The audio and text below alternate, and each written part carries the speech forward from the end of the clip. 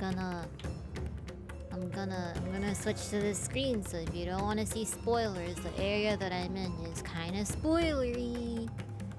I'll give you like 5 seconds. 5, 4, 3, 2, 1. Okay. Hi.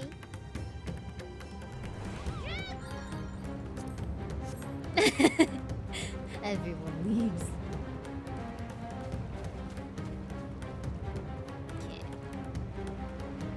Your foot fell asleep. You know what I realized? Fuck. So, like, okay.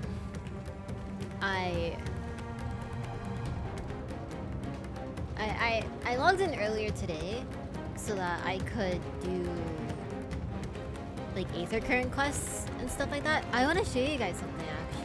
I don't know if you guys have seen or noticed it, but if you go to Mare Lamentorum while this is happening, the end of days. Yeah, I also can't teleport back. I have to run all the way there. But if you look, the earth literally dimmed.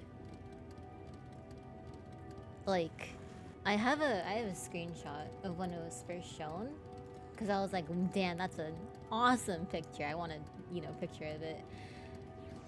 But if you go when the final days are happening, where the fuck my pictures, dude? Where the fuck my pictures, dude? Hold on. Screenshots. If you look when you first get there, this is what it looks like. It's completely bright.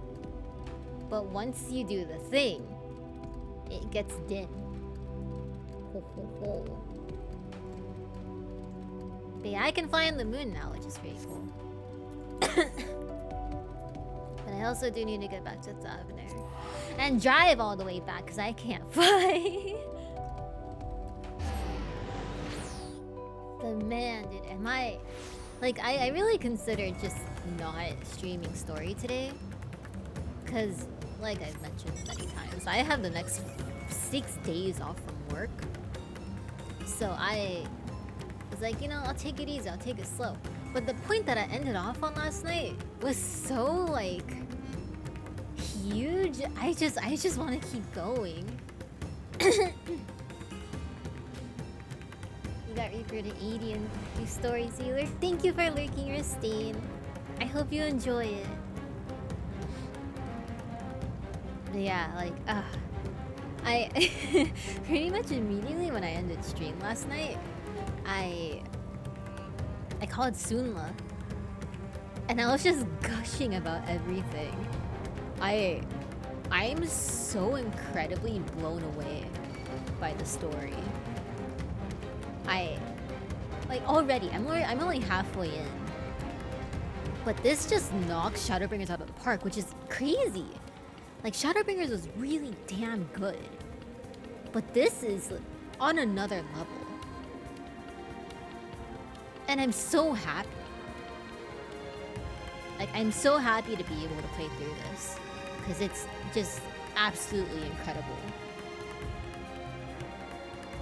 Hello, Kaz. But yeah, I was just completely gushing. And the music, dude!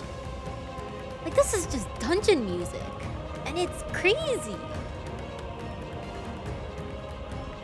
Like, you can really feel, like, the urgentness, of, like, what's happening. Like, obviously, it's a lot. But still, what the fuck is that? What are these?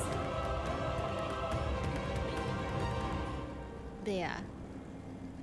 This is the music that was in your background. You mentioned intense music the other day. Oh, this was it! Oh yeah, dude, this is... Like, I love this. This is so good. Oh, that's their saplings? That's cute. I just, like...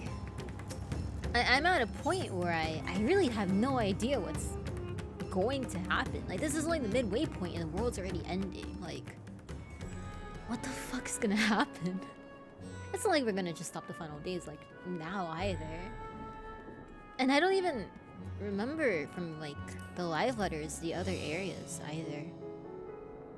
Like, we still have 2 other areas. I don't remember them at all. I know they maybe showed a thing here for this one, like the concept art for it, but I don't remember. Ready to get back to it? Excellent. Alright, Graha, let's go. Where are we going? Where are we going? Let's make for the High Crucible and speak with Nuhadin. His discerning eye may reveal to us truths we have overlooked. The inner shone fully, and for good reason. It's worth the wait. I'm excited. I'm really, really excited, man. Hi, Brokey. How are you? Oh, I can't get over this expansion. You're sad? Don't be sad. Are you okay? Do you think we have access to this aetherite yet?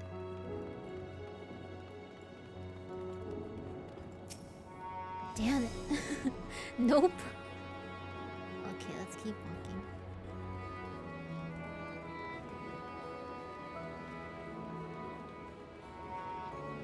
Yeah, I've been looking forward to playing this all day.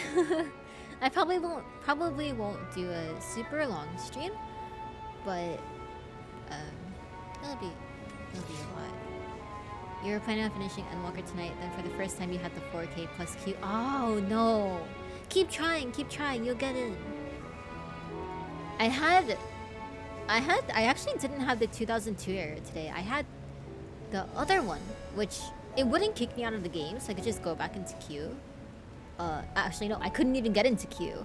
I just kept, telling me, oh yep, world's full, and then, kicking me out. But then once I finally got in, I was at like 322 queue.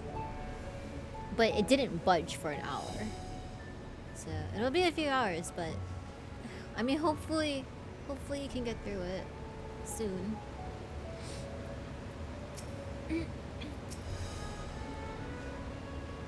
Ah, I remember those red eyes. You were with those scions who commissioned the scales from us, yes? I welcome you back to the High Crucible. What brings you here in these troubling times? We are assisting the Sawtrap in investigating the crisis that plagues the city. Did you happen to catch sight of any of the creatures? I did. As I was going about my work, I was disturbed by the crashing footsteps so powerful that the very ground shook. I rushed outside and could not believe what I beheld. The night sky was burning. Suddenly, I heard panic screams coming from the direction of the Balshan Bazaar. In the next instant, a monstrous beast poked its head out from amidst the stalls. A handful of the Radiant rushed to the scene, only to be sent sprawling as the fiend and its minions propelled themselves skyward. So the blasphemy came from the vicinity of the markets. This knowledge may prove useful. I thank you for sharing your tale. Well, I do believe we know now where we should inquire next. To the bazaar, then. Aside from the first big queue when servers opened, you had not seen queues above 40? Really? That's really lucky. I'm sorry you have to go through it now. Hopefully it's not like this from now on. And weird now, especially that it's like Monday, I would have expected you to, come across it on like the weekend.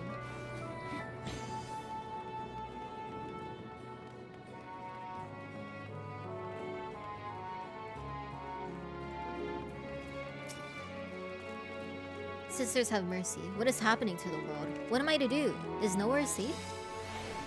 Settle down, friend. The danger has passed, at least for now. If it's not too painful to remember, could you tell us what you saw? First, I heard the screams. Then a horde of ravening beasts came charging towards us. One of them was huge, bigger than a marled. Married? Married. Throwing people about like rag dolls, it was eating them. I hid, under the counter, saw others do the same. But the shrieking and wailing kept getting louder, more voices in the throng. Beasts or victims, I couldn't tell. I knew not what was happening. I still don't. That is enough, my good man. You're brave enough to share with us your tale. Many of your fellow merchants are safe. The High Crucible, too, has survived mostly unscathed. Pray stay close to your friends and loved ones, and rest your body and mind while you're able. His chest is the healing shirt. Oh, that's not bad looking, actually. What are my thoughts on Endwalker so far? Absolutely amazing. I could not ask for anything more. It's just absolutely incredible. I am loving every bit of it. Is something the matter, traveler? If you are lost, perhaps I could be of assistance. Your offer is most appreciated. We are not lost, but we are in need of information. Let you know anything about the gargantuan beast that rampaged through the bazaar. I saw it all, though I wish I had not. I was going about my work when all of a sudden a piercing scream cut through the air. I turned around, and there was the fiend, its massive body bursting through the entryway with the force of a tidal wave, and it was gone as quickly as it came. Did he change his thing? Oh no. Not really. That was caster version? Oh, I see. And usually healer version is just like a lighter color or something.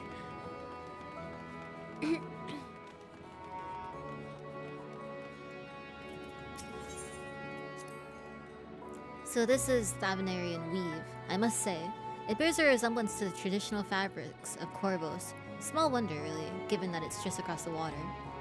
Not that I'm much of an expert in Corvosi culture, of course. I have not had the occasion to visit my ancestral home since coming to Charlian, and like as not, I will ever reside there again. That said, in recent days, I felt more acutely aware of my heritage, and grateful for it. It is thanks to my forebears that I inherited the royal eye, and with it, the wisdom of ancient Alleg. And so, well, I simply hope that my countrymen are safe, and one day, when this calamity is but a memory, I would like to see Corvos again, if only once. You know, they keep mentioning Corvos, I think we're gonna go with Corvos.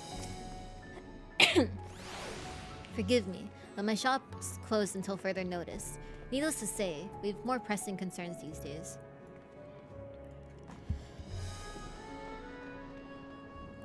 Sorry, I'm coughing. We have come not in search of wares, but information concerning the enormous fiend that tore through the bazaar. Did you perchance witness anything? Afraid not, my friend. I was here the whole time, so I only saw its little minions. Made a mess of the place, they did. While that was all going on, the great big one tore through the west side of the bazaar. You have better luck asking there. And with that, I do believe we've learned all that we can from the bazaar. Let's take a moment to review our findings. Speak. It might distress those still traumatized by the incident to discuss what we've learned with an earshot. You're not wrong.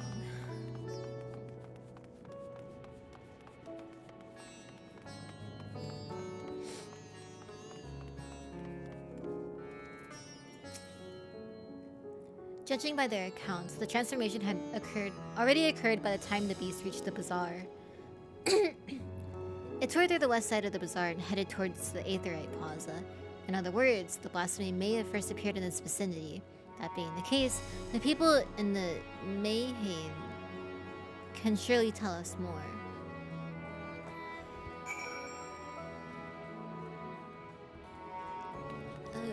Hey, look, they're carrying a box. Careful, that's a heavy box.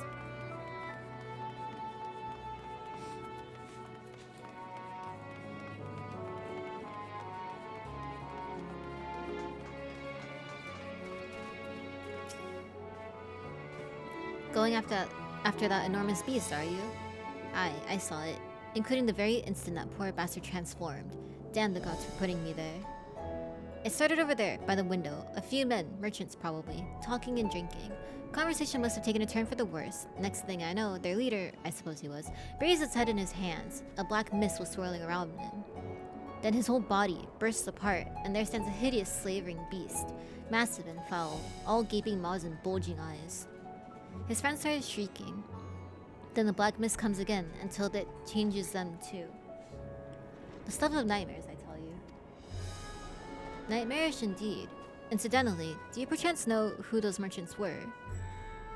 No, I'm a decorator by trade, not much cause to mingle with their sort. I saw Mihilo, the barmaid, chatting with them though. She might know something. Hello Naz, how are you? Mihilo. Oh god.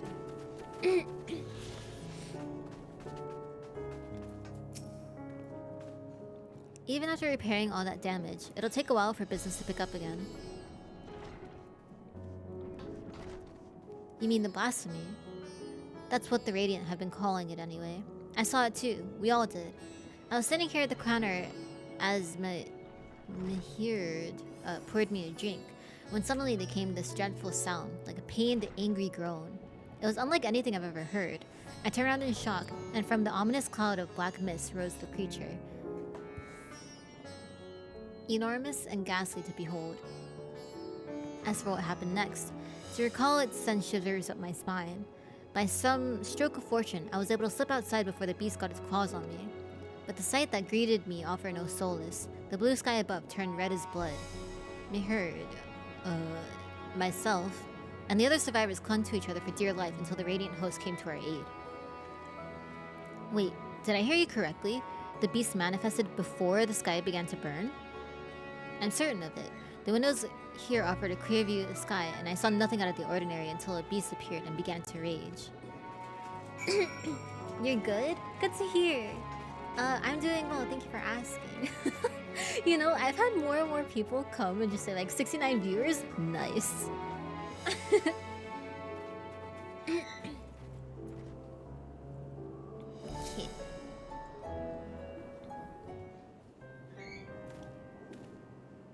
Oh, hello there. Welcome to Mihird's Mahane. Oh my god, these names. Mahane. What can we get you? Well, you've come not for libations, but rather for information. You're a Milil, yes? You got an Invisalign? Oh, how do you like it? I was considering that at one point, but I never followed up with it. We are investigating the so-called blasphemy on the Sawtrop's behalf. We hear he was one of your customers, a merchant, that first underwent the transformation. What can you tell us about him? He was something of a regular here, especially of late.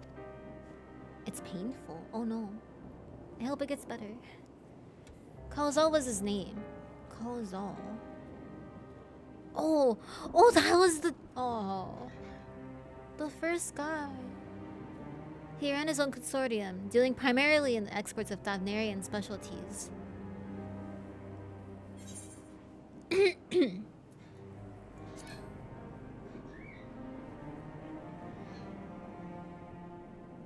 Thank you, Deathwish.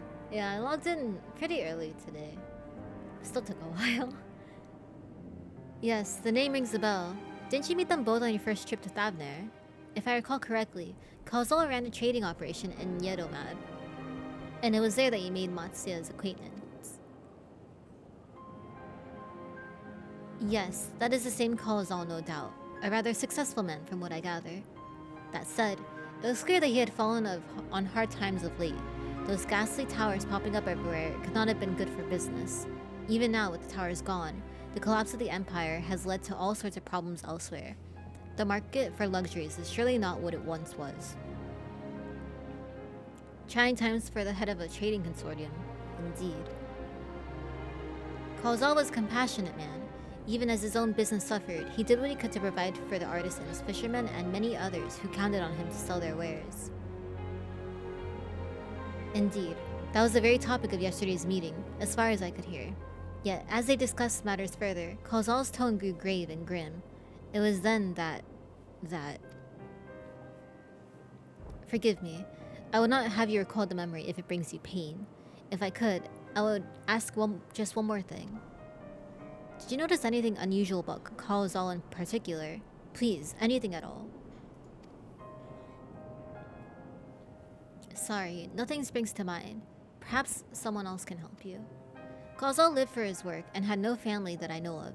His employees and associates knew him best, but they too are lost to us. Still, perhaps his neighbors know something I do not. Can I direct you to them? If you believe it would help. What do you say?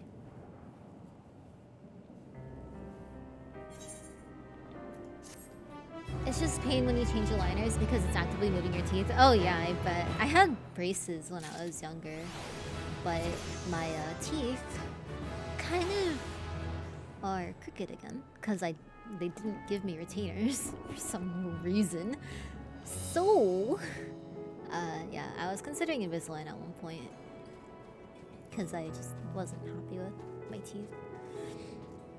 Took you an hour and a half, but managed to get into. Happy to play before work. Yes, yes, I hope you can play a good amount.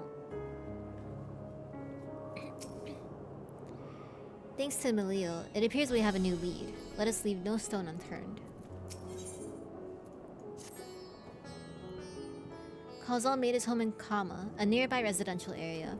From what I gather, Kalzal lived there since childhood and was known throughout the neighborhood. Kama. The name is new to me. How do we get there? I'll write down some directions.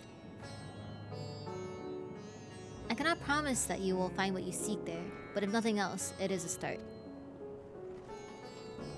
Come, let's see where this leads takes us. Yeah, he's still accompanying me. Serial, thanks for the follow. Oh, sorry for the 10-minute follow mode. It's a precaution. The Invisalign is better than braces, to be honest. No cutting your mouth. Honestly, I don't think I really had many cuts in my mouth when I had it, but I also don't remember because I was in like elementary school when I had it. So it didn't. I don't know. As for directions, let's see. After leaving the Mahain, we're to retrace our steps and head back towards the Aetherite Plaza. Okay, let's go.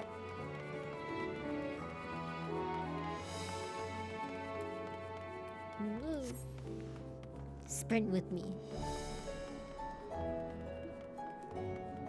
I did watch Kung Fu Panda, but I don't remember it at all. No, I think I watched the second one. I don't think I watched the first one. Okay.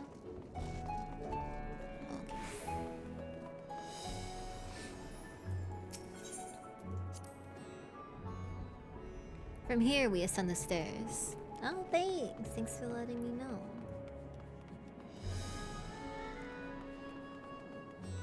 Dude, these stairs are tall. They're almost as tall as I am. Like half my height.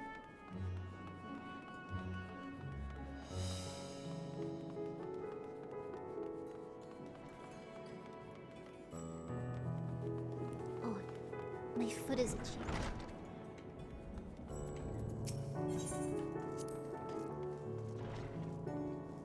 This must be huge. In which case, we should take the path leading southeast. Not as bad as the space stairs. Dude, those sucked! Even jumping couldn't help.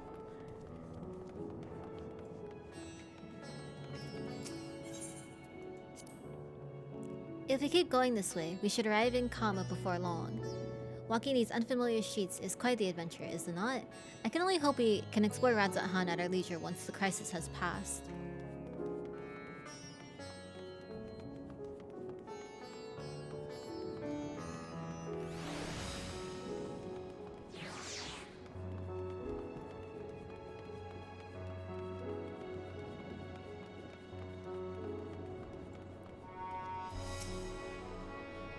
This must be Kama. We've arrived at last. Let us begin questioning the residents without delay. No doubt someone here can tell us more about Kalzal. Given recent events, I imagine many are taking shelter indoors. Probably.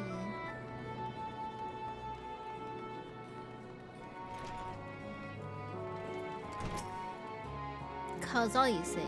Yes, I've known him since he was a boy. If there was ever a man who was born to be a merchant, it was him. Always early to depart and late to return. He spent his days procuring the finest wares and seeking out willing customers. You could say it came to him as easily as breathing.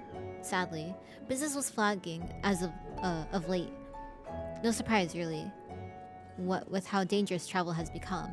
He was cooped up in his house from dawn until dusk the other day, no doubt racking his brain for a way to turn his fortunes around. Then at night, I heard the door open. I looked out to see Kalzal sitting on the bench, his head hung low, a man with the weight of the world on his shoulders. I see. The situation must have been quite dire indeed. Did you notice anything out of the ordinary? Nothing to speak of, other than the troubles with his consortium. He was the same old Kalzal, cordial and honest, like always. These questions you're asking, has something happened to him? He wasn't caught up in that terrible incident at the bazaar, was he? I don't travel much these days, but my daughter told me not to venture outside. Stuck in here as I am, I've heard little about these bazaars going on. Oops. Rest assured, the city is safe for now, but the situation may change without warning. I urge you, stay close to your daughter and be prepared to take refuge should the Sawchop order it. No.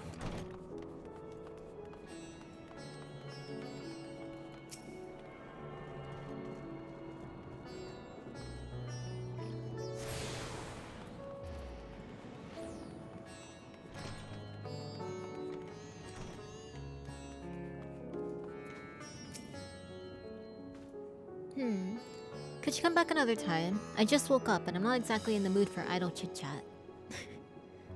Well, that's one way to avoid the panic, I suppose. Pardon our intrusion. You may not have noticed, but a great danger has come to Thavnair. I encourage you to stay alert and prepare to flee the city should the situation turn dire. Oh, thank you, Sam. I'm excited. Hi, Musa. But before we leave you in peace, pray allow us to ask a question or two. Did you know a local merchant named Kalzal? If so, did you notice anything unusual about him recently? Kalzal, I know him. In fact, we spoke just the other day. Like many others, his business was doing poorly. Still, it seemed as though he'd managed to turn things around, thanks to a generous order from Ruveda Fibers. Why, he was practically dancing in the streets. I haven't spoken with him since, but I assume it all went well. Jinabaha might be able to tell you more though. As I recall, he was the one who brokered the arrangement. Jinabaha at Ruveda Fibers. This sounds promising. Alright, Graha, let's go! Will he come with me through the Aetherite? You better TP with me. Don't get lost.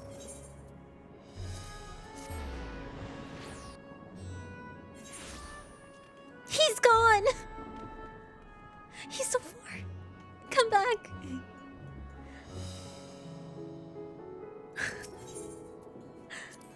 Wait.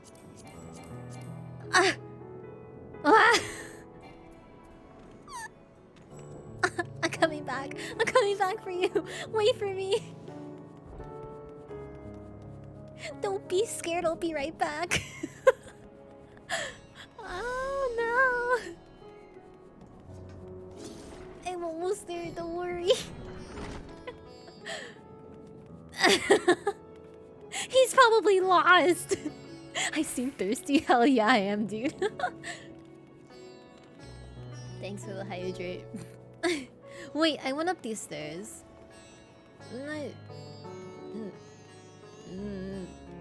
How did I get there? This way. Using him also makes him fall off. Ah, thank you.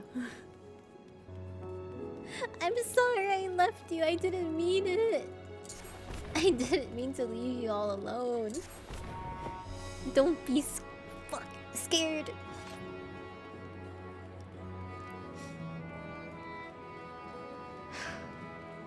Graha.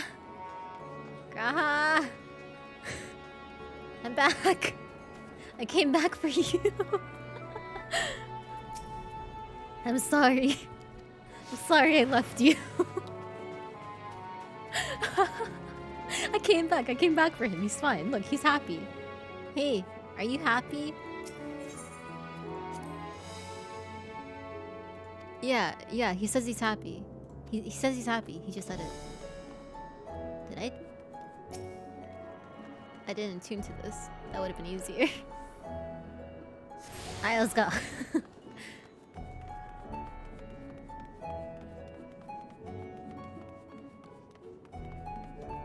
He does. He does look like Set. Set looks like a more like burly version of him.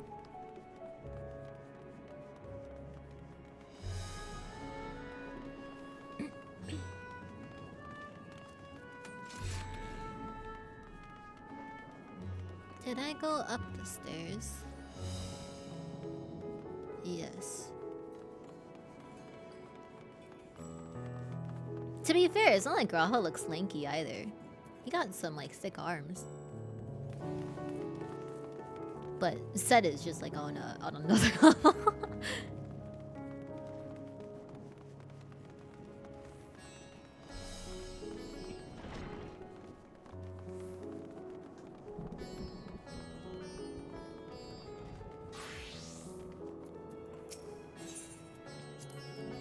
If I'm not mistaken, these stairs lead to Dharma. It is quite the sight, the red sky above. During the final days of yore, the heavens burned and the stars fell. Creation magics run amok. That was my assumption when I saw Amarot. Perhaps the ancients believed the same, that the terror of a single powerful individual was the cause of the calamity. And yet, those self-same horrors now manifest themselves before our eyes. What could it be that sets the heavens aflame and turns ordinary men into beasts? Hi, Curl. How are you?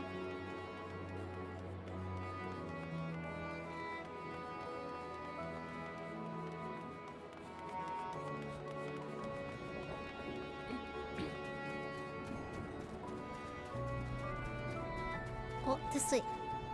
You're doing good? Good to hear. I am also doing pretty good today. Just been waiting to play.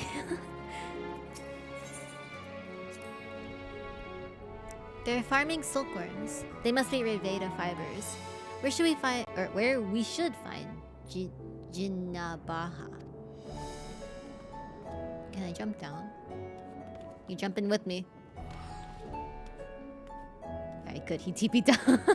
I got worried.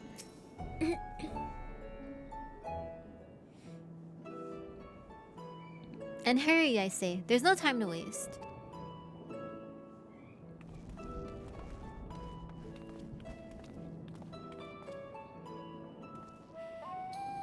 Pardon me, but you're in charge of buying and selling here, yes? We have a few questions that we'd like to... I'm sorry, but I simply don't have the time to chat. If you haven't noticed, we have our hands full at the moment. We must carry all our wares and equipment to safety before those accursed beasts return. In that case, might we be of assistance? Perhaps we could speak with when the job is done. Very well. You can start by helping us move our equipment. Ask the others what to put where. If God was a gypsy. Hi, chaotic. And you can carry our fabrics.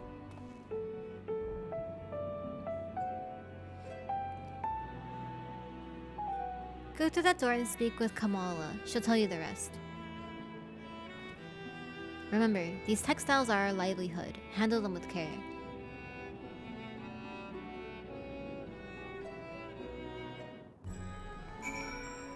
Let me go. Let me go.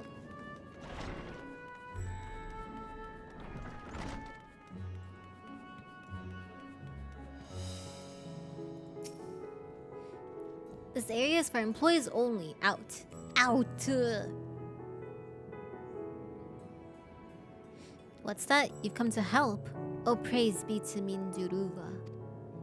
Kind stranger, I welcome your assistance. On your way here, you passed 3 storehouses, yes?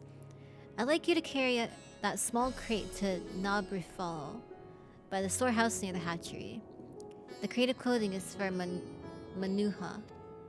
And that massive crate goes to Zemera by the middle storehouse. Watch your back with that one. Those are all the crates we have ready. Once they've been delivered, consider your work here complete. Oh, God.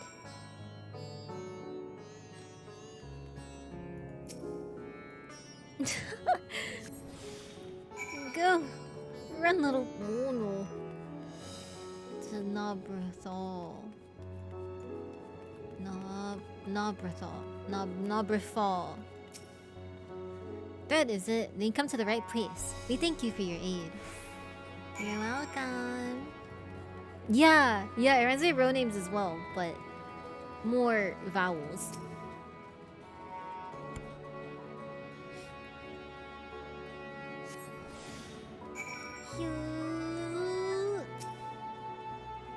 If you have any crates of finished products such as carpets, clothing, and like, pray bring them here to our primary storehouse. A crate full of clothing, is it? I can take that off your hands. Many thanks for the delivery. Oh god, this thing is bigger than I am. How am I gonna do this?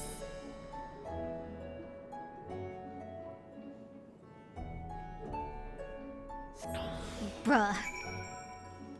Bruh. I say, you're quite the brawny one, aren't you? A good thing, that.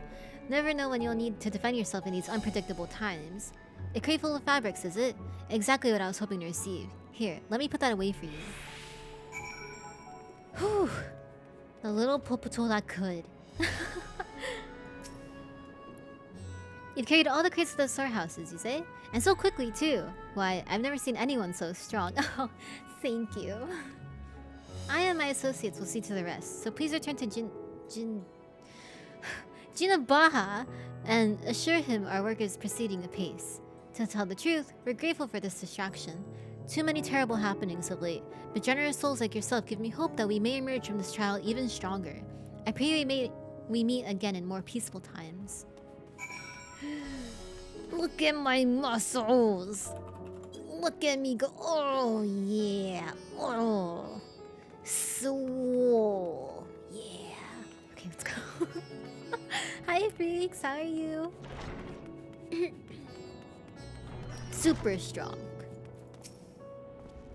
Done as I asked, have you?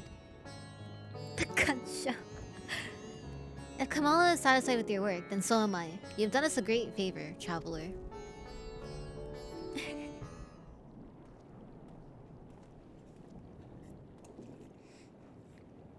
I too have delivered the instruments and apparatus entrusted to me. You both have my thanks.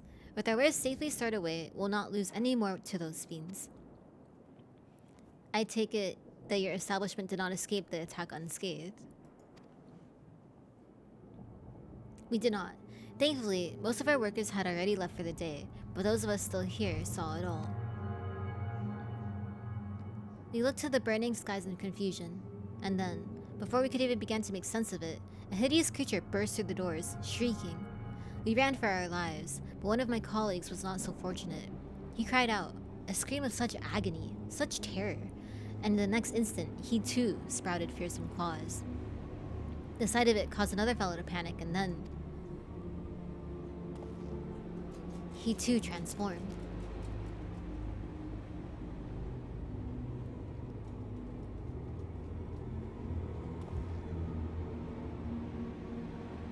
I'm sorry. There's something you wanted to ask.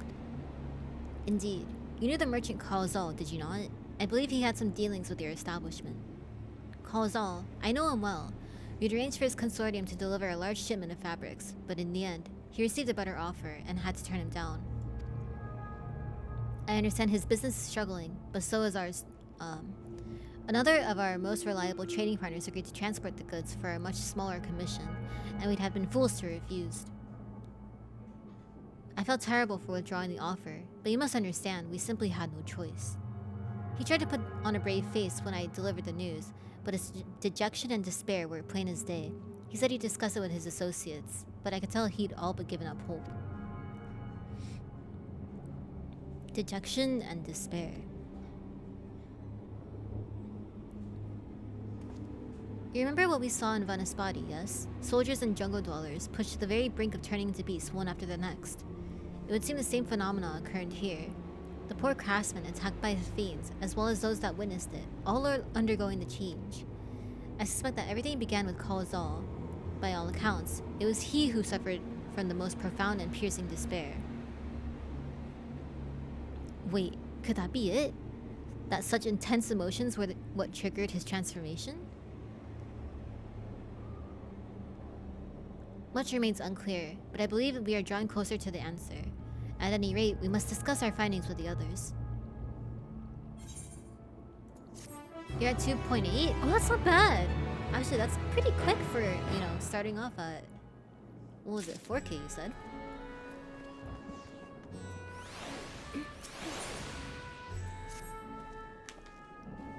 We were to reconvene with the others in front of Megaduda, were we not? That should be just outside. With any luck, they will have already returned from their own investigations. My friend, we must take our leave. I pray that your establishment is spared further tragedy. But remember, your lives are far more precious than any wares. If you are ordered to flee, do so without hesitation. Indeed, I thank you for your concern, and pray you to take care as well.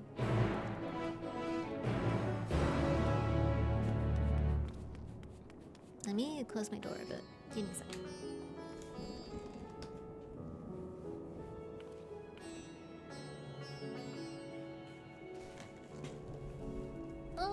Okay, let's keep going. Mega Dura.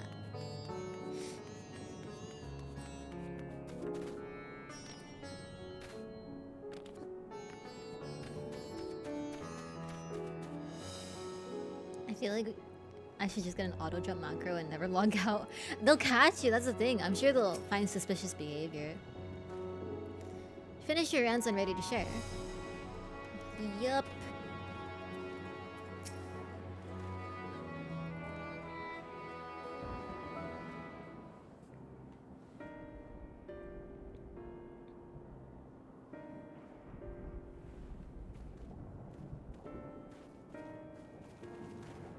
There you are. You've spoken with the survivors. Indeed. We thought to share what we have gleaned, that we might together gain a greater understanding of present circumstances.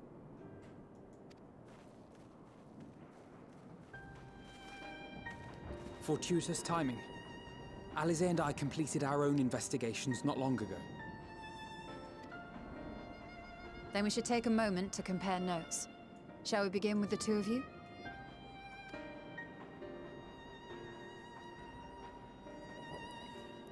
As long as you don't get caught, then do what you can. I may have to consider something as well.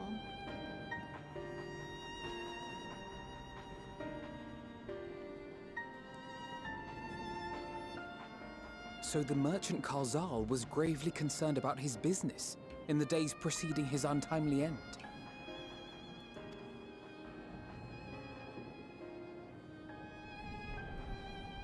The tales we heard were much the same. The first victims to be changed into blasphemies were all overcome with anguish of one manner or another. Then those who saw their loved ones stolen before their eyes succumbed to a similar panic, setting in motion a chain of transformations. Fear, unease, despair. These negative feelings serve as a catalyst. If so, then it is not unlike the calamity that befell the ancients. With their creation magics, they unwittingly gave form to untold horrors. Had they simply lost control, surely it would have manifested in many forms, not all of them monstrous. Yet somehow, this phenomenon is triggered solely by the darkness in their hearts, a common thread with what we now witness. It is Kingdom Hearts. Common, but not identical. While the beasts the ancients faced were forged with magic alone, those of today are born of sentient beings. Why remains to be seen, but there is one fundamental difference between us and our predecessors. Our souls are sundered, whereas theirs were not. Perhaps that single variable makes all the difference.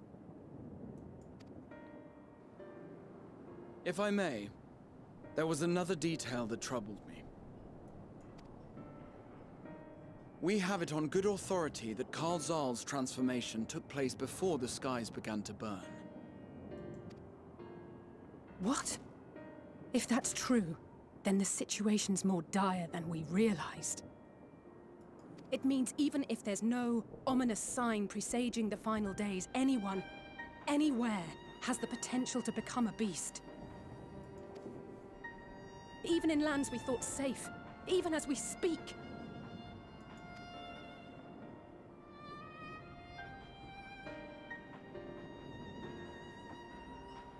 Look! It's the satrap! The Satrap! Thank the heavens.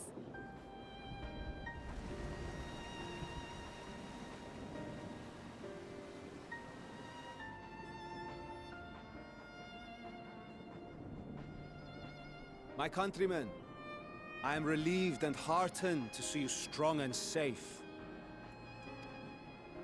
While the danger has not yet passed, far from it, allow me to assure you that the beasts that raged within the city walls have been exterminated to the last. Outside this sanctuary, the brave men and women of the Radiant Host and our dragon ally continue to battle our unholy foes. See you, Naz. Bye. I pray these tidings put your minds at ease and help you calm your hearts. Have faith that we shall soon conquer this terrible trial. Your Excellency, is there any word from Palaka's stand? My grandson was bound for there yesterday, and I worry for his life. We are still awaiting a report, but I promise you, as soon as I have aught to share...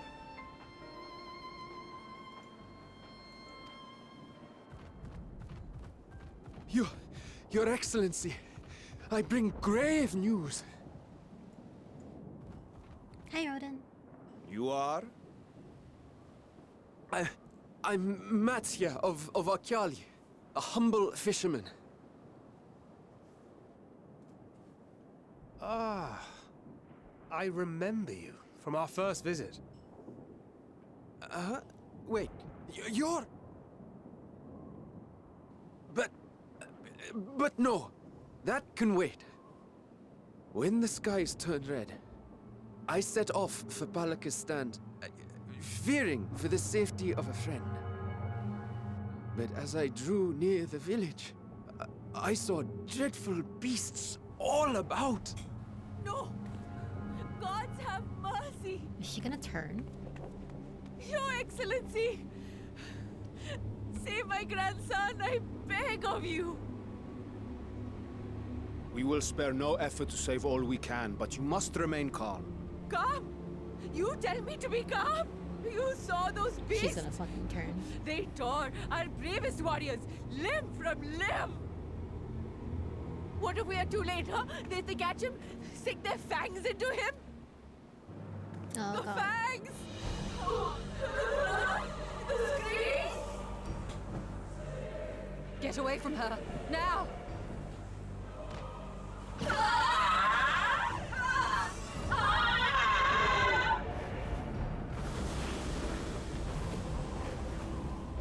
She's fucking huge!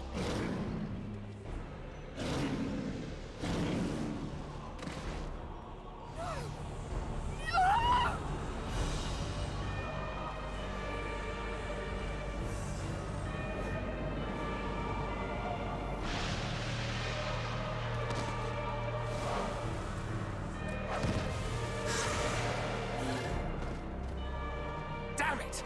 We've got to kill them before it spreads. We'll handle this. See the townspeople to safety.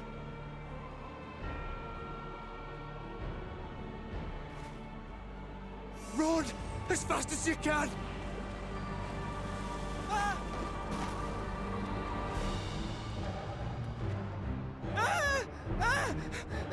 No!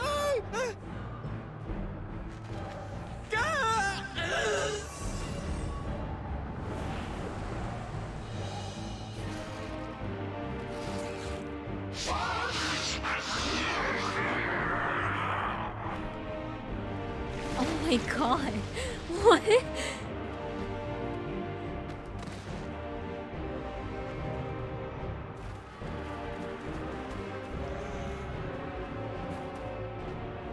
just squished a kid.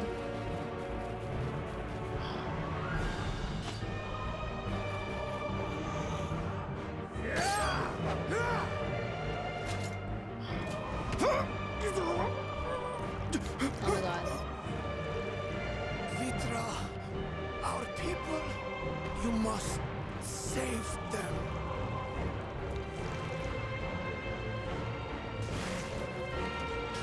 They did it! They just killed him!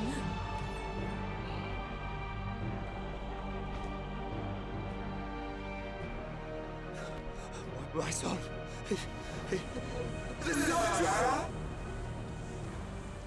Enough!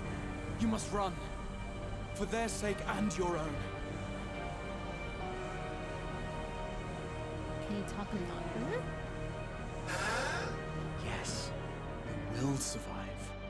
You must.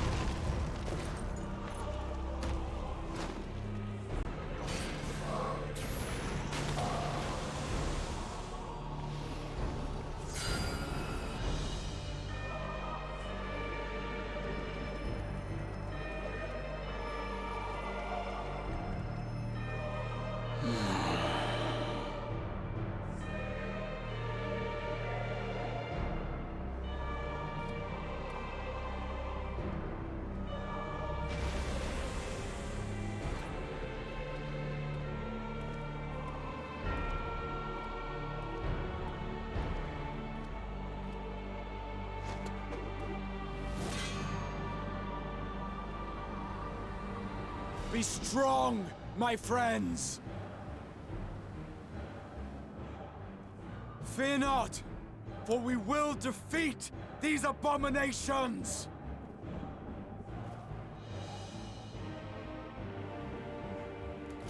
That's my boy! Brave men and women of the Radiant Host, lend your Stola and Thancred your aid. Let not a single beast escape. The rest of you, flee this place. Carry the wounded if you must. Head indoors or underground. Above all, stay calm. No beast will follow you. We will see to that.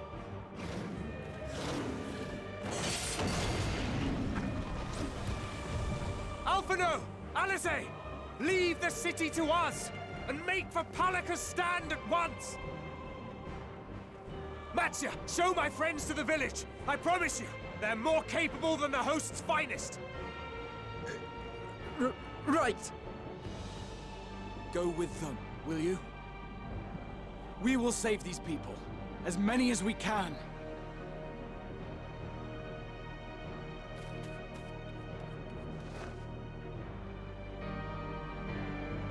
They better not make that a last stand kind of thing. Because I swear to fucking God, if they kill him, they just gave him the coolest thing. They better not do anything to him.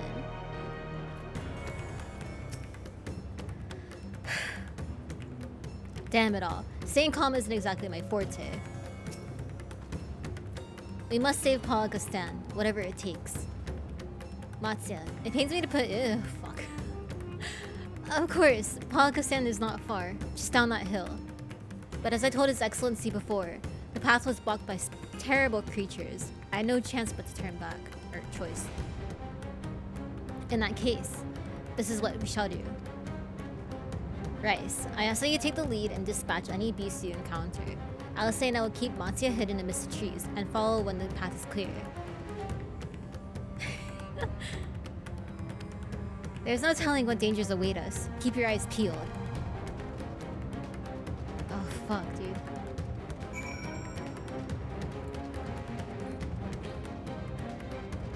This game knows how to get you going.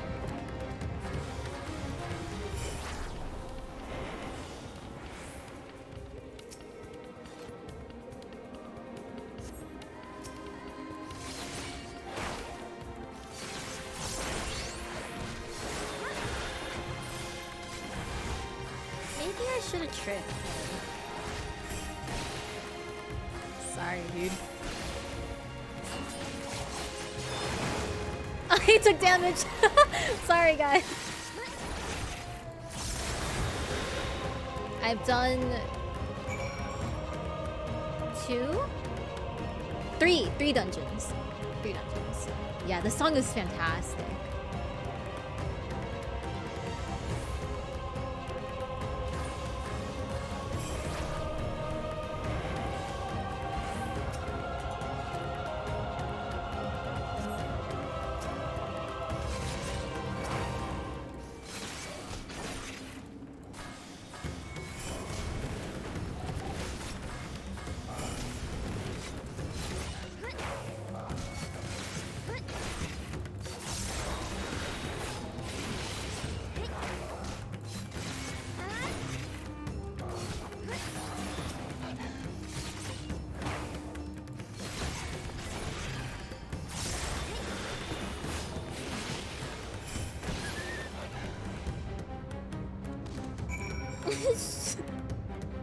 Kaede. No. You like the designs of the demon things? They're spooky. They really are.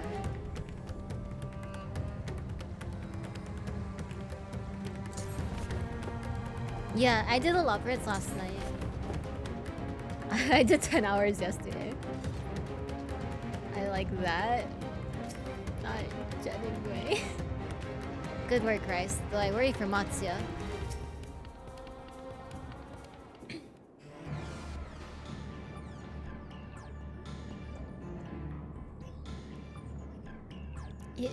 It cannot be.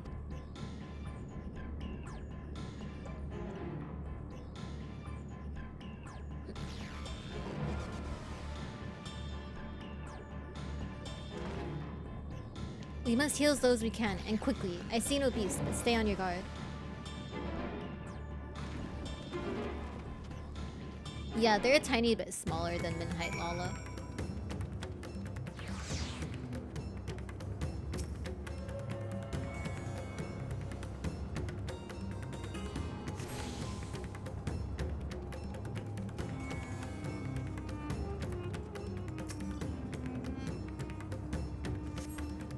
The cooling body has already begun to stiffen. The massive wound suggests the villager was gored by a terrible beast. The villager has no pulse, nor do they appear to be breathing.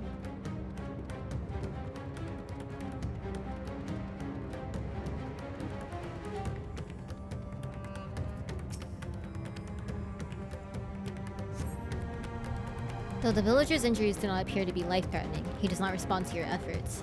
His breathing grows more ragged and shallow, and his vacant eyes are of those of a man who has lost the will to live. Even if I wake, the nightmare goes on. No, leave me to sleep. You call out, but the man does not respond.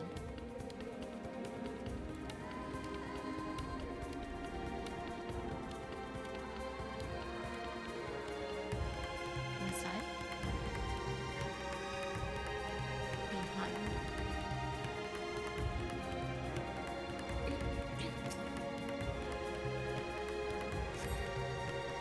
Have you come to help us?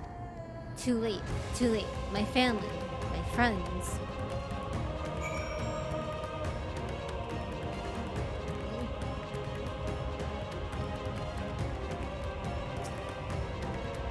His wounds are deep, but he may yet be saved. Go and help the others. Grieving way, fuck you.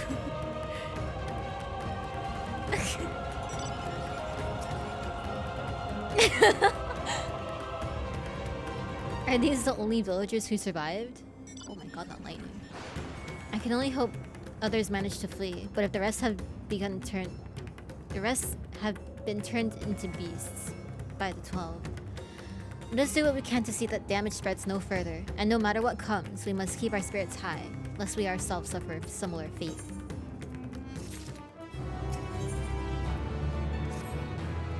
I consent to the rest. Pray look after Matsuya. No doubt what we have seen here weighs even heavier on his heart than ours.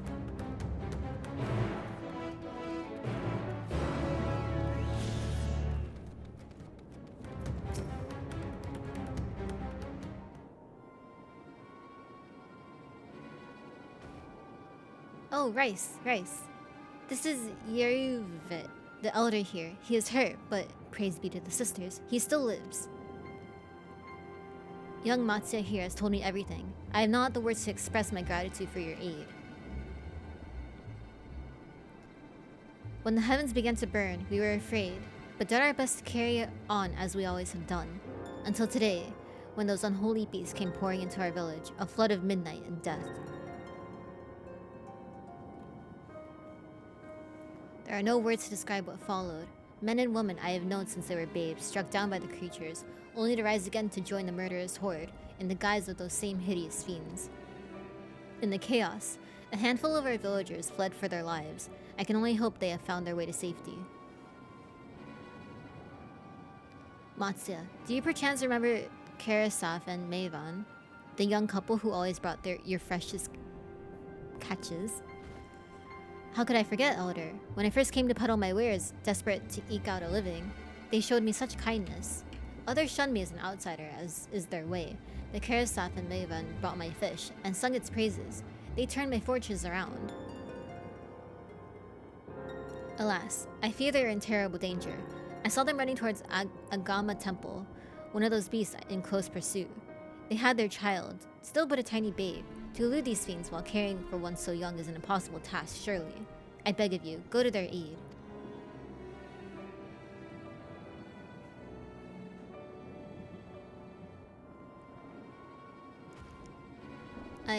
I want to help them, yet I am but a fisherman. I cannot face beasts on my own. Will you come with me? Oh, thank you. Agama Temple lies to the west of here. We must hurry.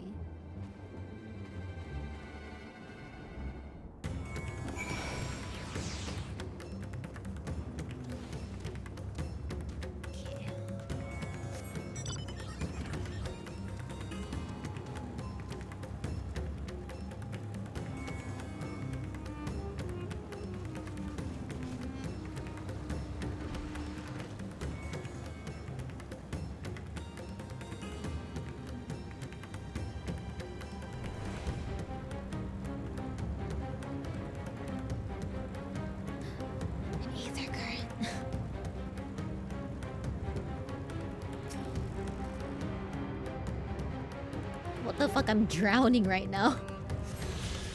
Bruh, how do I live?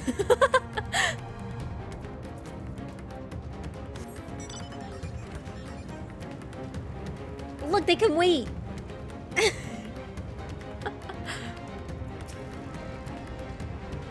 The temple is just ahead. It was built by those who worship Saint Agama, but has sadly fallen into disrepair in recent years. If my friends made it this far, no doubt they're hiding somewhere amidst the ruins. No, please stay back. That was Karasaf. Oh no, this is not good. Wait here. Yes, I understand. The cry came from the ruins. You must hurry.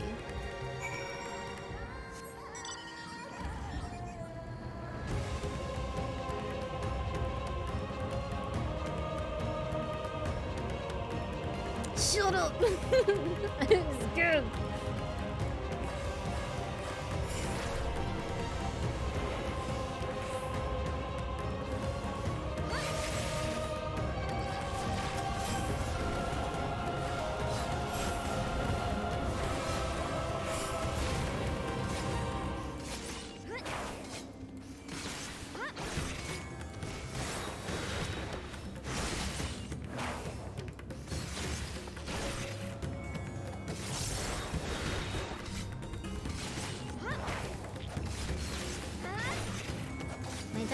Quesadillas. Yeah, it's an elephant on the back of the head. Hi Vampy, how are you? I remember when I saw the first time, I'm like, ew.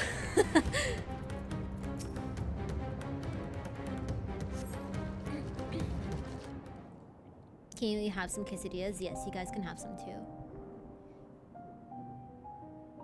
The man lies motionless on the ground, bearing a grievous wound.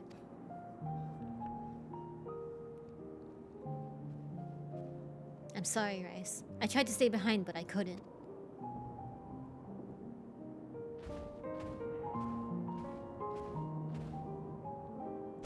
No, it cannot be. If someone, anyone, My arms so heavy, and my legs. I cannot feel my legs.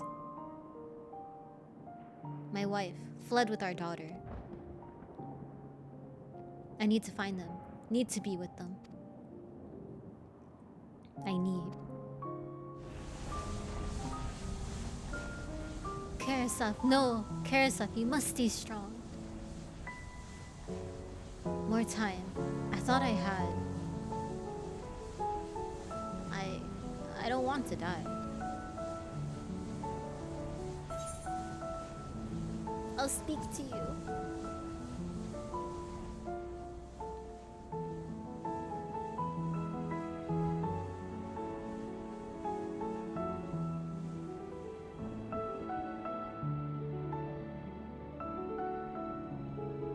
Thank you. Please, find them.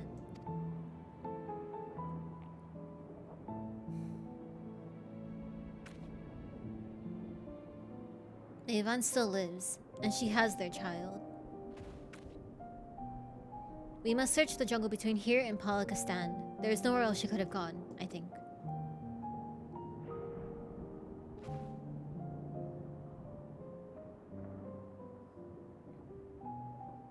It was either that or dry his tears. Forgive me, Karasov. Once we have saved your wife and child, we will return and lay you to rest.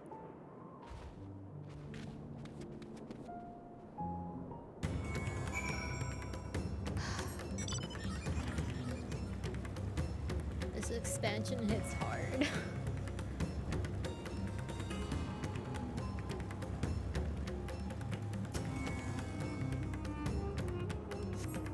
You see no tracks or other signs of recent travel. Mavon and the child must be elsewhere.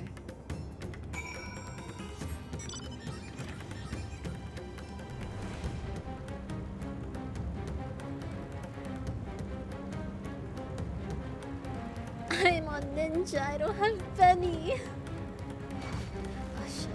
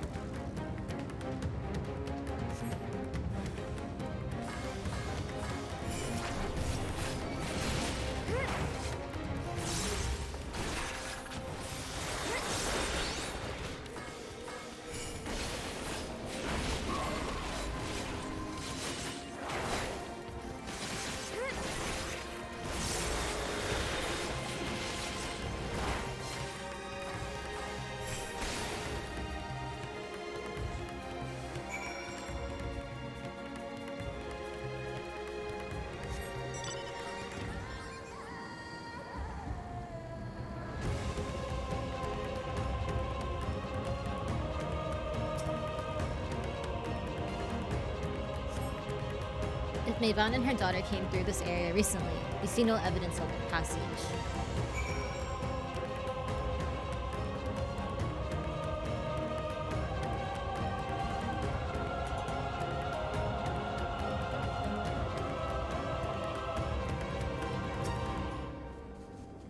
Did you see any sign of them? I found nothing. Perhaps the beasts have chased them further from their village. O gods above, I beseech you, pray deliver Mavon and her little one to safety.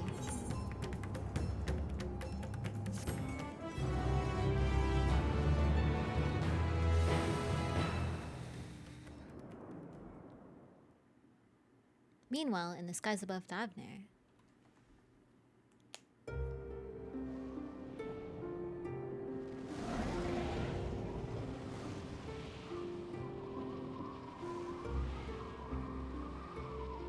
No more enemies to trouble us here.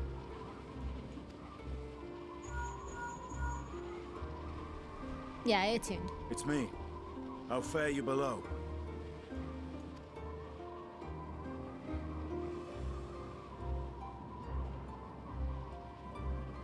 Understood. I will inform Vritra. Chaos and panic sweep Ras Khan, and many more have succumbed to the transformations.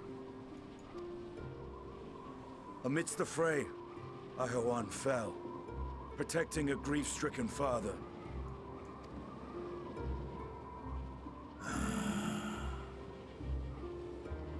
My friends fight alongside your Radiant host to secure the capital. Beasts have been sighted in Palakistan as well. We have divided our forces in hopes of quelling the threat there. Of small solace is that we now know what triggers the transformation. As my companions tell it,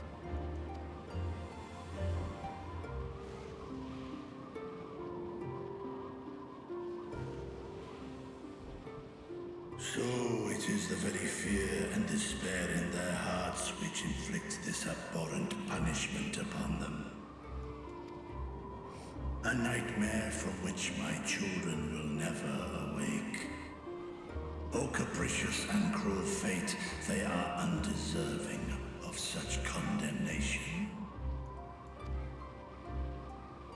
will you wallow in sorrow or rise to the occasion? Razat Khan is leaderless. Before he passed, Ahawan sought to reveal the truth to his people, honor his wishes. To what end? To breed a new conflict between dragon and man. These claws could reduce thee to shreds with a touch. These jaws crush thy bones to dust. Only through my proxy could I walk with my children. Without him, I am a bringer of fear, no different from the beasts which beleaguer them. Perhaps so. Only in death were Hraesvelgr and Shiva united. Indeed, whenever man and dragon have come together, death has ever been the inevitable result. It was our fear of your kind that sparked a nigh-endless war. Fear and hate of which Nidhogg drank deep as he laid waste to my homeland. And in turn, I took my revenge on his brood. Blood for blood, pain for pain. I thought nothing of theirs, only of mine. And yet, were the chasm between us too vast and too deep, Hraesvelgr would not have borne Isael to battle and our rescue. He would never have entrusted a mortal champion with one of his eyes, and the Dragonsong War would still rage on. And I would still wage a never-ending war of violence and vengeance.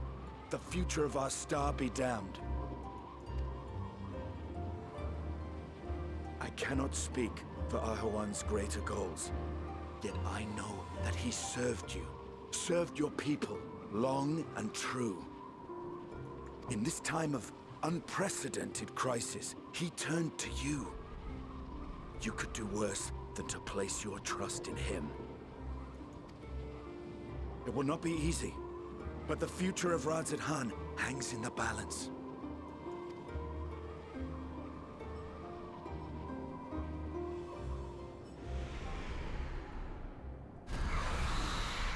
We have company.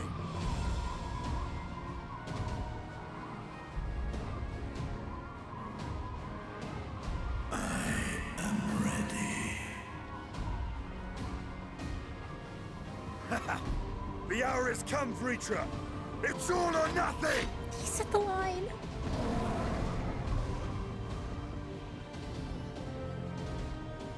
I love how they're all saying the thing. I absolutely love how they're all saying their lines.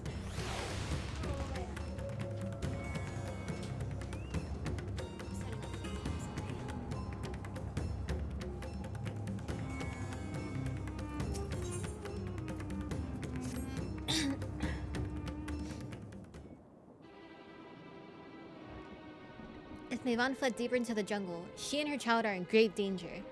Whatever are we to do? Gods have mercy. You must try to stay calm, Matsya.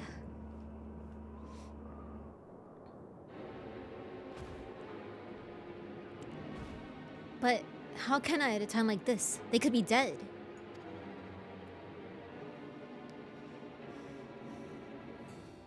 So, if I allow myself to be overcome by the sphere, I too might become a beast?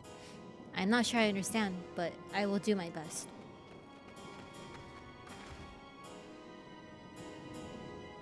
I've seen to the wounded. How did the two of you fare? Did you find your friends?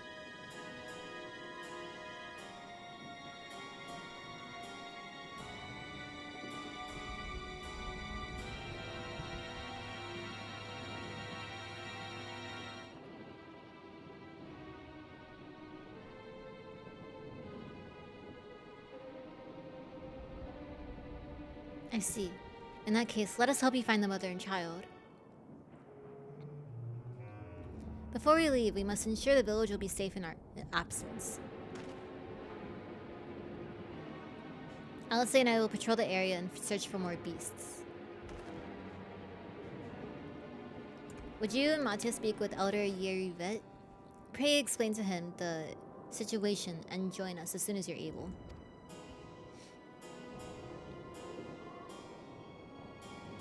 We will save Maevan and her child.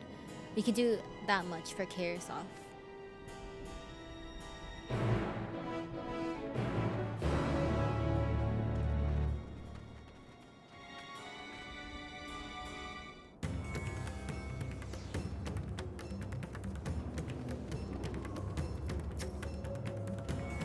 I am heartened to see you both safe, but what of the family? We found Karisov, but he... Say no more. I understand. We have lost another of our dear friends. Karisov may be gone, but there's still hope for Maevan and their child. Please find them, I beg of you.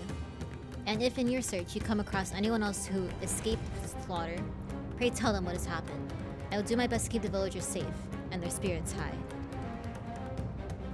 Come, let us rejoin your friends at once.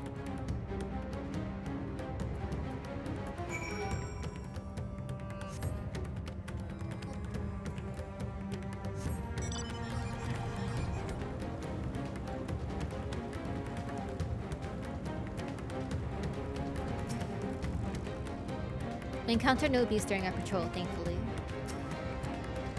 I'm pleased to report that the vicinity appears to be beast-free, no doubt thanks to your earlier efforts. And with that, let us resume our search for your friend and her child. Where should we begin, Matsuya? If we follow Xiroda south, we will arrive at Perusa, a temple. It is a secret place where people go to commune with the divinities. It's possible that Maevan sought shelter there, and perhaps other villagers as well. Then it's settled. Matsuya, stay close to me, alright? You two, take the lead. Keep an eye out for beasts and anyone in need of help. Very well, we will make for Perusa as quickly as we're able. With me.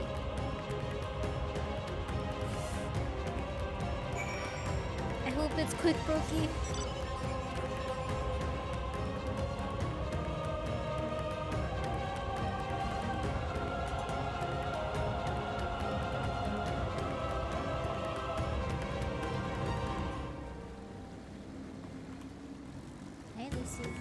Lucy, 성도도.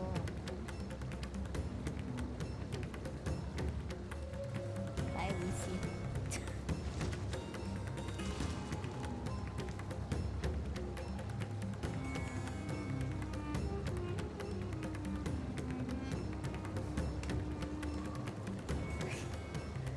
Lucy pushes my door open, walks in, makes a loop, walks out, tries to eat stuff on the floor outside. Endwalker's the expansion that I think is gonna convert me into an FF14 event challenge. Same, dude. As if I wasn't already. Did I aggro another mob too? Fuck.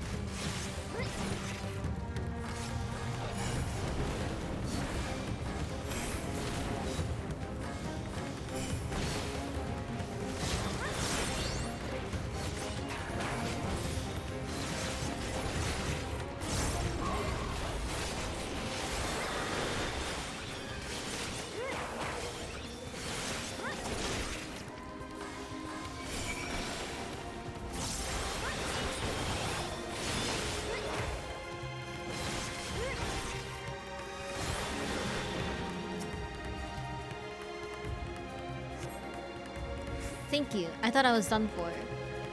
Maevan. She's a friend of mine too, but I've not seen her. Yeah, BTS did perform. Why didn't I go? I'd rather not go to a concert during a pandemic. She must still be out there somewhere, trying to avoid the beasts. And with her child, gods. Worry not for me. I can make my way back to the village on my own. I'm sorry I didn't get you Jungkook's hair. I'm sorry.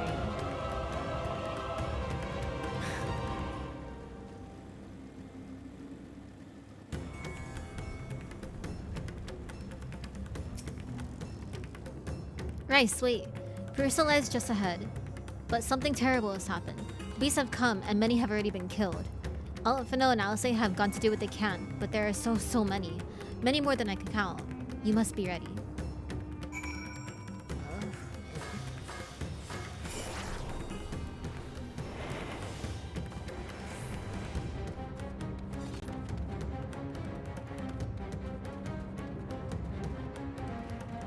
Also, I'm pretty sure they sold out the concerts as well. Can I stop aggroing random mobs? This is how I'm gonna die here. Ow! Get away from me! I need to save people!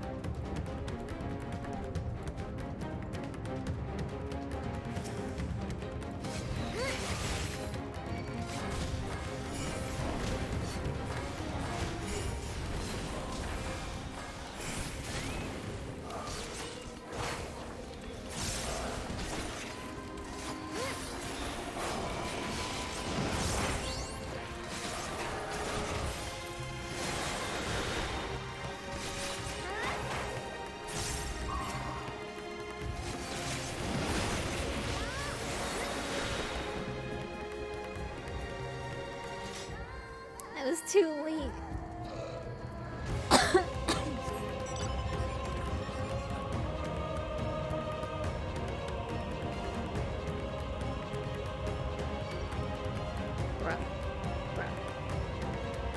Bruh. I'm aggroing everything.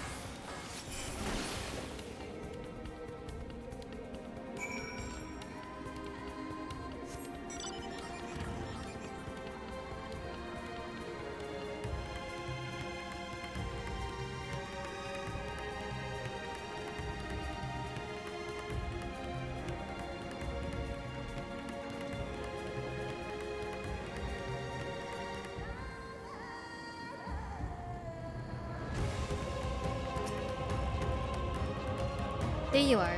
How fare the others?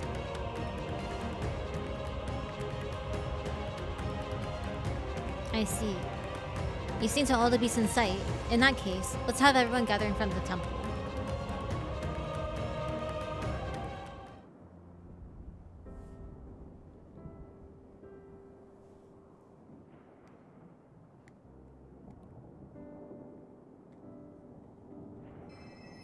Courage, friend. The pain will pass. Has anyone seen Mevan?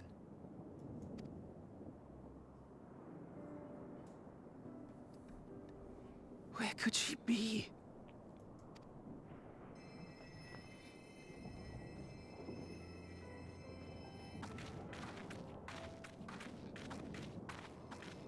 We've dealt with all the blasphemies, and made certain no villagers are still in hiding.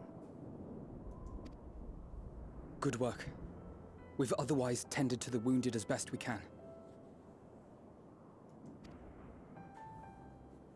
What will become of us? Help is on the way, surely. We may have to abandon our homes now, but we will return, someday. But where can we go? Is anywhere even safe? That I cannot say. Well, I can. Nowhere's safe. Run all you like, but there's no escaping these things. And even if I could, it's too late for my family.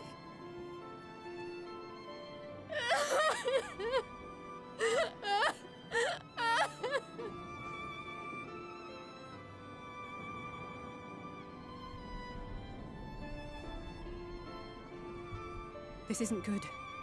The more they dwell on the tragedy, the more likely we are to lose them too.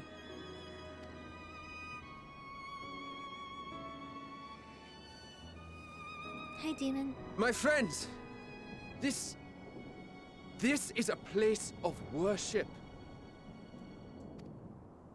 Should your heart quake with sadness, cast your mind to the heavens and remember. Remember the teachings of the old gods. Did they not implore us to stand fast when waves of sorrow break against our shores?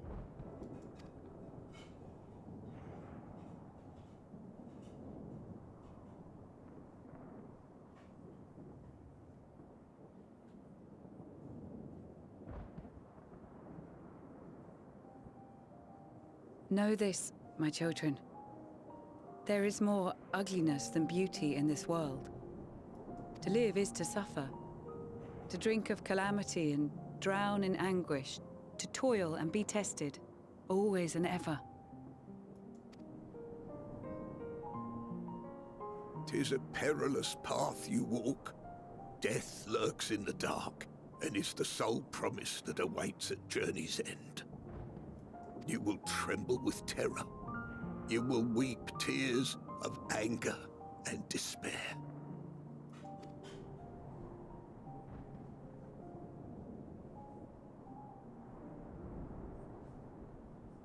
But do not avert your eyes. See your life for what it is. Then will you see how the hardships make you strong.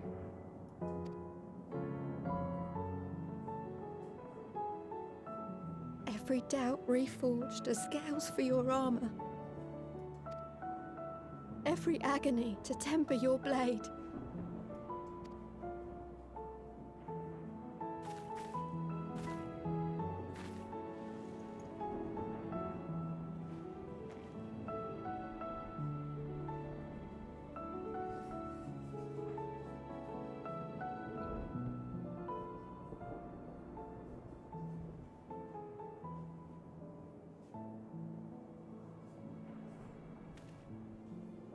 Thank you, lad. We'd almost forgotten who we are.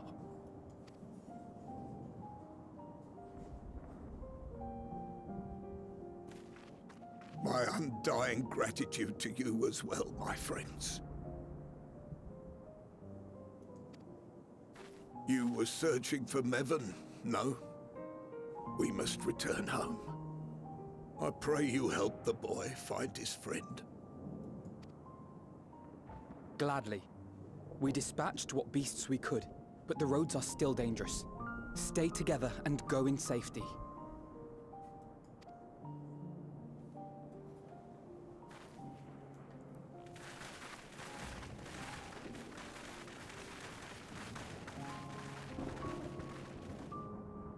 That was very impressive, what you did back there.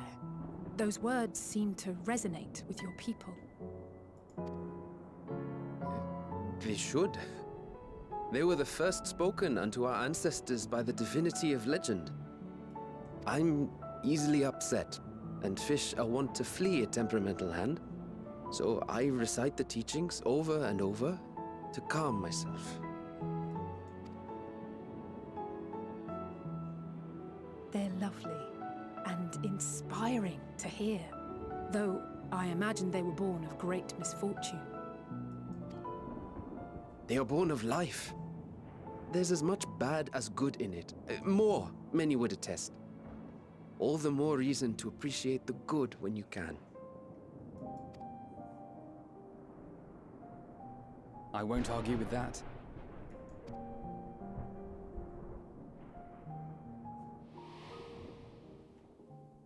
In darkness, seek joy. What the fuck, Heidelin, you're loud. Surrender not to sadness, and see beyond despair.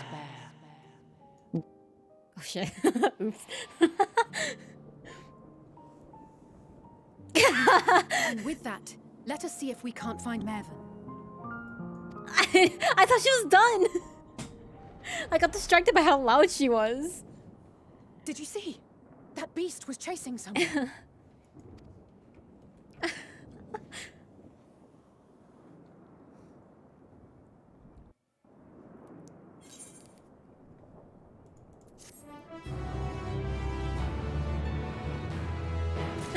No!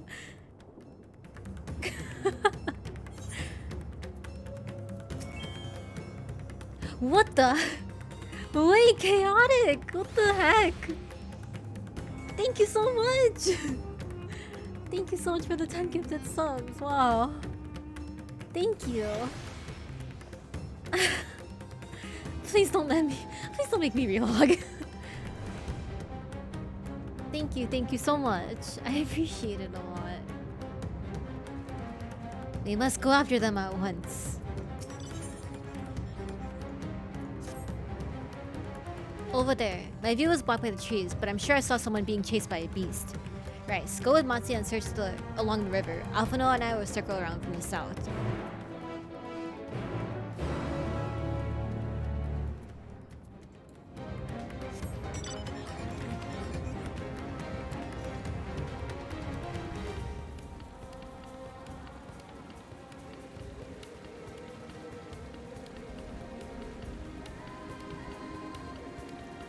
Sorry. Oh my god. Good luck. Congrats on the sub. Don't forget to say thank you. You can get back in, Brokey, don't worry.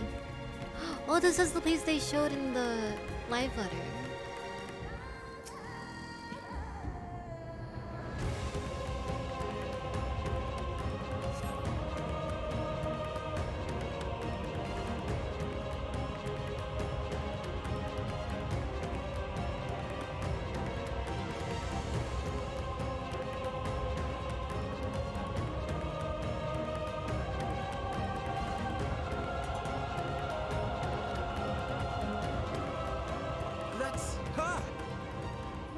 I'm sure of it!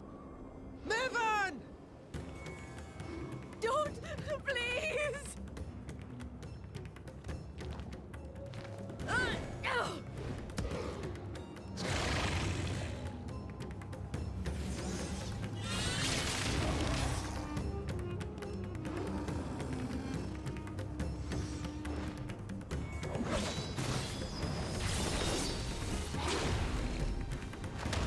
Oh.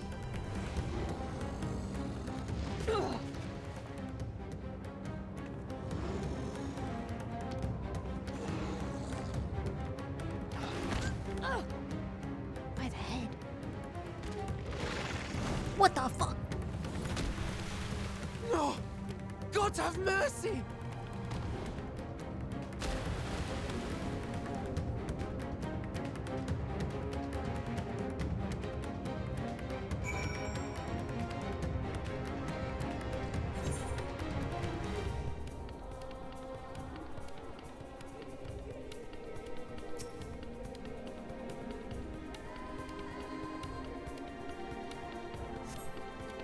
Mervyn's lifeless body floats before you, battered and broken.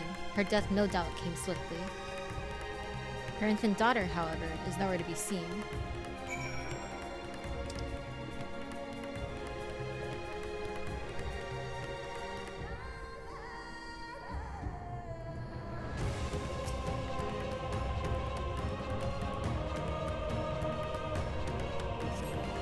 You take the babe into your arms. If she yet lives, you cannot tell.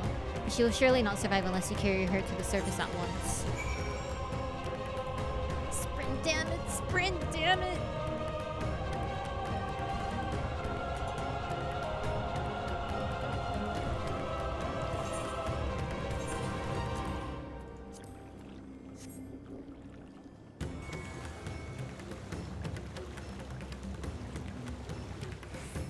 I was checking to see if the baby was in my bag.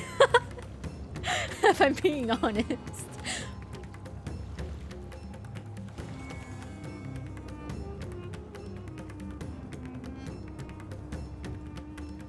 Because I know in like ARR they put the bodies of our friends into our inventory. So I was checking if the baby was in there.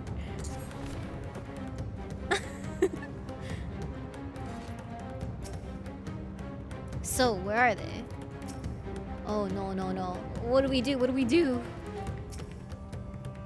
Did you find Mevin and the child?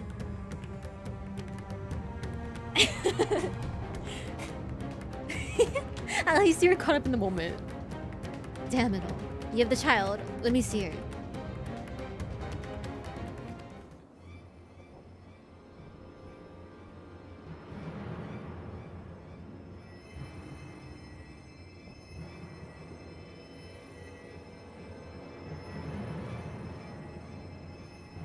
She's so cold, Elfino. The child is alert, and I see no wounds, and yet... she grows weaker. My spells can do no more. What she needs is a change of clothes and a warm bed. We must hurry back.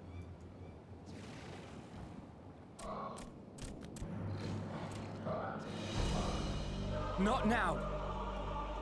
Matsia, take the child.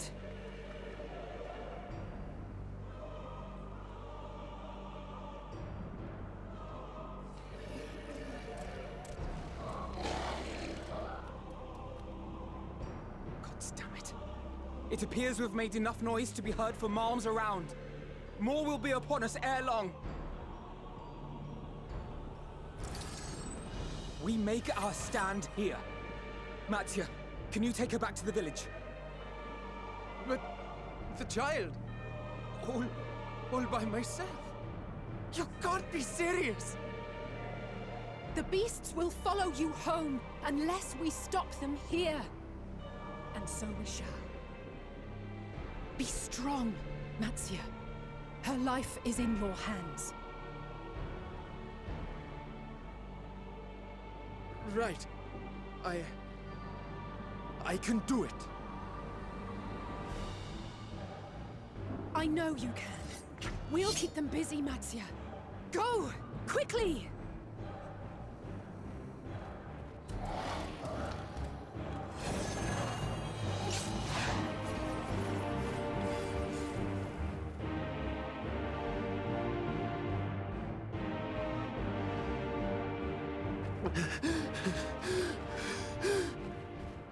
Steady. You know the way. Oh no. No. No. Not you too.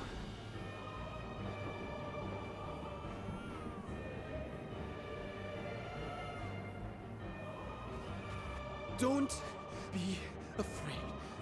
Don't be afraid.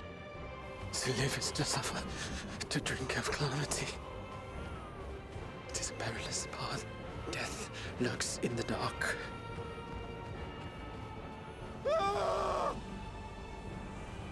No! I'm not afraid! I'm not afraid!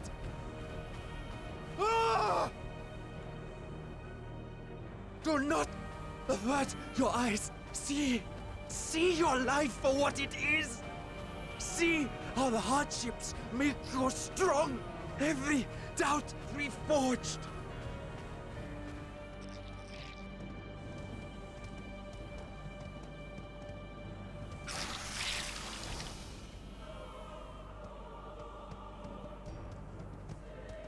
Every agony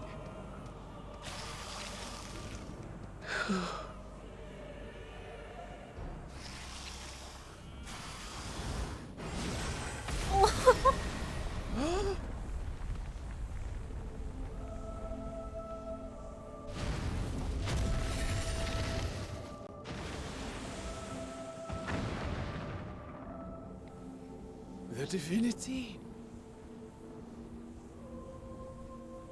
Nay, but one who would deliver thee just the same.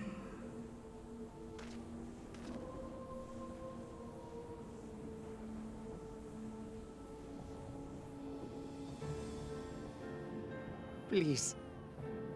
You must save the child. She is all that remains of Mevan and Grasef. Please.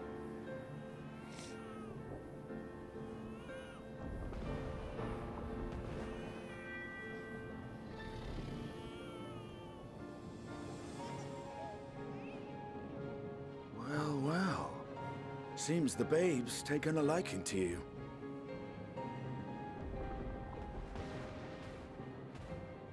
Thou art strong, little one. Let us convey thee to thy home.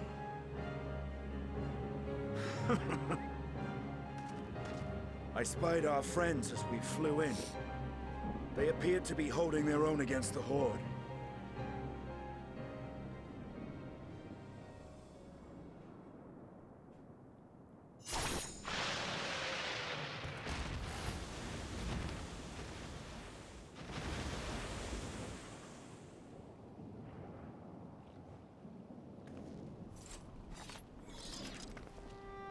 Right. That's the last of them. We should hurry and find Matsia.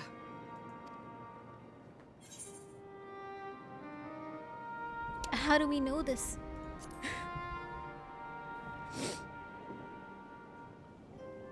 Really? How can you be so sure? A fine battle it must have been. Shame I missed it. Estinian, it was you who came to Matia's aid. I was only along for the ride. Vritra was the one who saw the boy was in need. The two are headed back to the village. Where the worm will honor Ahiwan's wishes and finally reveal himself to his people. Perhaps so. Will you go and join them? There's something I need to do first. Mervyn gave her life so that her child might live. She deserves better than to be left to drift alone. She deserves to be laid to rest beside her husband, at least. Will you help me?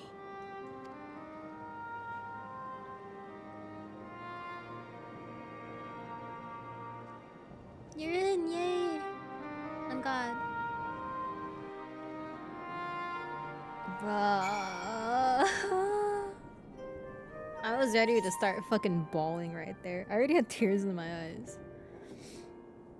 Fuck. Go. I'll keep watching till your work is done.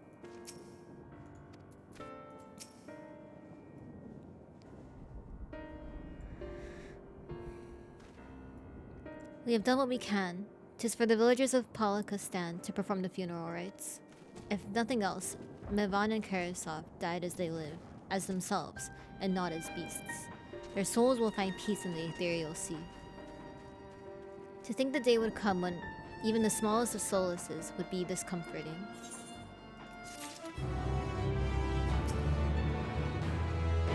Oops, that's not the NPC.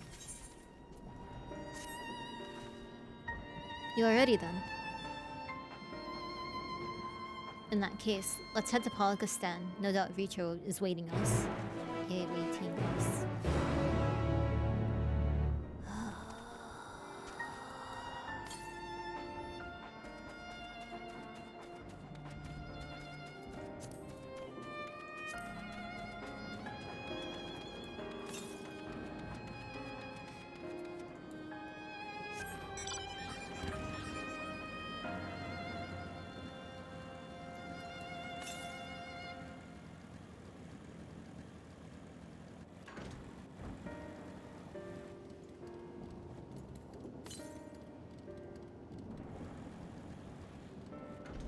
Hear it.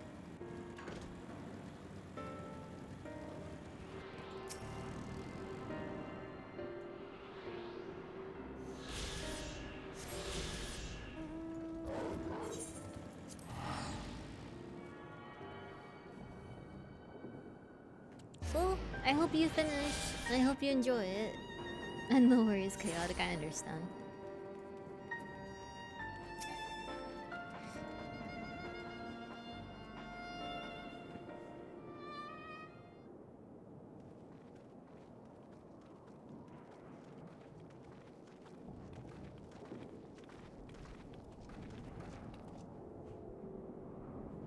Rest easy, for all is well here. Young Matsuya returned with the babe safe in his arms, owing to a warm bed. The girl hath already begun to regain her strength. Less joyously received was word of the mother and father's fate, as well as that of their transformed neighbors. How many children of Davner must we lose to this calamity? Mothers and fathers, brothers and sisters, sons and daughters, every death another void that can never be filled. We who survived them must carry the weight of their memory as we strive to regain a semblance of what we have lost. Karasov and Mivan's babe is a child of Thavner as well. I thank you for returning her to us safe.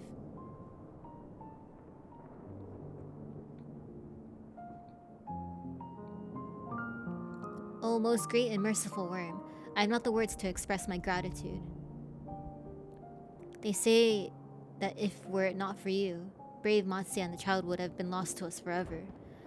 Long had I heard the rumors that a mighty dragon had forged a pact of friendship with the Sawchop, but never would I have expected such a kind and gentle soul.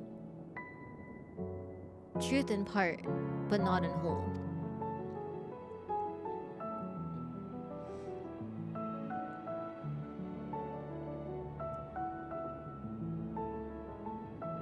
I am Vitra, and for years uncounted hath this isle served as mine abode. An isle I have ruled over as Sawchop, with Awewan as my loyal servant. Are my ears to be believed? You were the true Sawchop all along?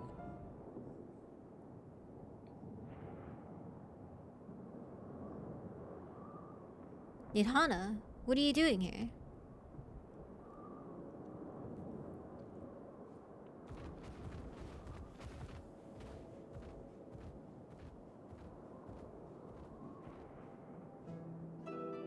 I heard from the Radiant that you had gone to help the people of Palakistan in their time of need, and so I and several of my colleagues from the Great Work came to offer our services.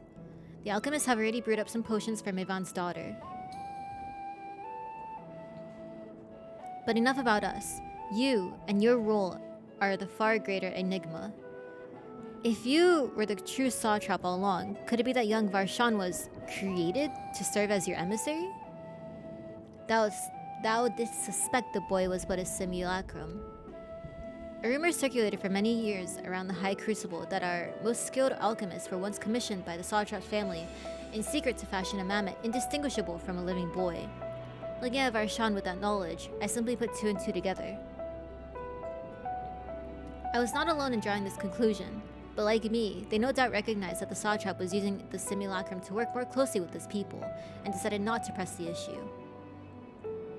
I had always assumed one of Ahewan's associates was manipulating it from afar, though the truth is indeed far more surprising. It is an honor to meet you in the flesh, Master Vitra. Pray allow me to express my gratitude. If you'd not believed in and given us your scales, I do not know where we would be. Thank you from the bottom of my heart. 'Twas thou and thy fellow alchemists that fashioned the means to unmake the towers. You were the saviors not only of Radza-Han, but the star. Far too kind you are, Master Vitra, but the star yet wants for salvation. Once more will my colleagues and I commit the knowledge and resources at our disposal to the mission of aiding the people in their darkest hour. It would seem this place is in good hands. I would return to see how Radza-Han fares. What will you do, Scions? I worry for the survivors we met at Purusa. Shall we pay them a visit before we're making our way back? In that case, might I ask a favor? Nothing too burdensome, I promise. This way. Hi, Terry. Yes, we have 11 people.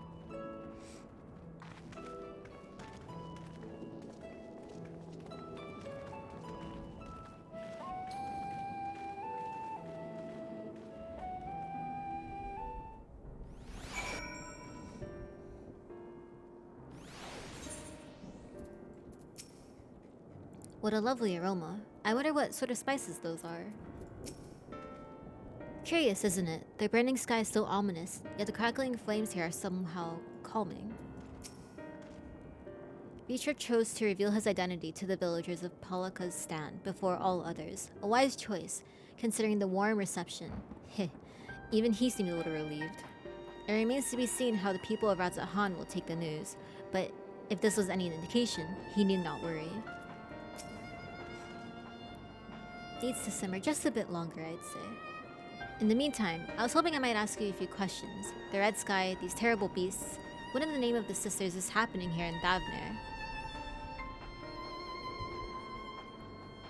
Yeah, same. I've been in queue for a long time these past few days. Oh my, that's rather a lot to take in. It would seem this situation is even more grave than we suspected. Thank you, friend. My colleagues now will use your knowledge to see if it can further our own research. And with that, here we are, a pot of piping hot chai, brewed from my own secret recipe of spices and tea leaves, together with hearty helpings of rich milk and purest sugar. I made enough for everyone in the village. Might I trouble you to deliver a few cups? The drink has medicinal properties, then? Not in the least. The ingredients are quite ordinary. It's so very tasty, though, and has a way of lifting the spirits. The spicy aroma and distinctive sweetness of chai is a simple, everyday pleasure on our island. Sometimes the best medicine is the simplest. A lovely sentiment, Nidhana. By all means, allow us to assist.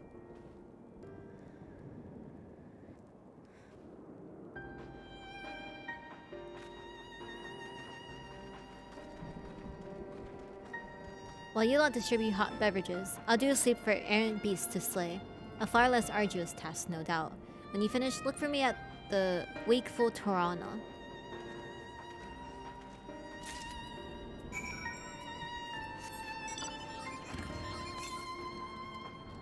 Southeast.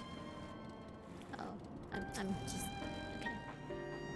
Look at them all, lazing about, knowing full well the beast might strike again at any moment. Do they not realize their lives are in danger? Well, I, for one, intend to survive. I'm too young to die. Yes, I'll leave this island behind if I must. But where would I go? Is anywhere safe these days? Have some hot chai. A cup of chai? Can you say I have more important things to worry about? No, you're right. It's precisely in times like these that we must strive to remain calm and steady. I do believe I'll visit the Elder and see what needs to be done. If there's any way I can aid my village and my friends, I will do it.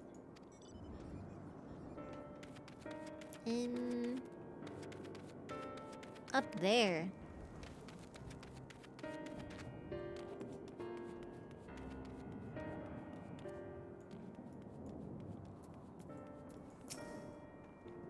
I'm sorry, I just want to be left alone. My best friend and I, we fled the village together. One of the beasts took him and it was all I could do to run. All the while, I could hear this monstrous voice screaming my name.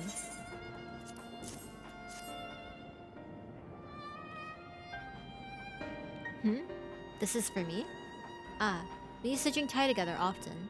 Shared stories over steaming cups after a hard day's work. Thank you, friend.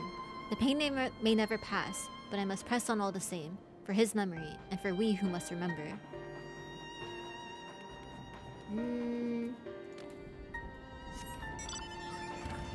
Where is the last one? Oh, there you are. Wait, I know you. You're the one who saved us from those beasts back at the temple. Were it not for you, well, let's not even think about that. At times like this, we mustn't dwell on what might have been, but look to the future. But what future awaits us? How can Razathan hope to recover from this? Most of my friends are gone, and I don't know where to turn. Have some chai! A cup of chai? Well, if you insist. Ah, the aroma has a way of clearing the mind. Come to think of it, we faced our fair share of trials in the past as well, and no matter how hard the times, we've always come together as a people united. One day at a time, one step at a time. For that is all any of us can do. Yes, back to work, once I finish this cup. Thank you.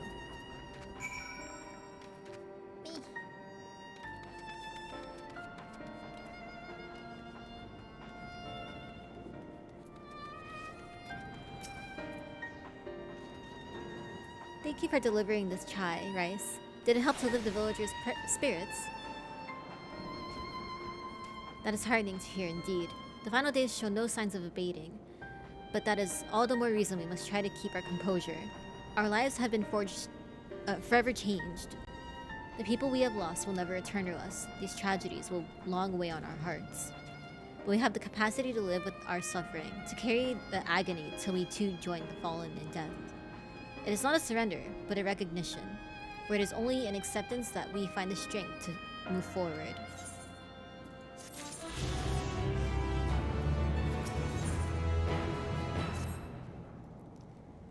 As you have finished your deliveries, might I talk with you for a moment?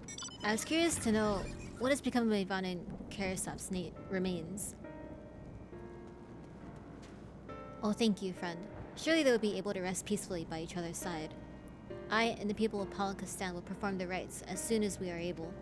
As for the child, it will not be easy for her, growing up without her parents, but I promise to do what I can. When she's able to eat solid food, the fish I catch will help nourish her.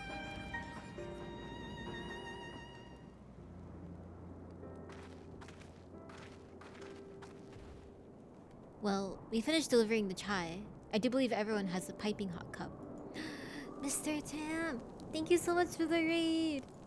I hope you had a good stream.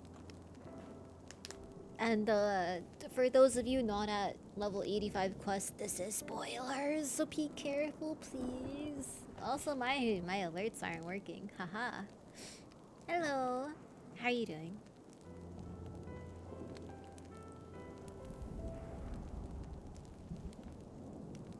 Oh man, I need to stretch.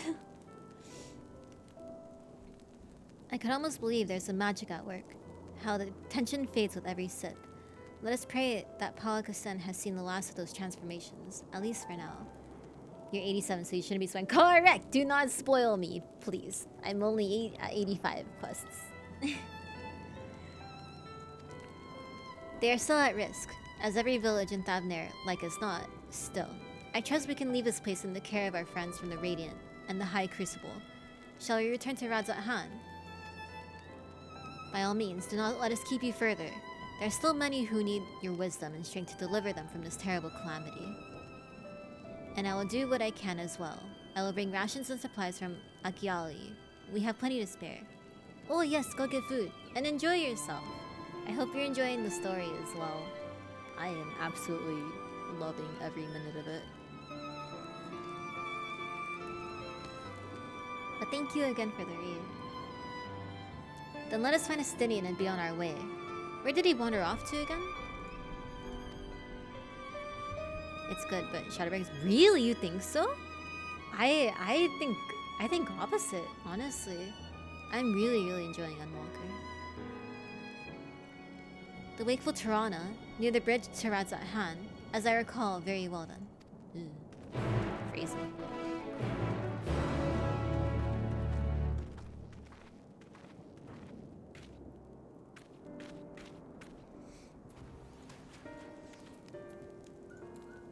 Can I... Southeast. I'm gonna go yoink these really quick. I know, right? I'm also feeling deep pain while I'm enjoying it. Southeast. This way.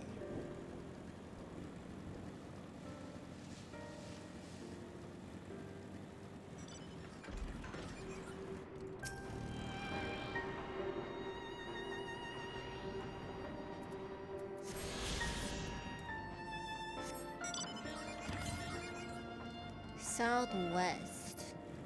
Oh, that's all the way over there. Is that the last one? Oh, I have 2 more in here.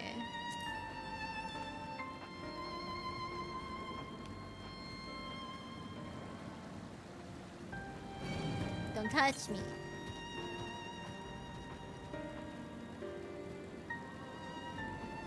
Oh, is it like over here?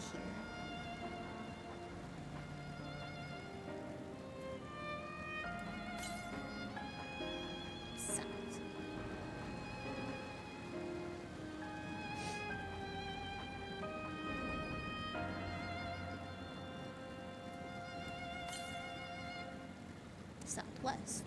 Oh, it's in the water.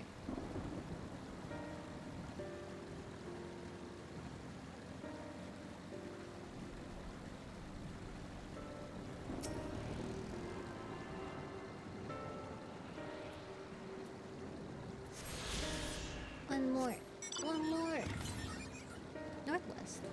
Oh, it's not too far. Poggers.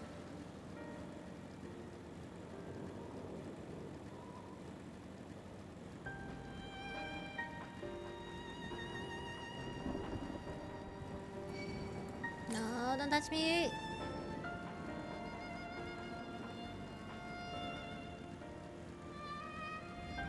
If it's up there, I'm gonna be sad.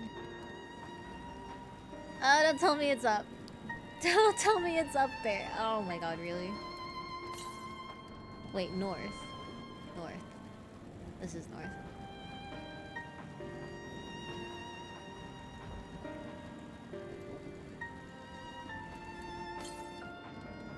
Southeast. Oh, it's right here! Yay, that's the last one.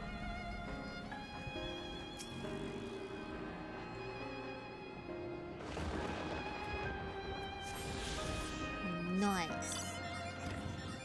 Oh, I have to go all the way back up there though.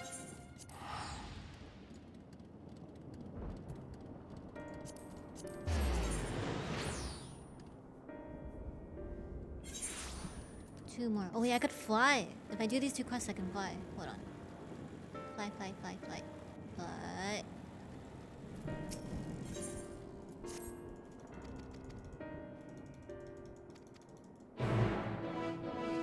Where's the other person? Inside? Or up? Or not either. Yeah, you punched that air in the face. Show 'em who's boss.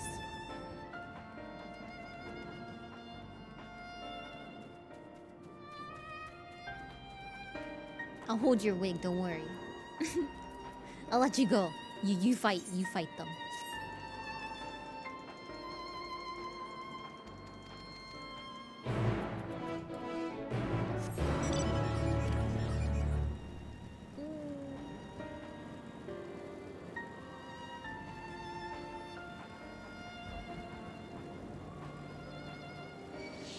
Don't touch me, worm.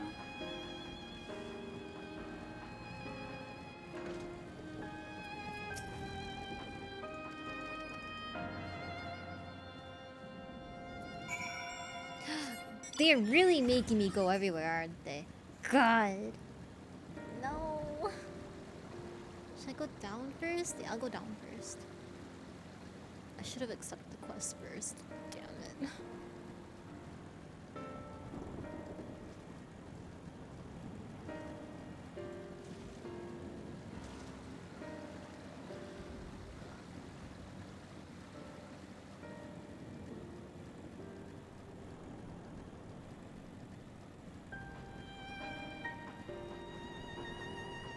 Investigate the area to the south of Pakistan.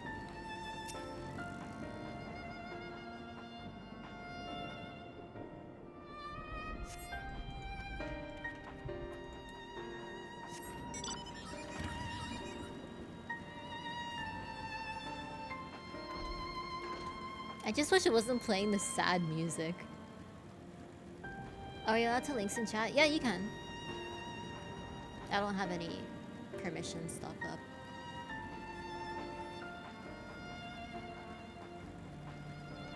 What this?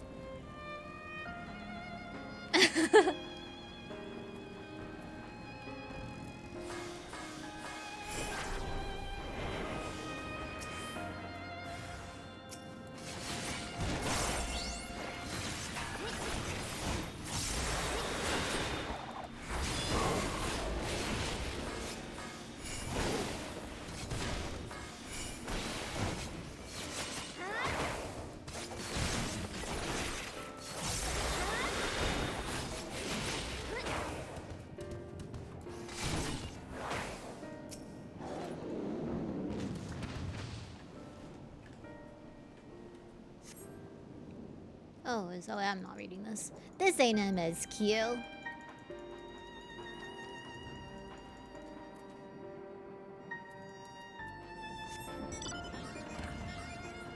You good? You good, Chaotic?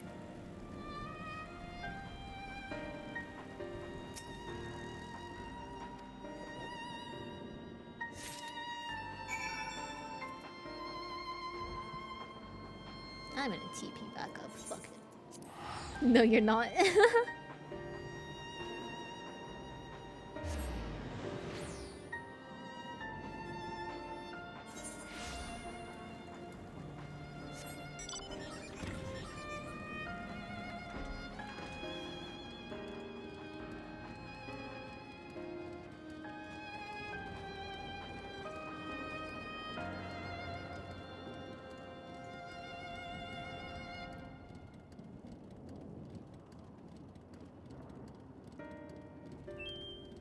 I appreciate you using my emotes without having a sub. So there you go. Enjoy. It's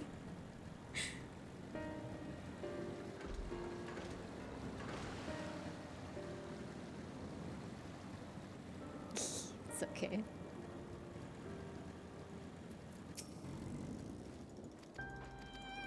You're welcome.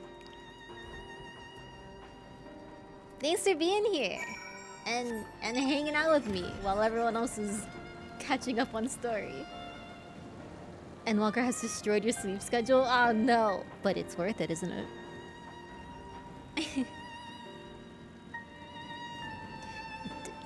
Stop, stop, you make me blush.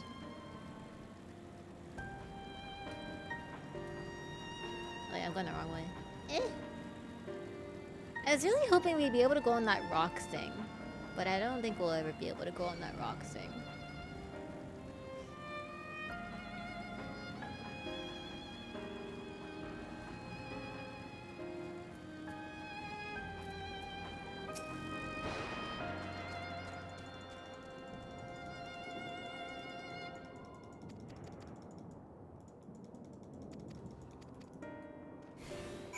What? Am I escorting him? Hey, come here.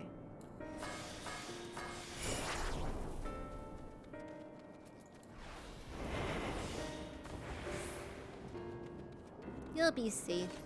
Oh, come on.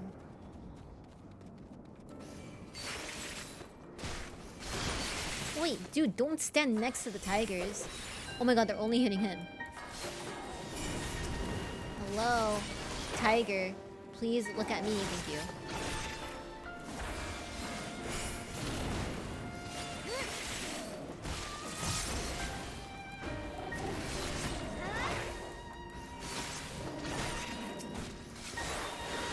I'd like to see this tiger eat me for breakfast. Alright, keep going. Let's go, let's go, let's go. Just do a better job than you did with the Gra. I won't leave him.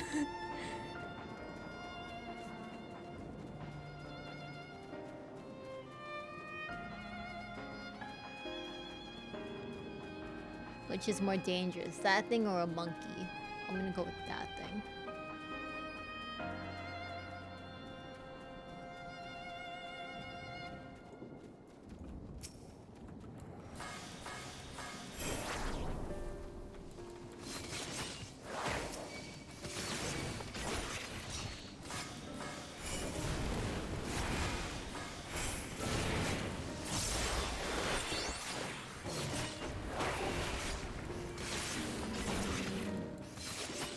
What? Don't stand in the AoE? Oh my god, this guy just wants to get hurt.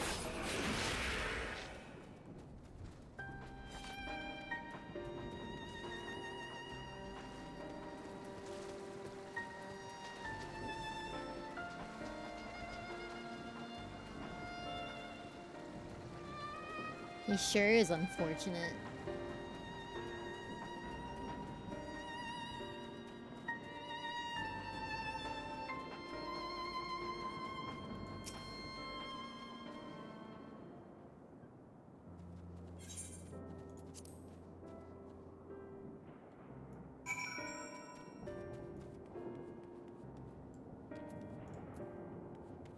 Where is he?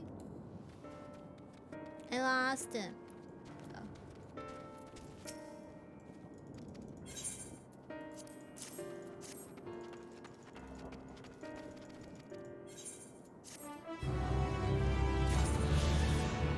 I can almost fly. I can almost fly.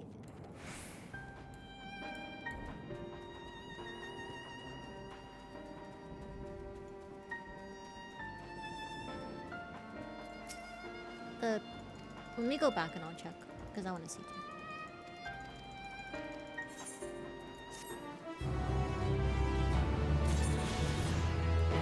Yeah! Was it... Oh, I think the guy's gone.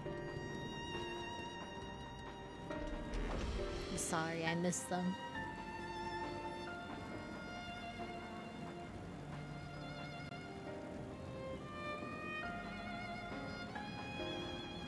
What's over here?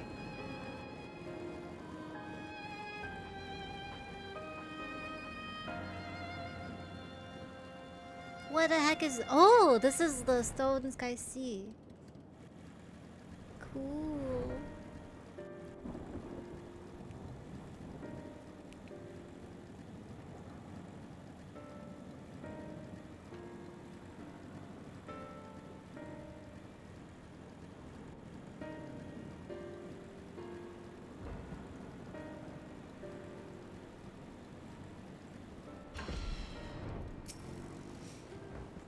How do you suppose the others have fared in the capital? I hope things haven't not been too eventful in our absence. I have apprised the city of the situation at Palakistan, so we needn't have that conversation. Did I bring an umbrella? I do have an umbrella! Alphina told me everything. Full glad am I to hear the people are safe. Likewise, you'll be pleased to know I found no evidence of lingering beasts in the jungle and ruins, to see me finish up the last of them. Trying times yet lie ahead for those people of Thavanir. Fortunately, they have a wise and benevolent satrap to shepherd them through. Speaking of which, I received word from Thancred not a short while ago. He awaits our return to the city on Alsdal's path. Come.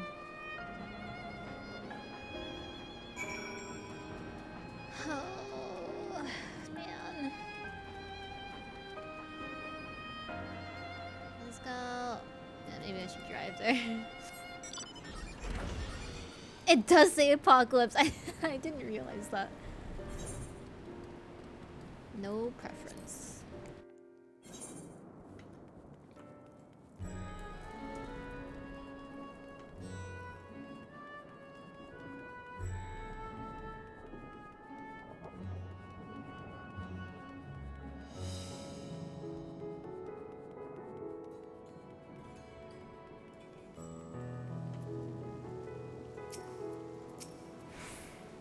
There's a lingering sense of desolation here, but as much preferable to panic and chaos like we saw before.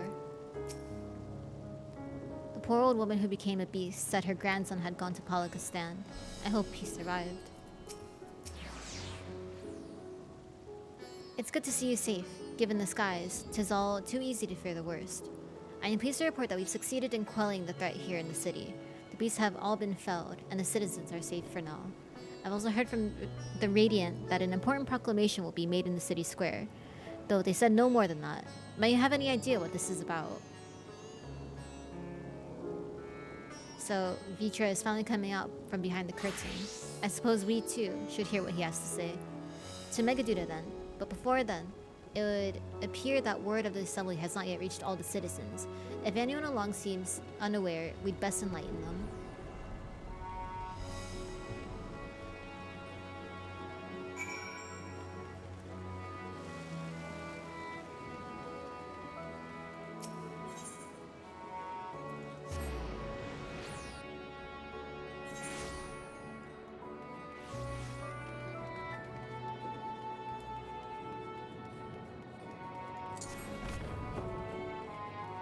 Oops, I'm supposed to go down.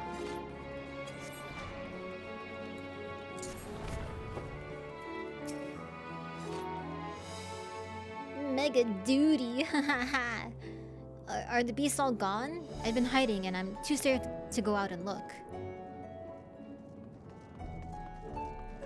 Oh, that's a relief. I thought one of those beasts was going to eat me. I wonder where Varshan is. He's the slowest runner. I hope he got away.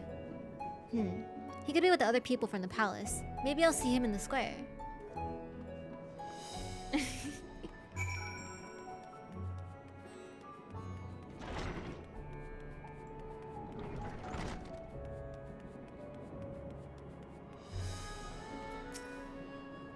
Ooh. Leave me be, please. I swear to you, my flesh tastes absolutely terrible.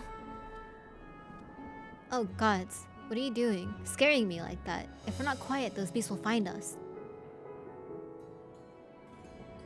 The square, you say? But that's where the Sawchop was killed. With my very eyes, I saw him crushed in that creature's maw. So many lives lost, such terrible carnage. And you say is someone else who would lead Razat-Han in his stead? Whoever they are, if they say anything to sully the memory of our beloved Sawchop, I'll make them regret it.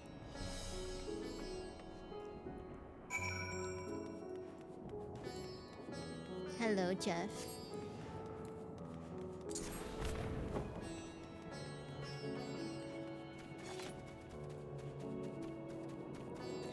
You did such a good job leading the people like at the Crystarium. I'm so proud of you. I hear you were able to bring the situation at Palakistan under control. Every life lost is a tragedy, but you should take pride in doing what you could. I did pet him! When I assumed command during the earlier panic, I did so instinctively and out of necessity. It was not my place to give orders, but I am glad the people heeded them. But now they have need of a true leader, a magnanimous and just Sawchop, who can guide them every step of the way. Fortunately, they are blessed with one such soul. If anyone can protect and guide them through this calamity, it is he. I'm not creeped out at all. People are slowly making their way here, but many are still griped by fear and doubt. Hopefully, Vitra's message of hope will resonate strong enough with those ones willing to listen, and spread to every corner of Thavnair. You're not wrong, freaks, you're not wrong. Welcome back, Rice. Alphino told me everything. I was pleased to hear that Vitra chose to reveal himself at last. The people of Razat-Han need a strong and wise Sawchop more than ever.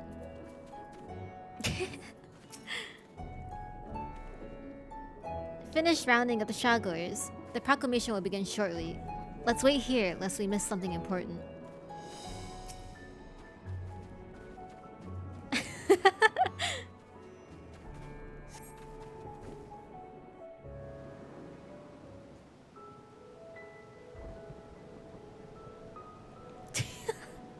I'll tell you what Sumo said later.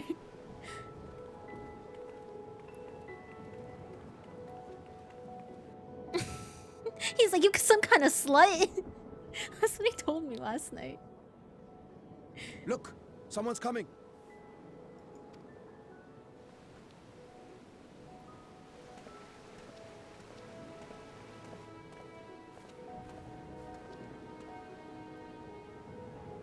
People of Razat-Han, it warms my heart to see so many brave, resilient souls before me.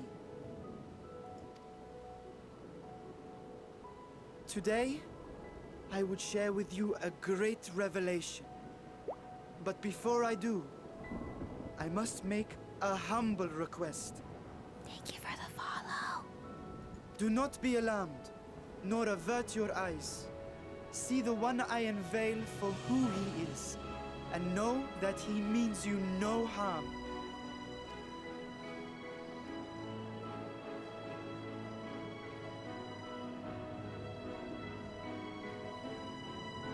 Very well.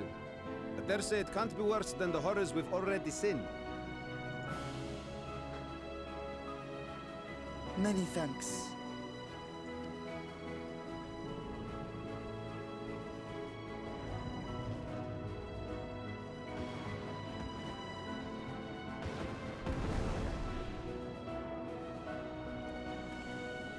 A dragon!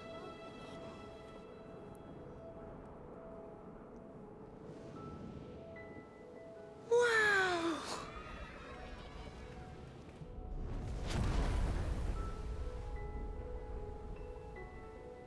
People of Razat-Han, I am Vritra, and for years uncounted hath this isle served as mine abode.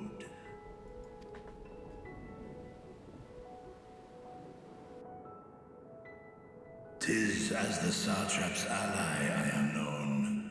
Today, I would reveal the truth unto you.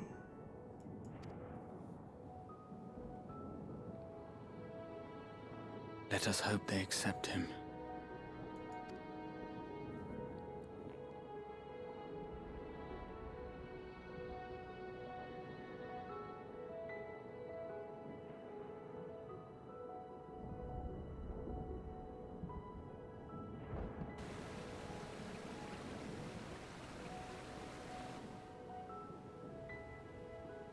If I am hearing this right, you were the satrap all along?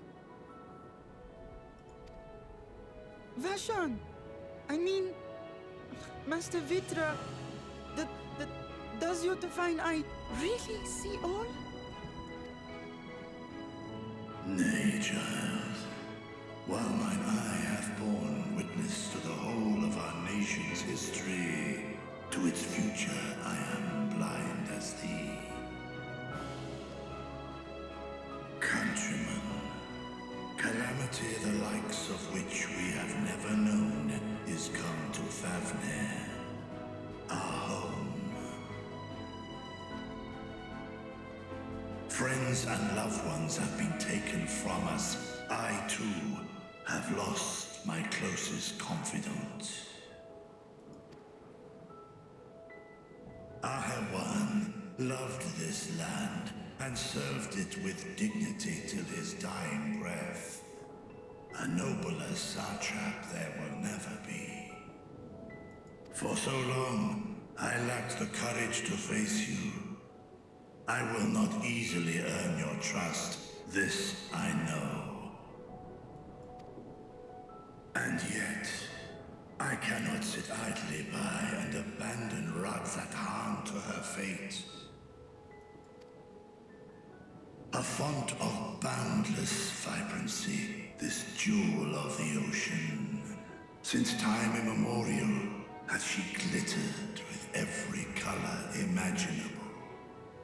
To this dragon, slumbering in his dark lair, 'twas a mesmerizing sight, and one that brought no end of joy to my heart. This calamity hath stolen too much from you already, yet so long as you live, the light of Radzat Khan will never be extinguished. I pray you let me watch over it, over you, and lend me your strength that we might face this trial and those to come as one. I do not know you, dragon, but I thank you for speaking the truth to us. As divinities, both Manusha and Riga once joined together, so too do I believe that hand in hand, we can overcome this ordeal and welcome an era of peace.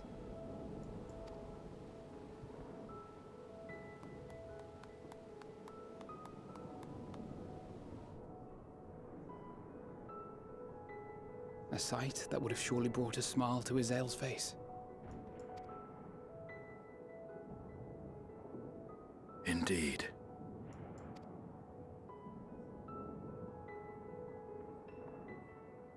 The forum.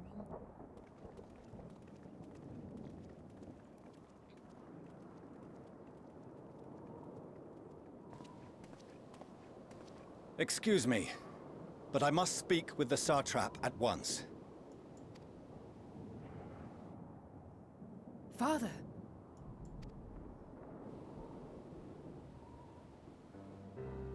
You have suffered dearly of late, yet you must endeavor to look beyond these losses to the future you yet have. On behalf of the Forum of Sharlayan, I come with a proposal by which you, the people of Radzat Khan, might be saved. I say again, I must speak with your satrap. I beseech you, take me to him with all possible haste. I am satrap here. Speak thy proposal. All present shall hear and judge.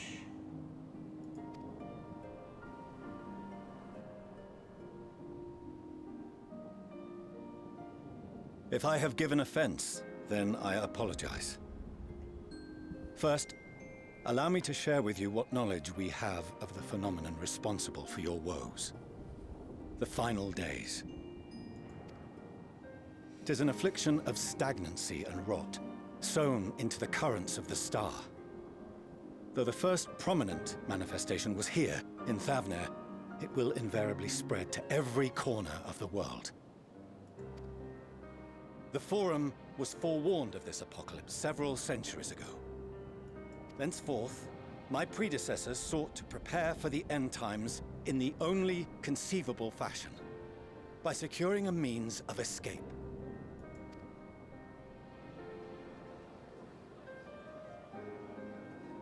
Escape the store?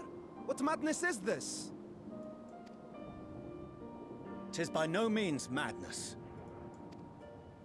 With the coming of the 7th Umbral Calamity, the true nature of the Red Moon, Dalamud, was revealed. That it was an artificial construct of ancient Alag.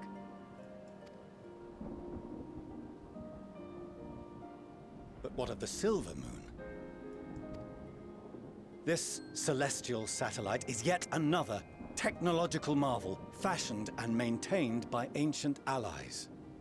A ship that will sail the heavens and deliver our people from destruction. And by our people, I speak not only of Sharlayan. We mean to save every man, woman, and child it is within our power to save. Including you, our dear friends of Radzat Han. Recent events necessitate adjustments be made, and quickly, but we can and will escort you safely to the moon.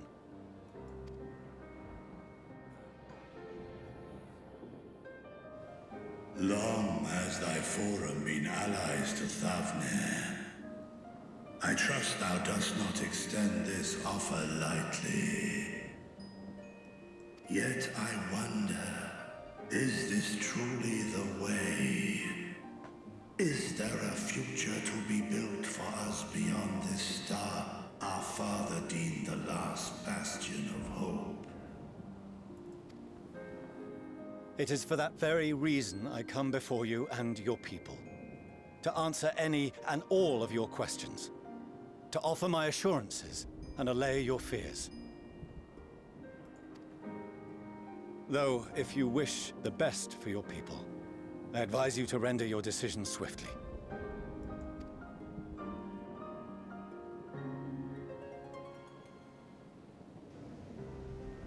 Show our friends to Megaduta. They are to be received as honored guests.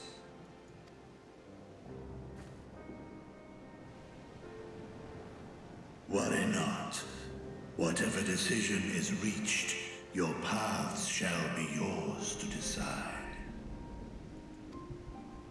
Until then, heed the warning of these brave heroes. Guard your hearts against fear and despair, for it is within such fertile soil that the seeds of blasphemy find purchase. Remain calm and attend to your daily tasks. I shall return anon.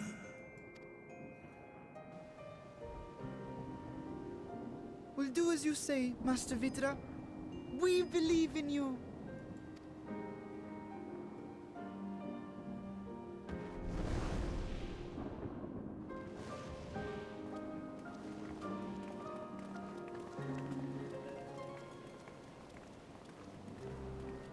I thought so too. Runa! And no worries, Tenchi. Oh, thank you for waking you're up. still here. What a relief. Nidana, what's the matter? Has something happened at Palaka's stand? Oh, no, not that I know of. I just hope to hear your thoughts on a theory of mine. All who undergo the transformation are drained of their ether, yes? What is it then that gives these beasts the strength to carry on as they do? Logically, they must be drawing upon an alternate form of vital energy. That put me in mind of our earlier conversation, when I tried to explain the essence which many confuse with ether. Thank you for lurking also, Runa. I appreciate it. Thank you. Akasha. Yes, I remember. The unseen gift bestowed from on high. Is this an SNSD Tiffany stream? What? Senna. I can't even finish that one. I know what you think of Heartbreak Hotel.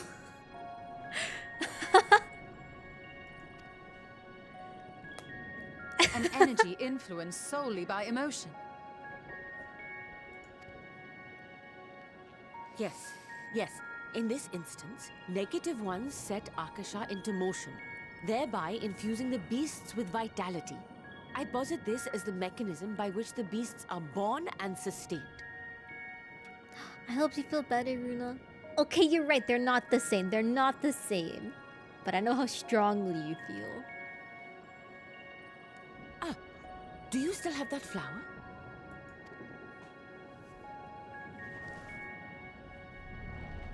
Oh, that's a bad-looking flower. It's gone! If we accept that it once shone bright by drawing upon Akasha, influenced by the thoughts of those nearby, then fear, terror, despair, negative emotions so powerful as to suffocate it, permeated the air in this place.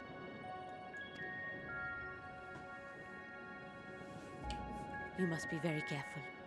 The forces which drive the final days may be beyond our ability to perceive.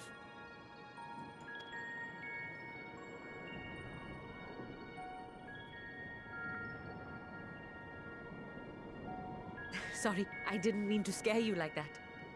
At any rate, I will continue my research into Akasha.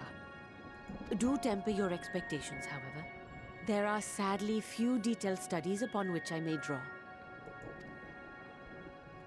Formulating a new theory as you have is itself no small feat. I wish you well in your endeavors, and pray you take care. Thank you for gifting us up to Senna Chaotic. Thank you. You stay safe as well, yes? Till next we meet. And we will meet again.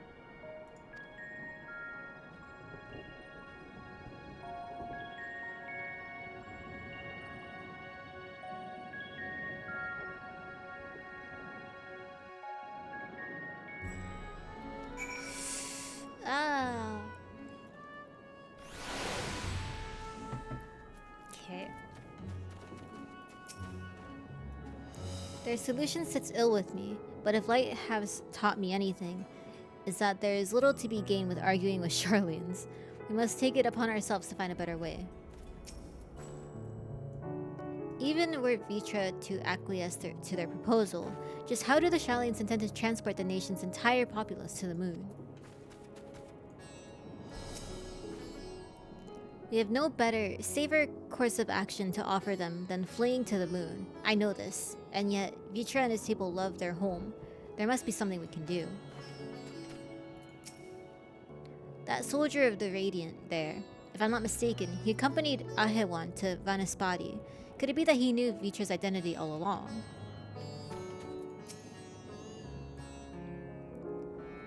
As far as we have come, after all the horrors we have seen, there is still so much we do not know about the final days. Could it be, as Nidhana said, that the cause of this phenomenon is beyond our comprehension? And if so, are we powerless to forestall it?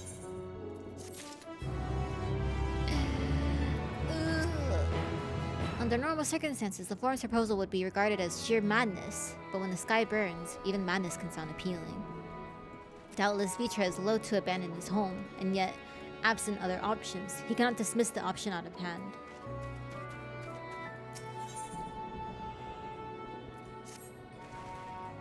Greetings, honored scions of the Seventh Dawn. I have a message from His Excellency, the Satrap. Brave scions, you have my gratitude for aiding my people in this most trying of times. Alas, matters here at Megaduda prevent me from meeting you all in person. As a token of mine appreciation, I've arranged for a feast to be held in your honor. May it nourish you in preparation for the trials ahead. We get food! Such are the words of Master Vitra. The feast he speaks of awaits you at Miraid's Main. Pray make your way there whenever your business here is done. I thank you for your kindness indeed. I was hoping we might find a place to discuss our next course of action, and that seems an ideal venue. Ah, and to you, Rice Pudding. There's someone we had hoped to introduce to you in particular. While I am loath to detain you further, might you spare a moment of your time? A personal invitation, knowing full well your services are in the highest demand right now. This must be important. Worry not, we'll save some food for you, so take all the time you need. Goodbye, friends. Eat well.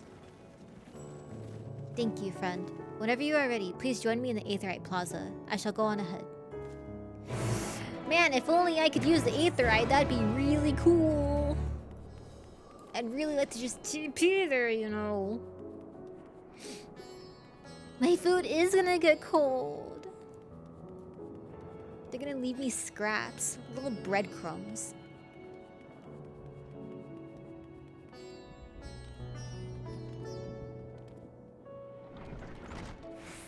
That's not a door. I have to earn my Aetheryte like a good adventure. I've earned it. I've done so much for them. I've done so much. Access to the Aetheryte you see here has been restricted to a select few ever since the tower first appeared. We sincerely apologize for the inconvenience, but it was deemed too dangerous to permit the free movement of visitors at a time of emergency, a risk we could not take. In light of recent developments, however, the Satrap has decided that such restrictions would only hinder our efforts to combat the final days. As such, I would encourage you to attune with the Aetheryte. Oh, fuck yeah! Let me attune! Yeah! I earned my Aetheryte! Yay! I did it! I made friends with the Aetheryte. That's my friend.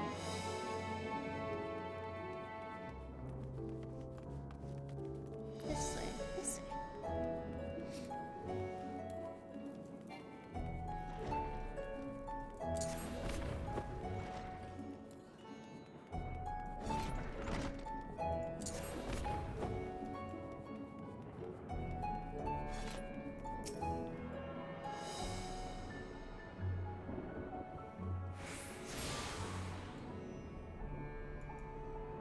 Yay!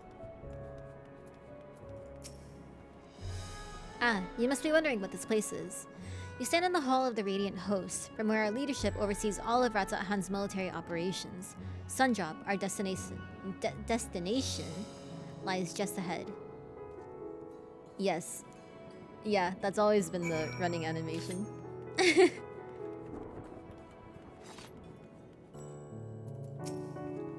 Old Dawn Delegate, I saw. Oh, music, hello. Welcome to Sundrop. Without further ado, allow me to introduce you to...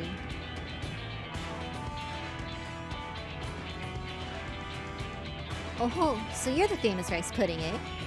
I knew it the moment you stepped through the door. You've the look of one who's walked through hell. Shiraba, please. You're speaking to the Satrap's honored guest and the savior of our people. Could you not show a modicum of respect? What disrespect is there in paying a fellow warrior a compliment? We're all friends here, or will be soon enough. Oh, are these the job quests?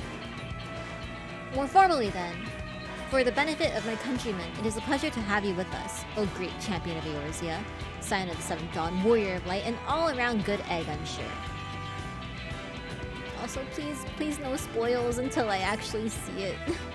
Please.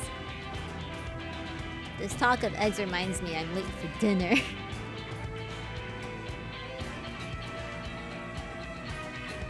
Bah! A woman after my own heart. I like that. Yeah, they forgot Triple Legend. Don't worry. I'll keep it short. There's just a thing or two we'd like you to remember. First of all, about the room you're standing in now. Ratzat-Han welcomes delegates from other lands to oversee trade and diplomatic dealings. Then, there are military matters to discuss, which is why all these officers are stationed here in Sundrop. No worries, Kiara. Thanks for being here.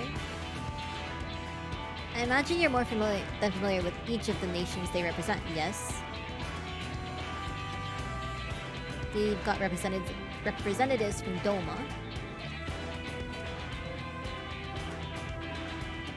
Oda and Awamigo,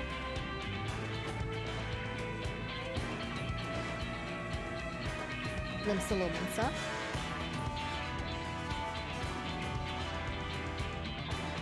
Gridania, And last but never let it be said least, Ishgard.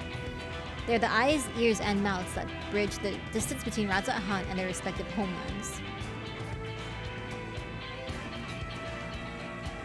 We've used this brief respite to share the details of our plight with our overseas counterparts. And wouldn't you know it, all other leaders requested a few words from you specifically. You're a woman in high demand, eh? And so, would you mind regaling us with your own account?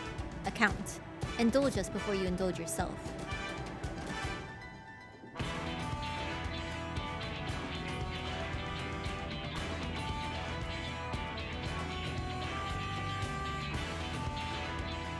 I thank you for the report. The conditions under which men are turned into beasts, the etheric anomalies you have observed. You have given us much to consider. It is concerning that the first transformation apparently occurred before the skies turned red. It is contrary to one would expect. Thankfully, the information you've conveyed to Lucia upon your return from the moon has already proved invaluable. As soon as reports of the calamity here in Thavner reached the Grand Company of Eorzea and our Far Eastern allies, our leaders knew at once that the final days were indeed upon us. They began taking steps to assess the extent of the phenomenon's spread.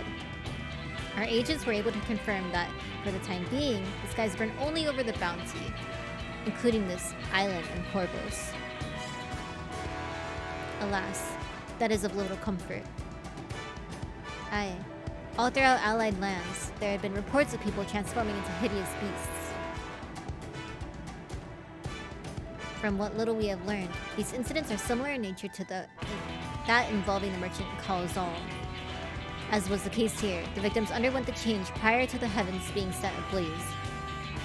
And so, while the burning skies have yet to manifest beyond the Bounty, the transformations do not appear to be subject to any similar restriction. If anyone anywhere overcome by despair can turn, then nowhere is safe. That's about the size of it. Speaking of which, we ought to give these creatures a name, don't you think? Here in Ratzat Han, we've taken to calling the first to change, which tend to be the biggest, blasphemies. As fitting a name as any. To ensure clarity in the future communications, we shall urge our comrades to adopt this terminology. Our leaders have taken measures to deal with the threat to the best of our abilities.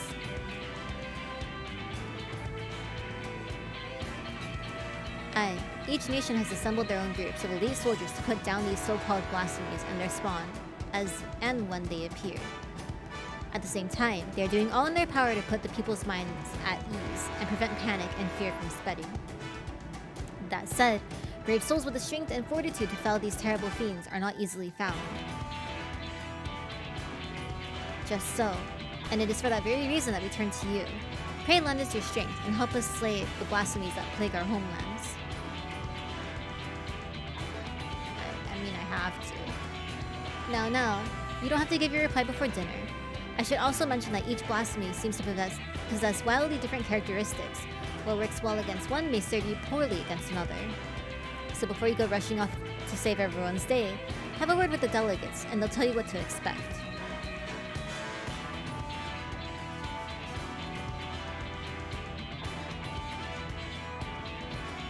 And with that, I do believe our friend here has a feast to attend. Spare a thought for us while you're tucking into all that fine cuisine, eh? Yay! Woo! I'll do those later. I'm too engrossed in this key right now. And bam. Pray forgive Shirabot, her rudeness. She can be a bit boisterous at times, but it simply is her nature. Anyway, my apologies for keeping you from your hard-earned rest. You will be rejoining your companions, yes? Do you know the way to the Mayhem? Oh, I know it like the back of my hand. Glad to hear you're becoming familiar with our fair city. You'll be pleased to hear that all drinks are on the house, so order whatever suits your fancy. And with that, I must return to my post. On behalf of all the Radiant hosts, I thank you and your friends once more for lending your strength and courage to Ratzat Han in our time of need. We shall endeavor to fight the good fight to the end, that we might honor Ahewan's legacy and serve Master Reacher well. You have my word that your efforts will not be in vain.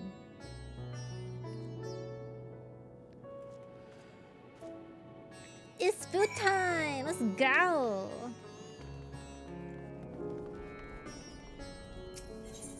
Let's eat with our friends.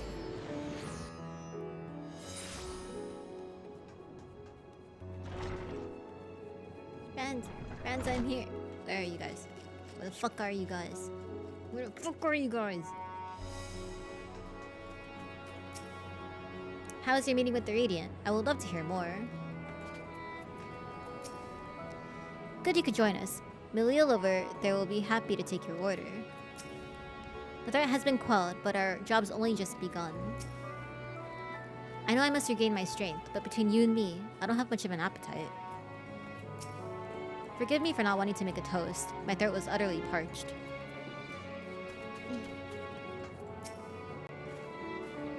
Welcome. When the Sawtrap asked us to entertain a party of honored guests, I was wondering who it might be. This is a lovely surprise to say the least. By the way, I heard all about Kalzal from your friend Gahatia. I understand there was nothing that could be done, but I was heartened to hear what he... I was heartened to hear he meant us no harm. I cannot thank you enough for dispatching the beasts. As the smallest token of our thanks, your food and drink tonight are... Miride's treat. Speaking of which, what shall I start you off with? Do I have a choice? Water.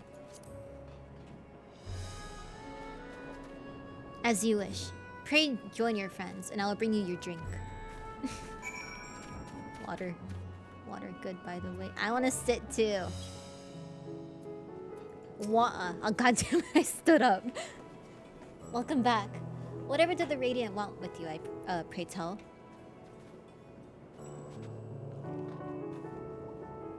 Our allies have sent military delegates? That's news to me. Mind sharing the details?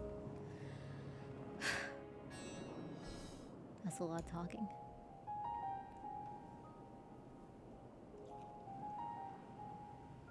So blasphemies now plague all the realm. It will only get worse if what Father said is true, as it did in Amarot. If that's our model, then shouldn't we expect the effects to grow more severe as it feeds off its own spread? As if people transforming into those monstrosities wasn't bad enough. If the flora and fauna, if the land itself turned against us. No one would survive.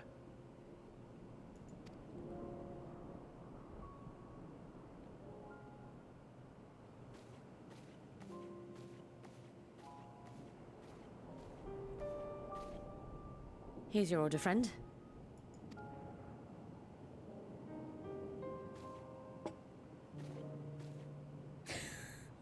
Just water. May you find comfort in these dark times.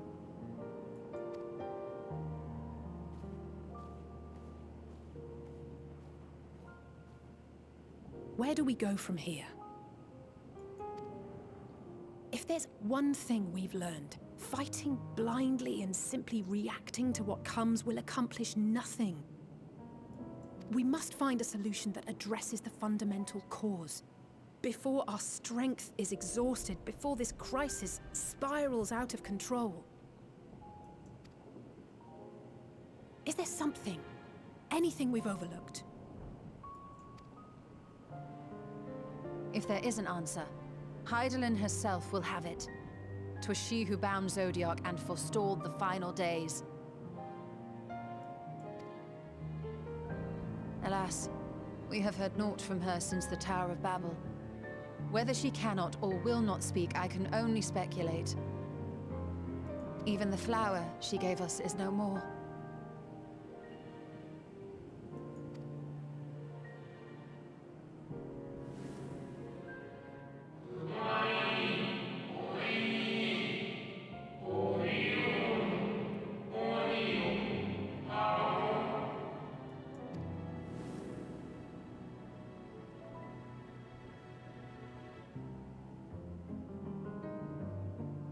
So advised the Watcher.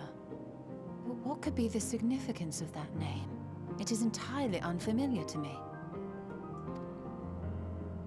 To me as well. It meant something to the ancients, though. In our time. Most surely. Yet I do not recall a single mention of it in the records of Anida.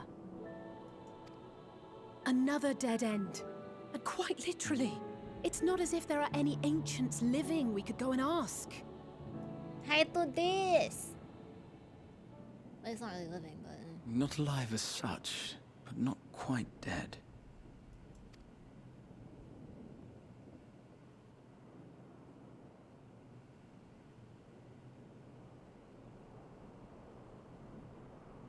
Elidibus. I sealed him in the White Horosite of the Crystal Tower back on the first. Contained within that reservoir of ether that maintains it, ether that is returned little by little to the sea, naught may remain of his soul. However, if part of it lingers, we might be able to speak with him there. I know we can no longer make that journey, but you, my shit, we're friend, going to the first? still can. Going back.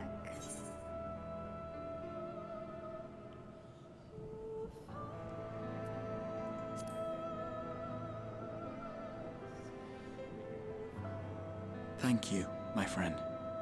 That would mean much to me. If nothing else, should we learn the first is safe, we'll have that much more reason to keep fighting the good fight. That said, the odds are not in our favor, to say the least. Which is why we're fortunate to have Urianger up there on the moon, working hard to make all the necessary preparations for our departure, should it come to it. And why we have nothing to lose by staying the course till the last instant. Indeed. To the last, let us all do what we can. I will consult with Master Matoya and see if she knows of a way to reach Hydaelyn from the Ethereal Sea. And I will visit the nation's leaders and attempt to ascertain how far the final days have progressed elsewhere. Keep me abreast of your findings. I can seek out and slay the worst of the immediate threats, if only to slow the spread. Unease, terror, despair. Try as we might to suppress them, these emotions will return to harry us time and time again. But when they do, remember this. Your friends and loved ones are out there somewhere, sharing in your struggle. You are not alone.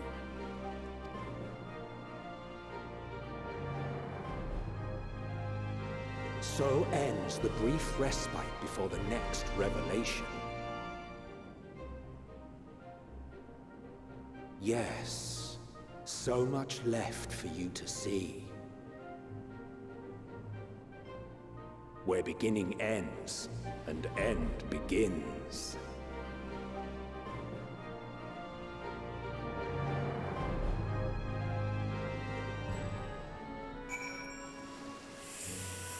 Ah.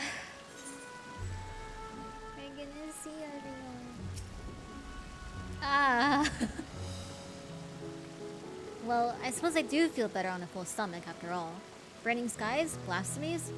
Not if I've got anything to say about it. The final days. How far has the phenomenon spread and how does it manifest itself in each land? I must reach out to my friends in each nation and find out all I can. Beasts and blasphemies may be running amok in nearby lands outside the influence of Radza Han and the Alliance. If so, I may need to go hunting. If the Forum truly has spurred to action by Hydaelyn's prophecy, then is it not odd that the Anti-Tower was entrusted to Master Matoya, who bears them no love? No doubt she has a reason for this, and I would know what it is. Nothing like a feast to lift the spirits. I trust you enjoyed yourself as well. Now then, is there anything we've forgotten to mention? Are your arms and armor in good order?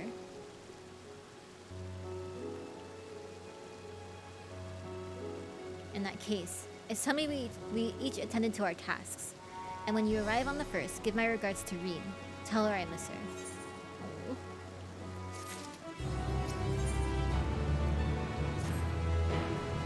Take this, Rice, my spirit vessel.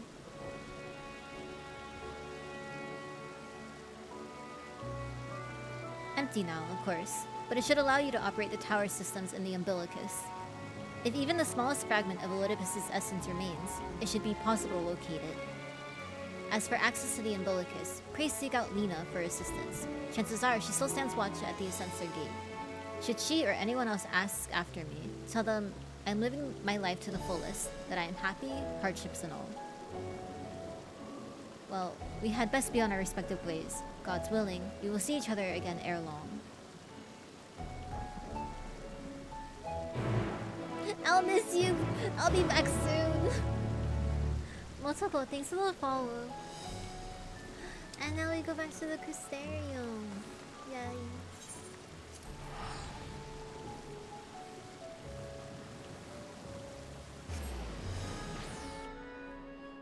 I was hoping that we would go back to the first. So I'm happy that, like, we actually are, you know?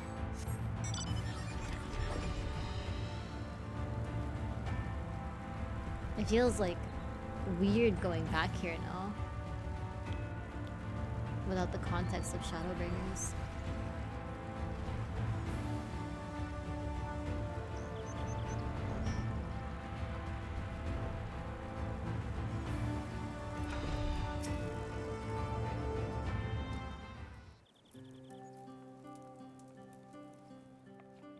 Rice, you're returned.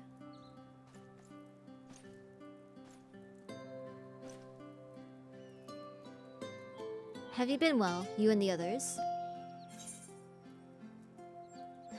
No shortage of troubles, but we're well enough.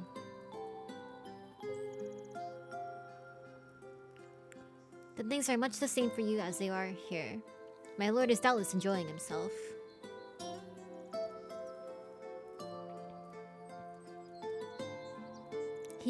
He said this to you? These exact words? Oh, to know that he is happy. It fills my heart with joy. Thank you, Rice, for taking care of him. When you next see him, please tell him not to overexert himself. Futile a request though it is. And tell him that all is well here. The peace you gifted us continues, and we work hard to build new lives for ourselves. In the course of this, we occasionally bicker, but we've never been more optimistic for the morrow. If I had to mention one dilemma, it would be the question of our governance. Even as we speak, debate rages on how we should run the city in the Exarch's absence. Most are of a mind that the Settlement Council should continue to oversee a general running of the Crystarium, while representatives are elected to determine policy and handle diplomacy. Thus far, nothing is set in stone, but however we choose to proceed, we will not replace our lord. No one could.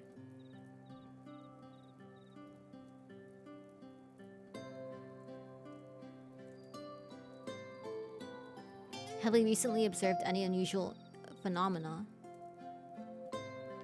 No, I cannot say there have been. Curious that you should ask me this question, though. Some days ago, Reen came and asked the very same. She was rather unsettled, in stark contrast to how cheerful she has been of late. She and the other Crystarian mutes hosted a festival, you see. It proved so popular that there are already plans for another celebration, one much bigger than the first. Between her preparations for the festival and her restoration of the empty, she struck me as happy and full of life. So when I saw her in a state of such worry, I couldn't help but feel worried in turn, especially since she wouldn't tell me what troubled her. I dare say she would be more willing to confide in you. May I ask you to broach the subject with her?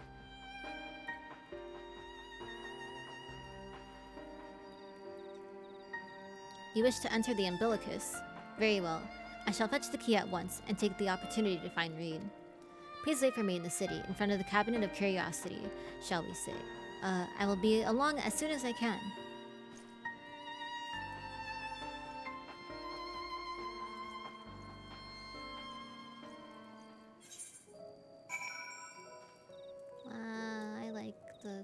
I like the music here. I should say goodbye to this quesadilla. It's cold now, but still.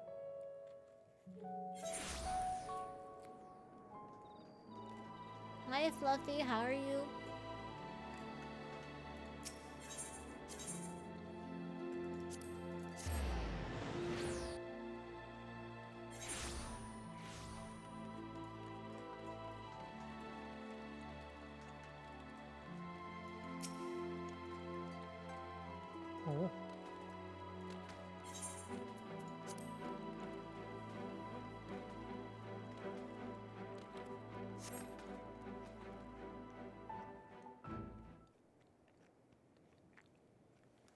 You finished?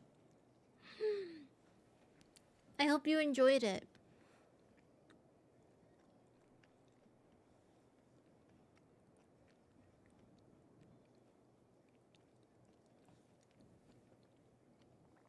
Do my old eyes deceive? Is that truly rice?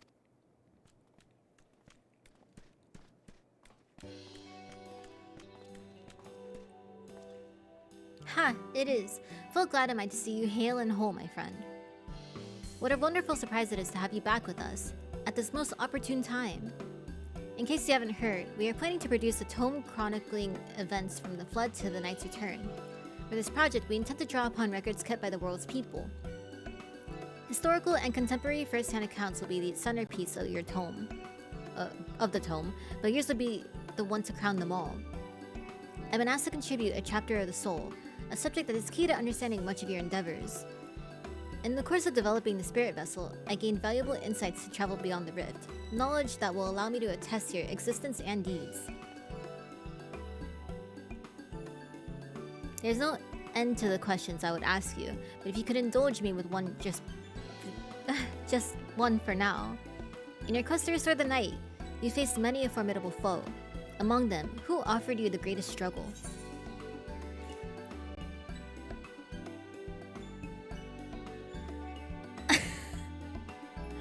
I don't know.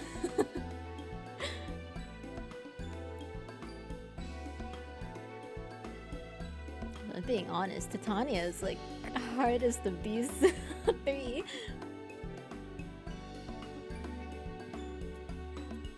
But this may come. What was the fourth option? Don't tell me. I'm just thinking aloud.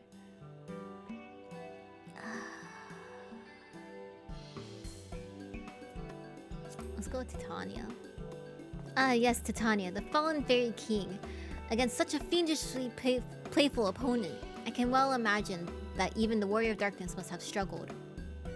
But you succeeded in setting them free, and your victory proved a pivotal moment in your quest. You will see that it features prominently in the tome. I know you'd love to talk her ear off, Morin, but we really should be on our way. Those documents from Yulmore won't collect themselves. Of course, and afterwards, would you care to join me for tea? I was hoping you might clarify a few points in your treatise. Until next time, then, do tell the others to look after themselves. Our overzealous friend, in particular, remind him not to overexert himself, again and again till his ears fall off, if that's what it takes for him to take it to heart. It's true, freaks. Wait, you disconnected, Demon? Oh, I'm sorry.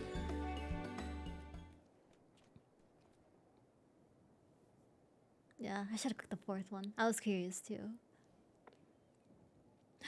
Is that the Warrior of Darkness? It's Riki Tio! It's her, it's really her. What are you doing here? If you're going to battle, I can give you some medicine. I made it myself. That's not Riki. You'd only give her a stomachache. We've come to see Morin, to get his advice. One of the guards finally agreed to teach us how to fight, but first we need to choose a fighting style. While I know that I want to be a mage, Arkil isn't sure. Magic isn't really my thing, so I was thinking of taking up the axe, or the sword, or maybe the bow.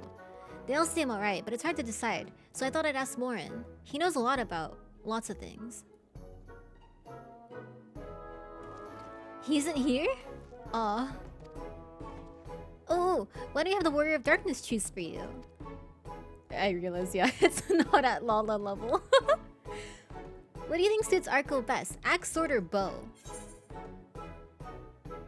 You know, you kind of look like Ardbert, so you know, you go with the axe. The axe? If you took up the axe, you could be just like Ardbert, the warrior. Oh, this is so cute. I love the tale. Let's borrow the book today. It's really popular though. I hope it's still there. Thanks for helping me decide, Warrior of Darkness. I'll start with that style, and maybe try something else later on. And when I get really strong, I hope to have a bout with you. Oh, they mentioned Rendere. Mendo. They mentioned Rendere. Oh my god, words.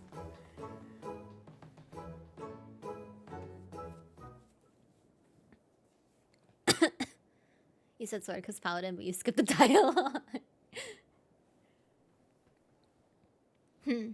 Such fun she's been having basking in the adoration of musty old bookworms and wide-eyed younglings. But does she spare a thought for me? Of course not. Hoorah. I waited and waited and waited, but she won't go as much as acknowledge the presence of her beautiful branch, even though they're right here. Such a heartless thing our sapling is. Cold, cruel, and heartless.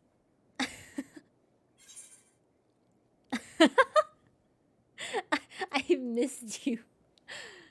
Yuki, thanks for the follow. If you truly missed me, you should have cried for me at the top of your lungs in the instant you arrived. To make up for it, you'll call with twice the passion next time. Though for there to be a next time, you've some few struggles to overcome. So, my adorable sapling, the world is on the verge of destruction, is it? How do I know this? Joined as we are, spying you is as simple as sliding down the back of a rainbow.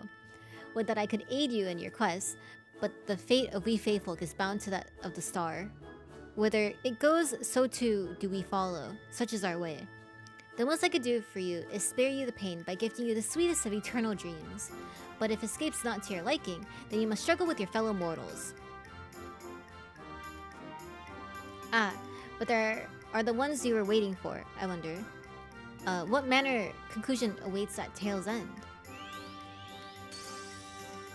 See ya.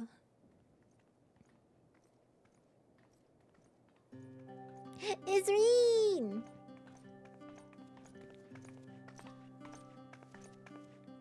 My apologies for the delay.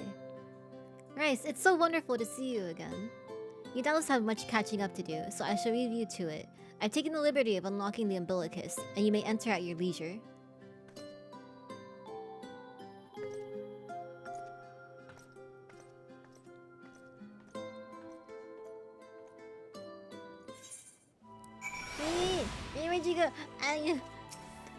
Hug.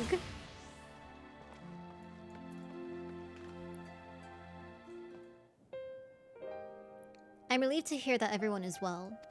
I've had this feeling, like a pit in my stomach, and I was afraid that something might have happened. Well, you see. Maybe I'm overthinking things, but it's just that I'm the Oracle of Light, but I've never spoken with Heidelin, never once heard her call. Even so, I've always had this deep feeling deep inside me, a connection to something immense. These past few days, though, that connection has wavered, as if that intense something was distant, then close, then distant again. And then, the other night, I was jolted awake by the feeling it had been completely severed. Wanting some fresh air, I went to open the window and, to my horror, the sky was ablaze, like during the star shower. But then I blinked and everything was normal. The next day, no one said a thing. No one else had seen what I had seen. As far as I could tell, nothing was out of the ordinary. I began to wonder if it was the figment of a half-remembered dream. Rice, what are you not telling me? I have to know, please. It doesn't matter how terrible it is. Hello, Big Clock. How are you? Unless you're referring to Reen. Because she is cute.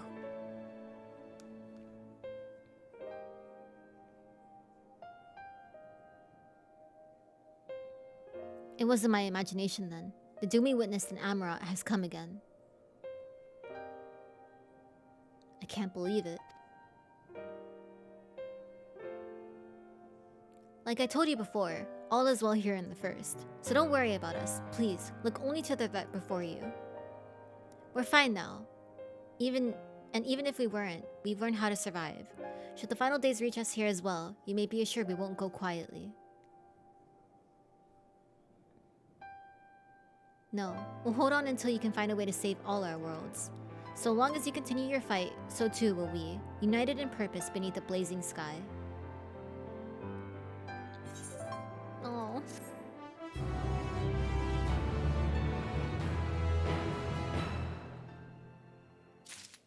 What's the weapon look like?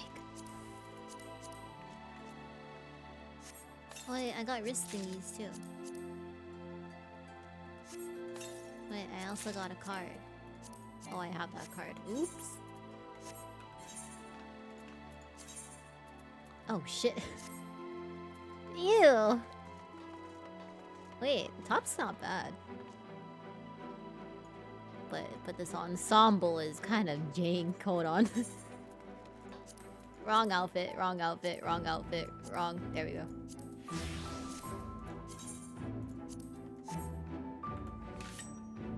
Oh, these are lame.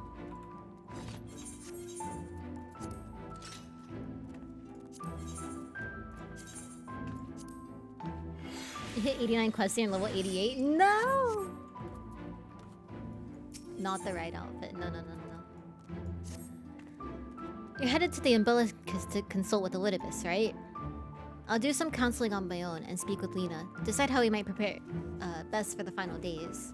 So it's farewell for now, but we'll see each other again. I'm certain of it. Goodbye, Ring.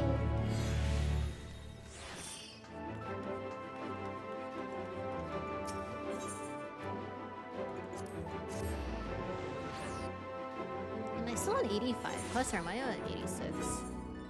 I'm at 86.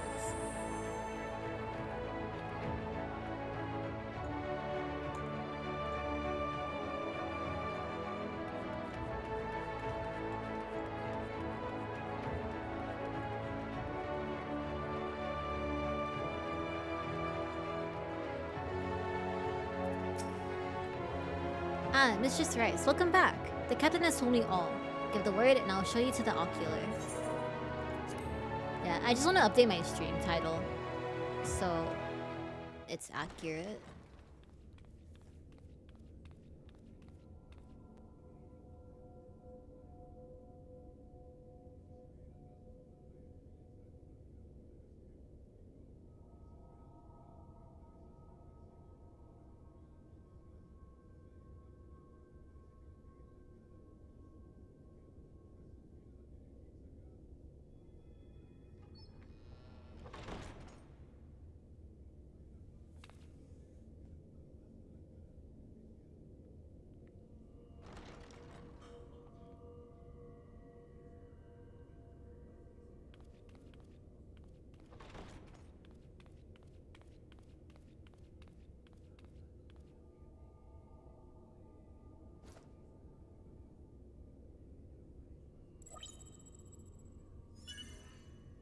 Biometric authentication complete.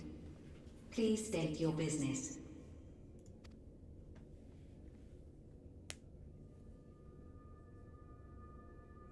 Acknowledged.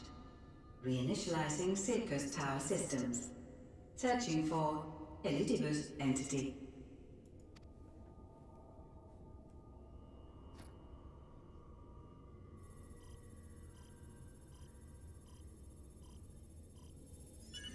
Target located in subterranean core power accumulator. Projecting image.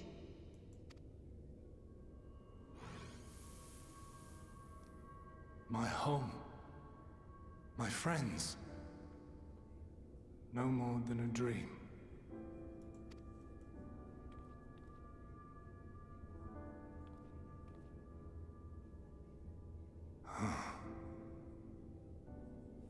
You.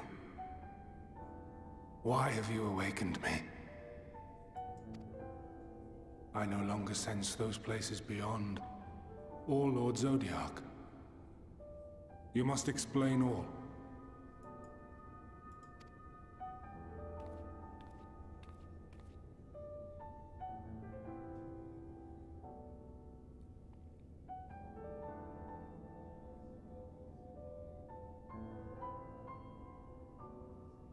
So, he is fallen, and my brethren's souls returned to the star.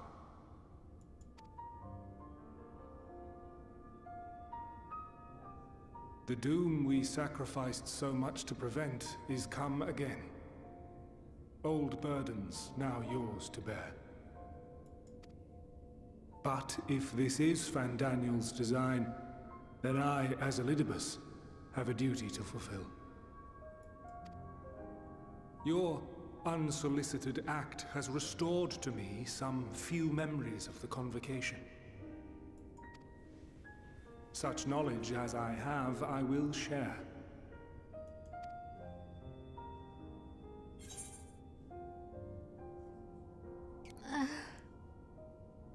I kind of want to tell him I'm sorry.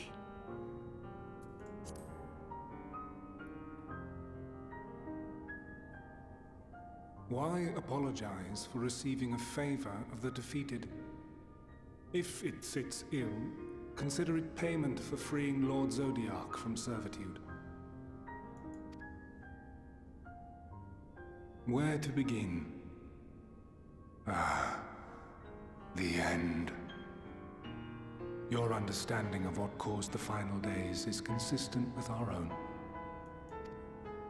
The decay first took root where the currents were weakest. Yes, a conclusion drawn by him, Fandaniel. Not the him of here and now, but as I knew him, long, long ago. Having shed light upon the phenomenon, he dedicated himself to devising a countermeasure.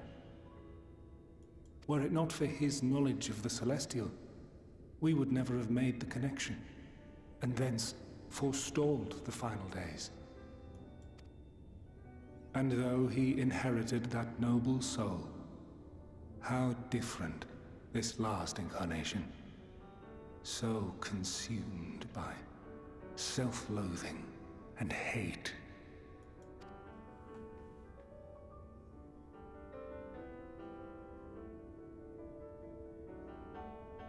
Elpis. Yes, the name is familiar to me. Yet I know it not as a flower, but a place. Is that the concept art place? A testing facility for determining which of our creations were fit to be released into the world. Don't answer, by the way. Many worked there. And before joining the Convocation and assuming the title of Fandaniel, he was their chief. He was Hermes. His name?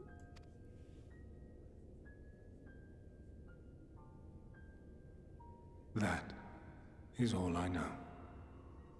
The crystals tell little of the lives the 14 led prior to their induction. Elpis itself would tell even less. Nary a ruin has survived.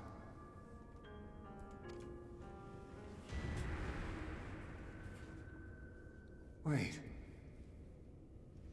I saw you there. In Elpis. No. I did not. But I did. I did. A lingering trace of impossibility. And a truth that fills my heart.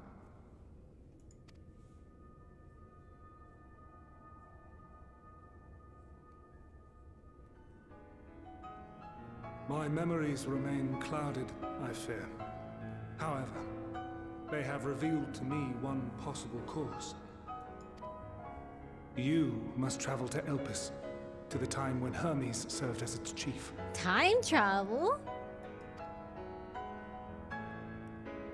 In glimpsing the Exarch's memories, not only did I make his summoning magic mine own, I also mastered the workings of this tower, which, having absorbed my empowered essence, now harbors an abundance of energy.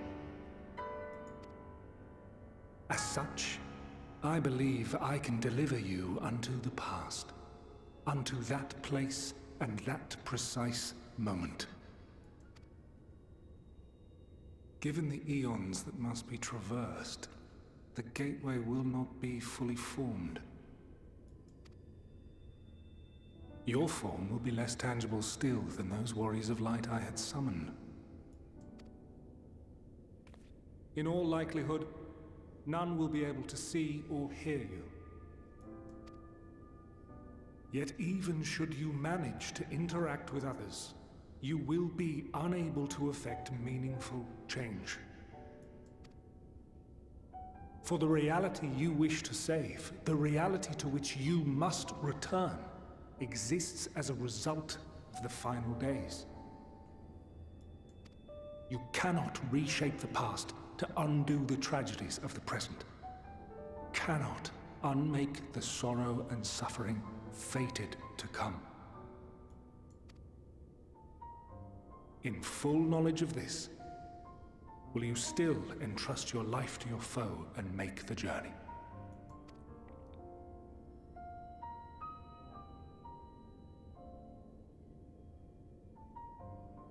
Very well. I shall cast you unto the river of time. Let this be my final act. You must input the commands. I no longer have the authority. First, you must reconfigure the systems, that the tower's ether may be channeled for the magic.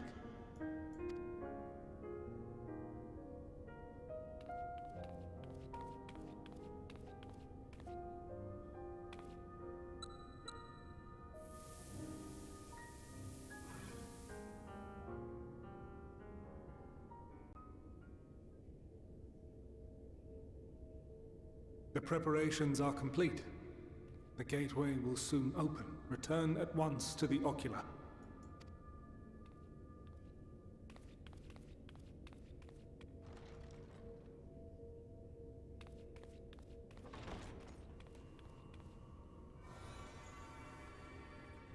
All appears to be in order.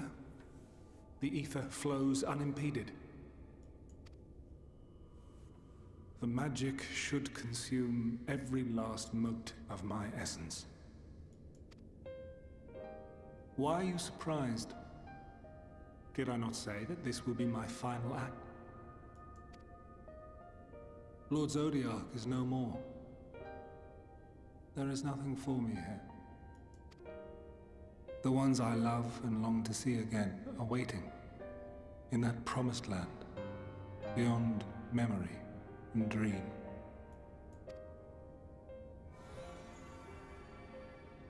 Now go, warrior of light.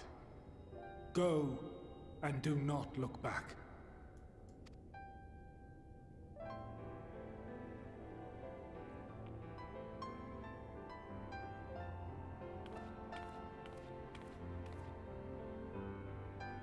Well, Heidelin, I take my leave of you.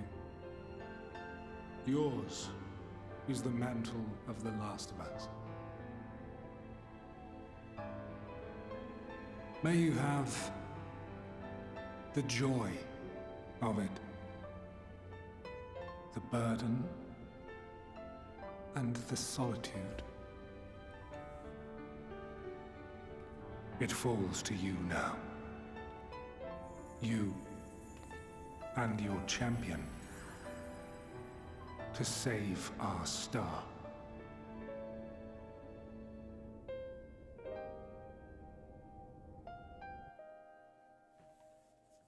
Fuck. Ugh.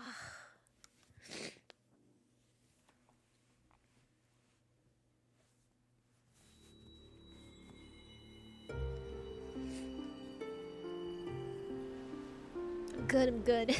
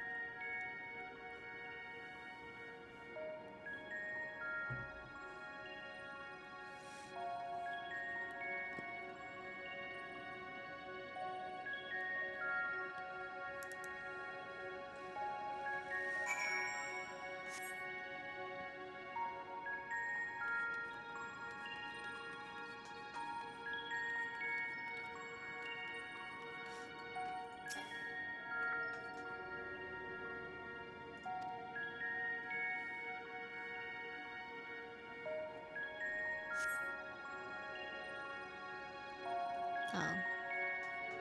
Damn. The man stands dutifully by the Aetherite-like device, a guide for this facility in all likelihood. You attempt to get the man's attention, but if he sees or hears you, he gives absolutely no indication. As Elidibus warned, it appears your form is intangible.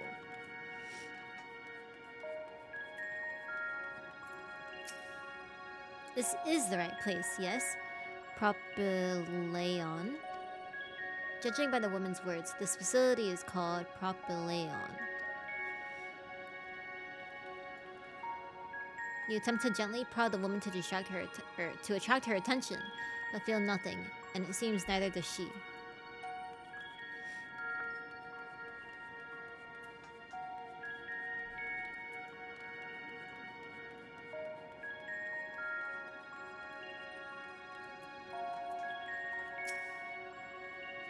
The remarkably large man wears a black robe and a half mask, much like the phantoms you encountered in Mare Lamentorum and the recreated Emerald. It would seem you have made it. Why is my door open? Oh, hi Lucy. Hold on.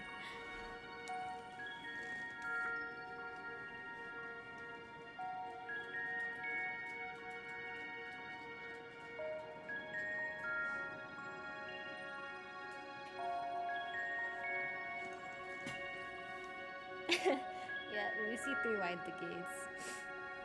It would seem you have made it to your destination.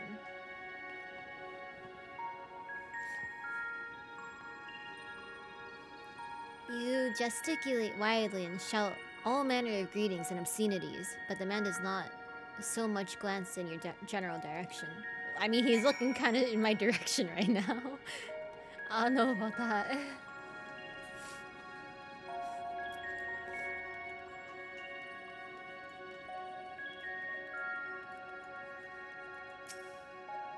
You suspect this door leads outside, but how to open it?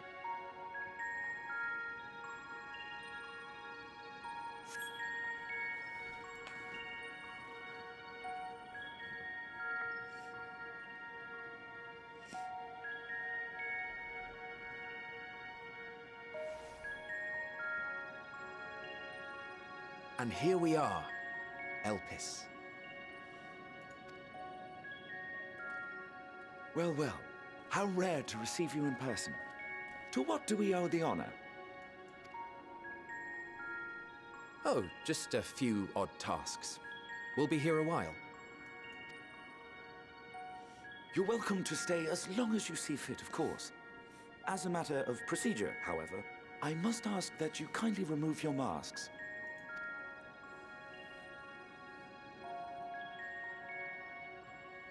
Come now. Is this truly necessary? Surely you can tell who we are.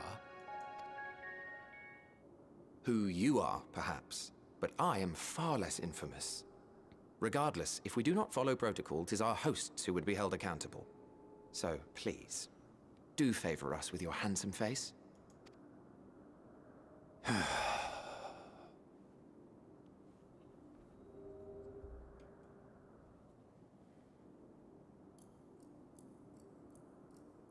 Oh!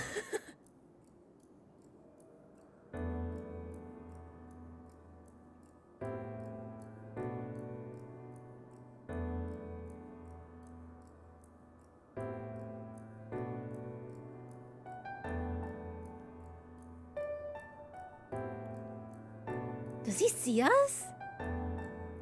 Satisfied? I thank you for your cooperation. You are free to go about your business.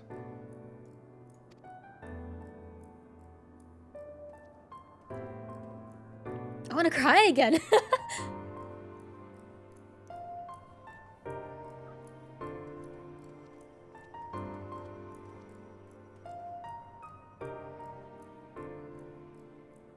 By the by, you see it too, yes?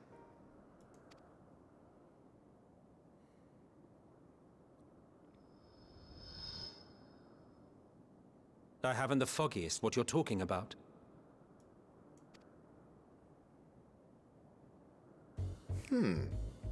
That's odd.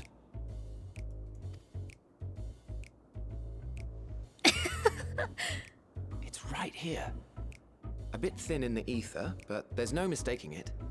The color of its soul is almost identical to Azem's. Do you suppose she created it?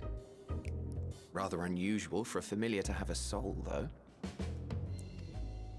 So that's not a Zem.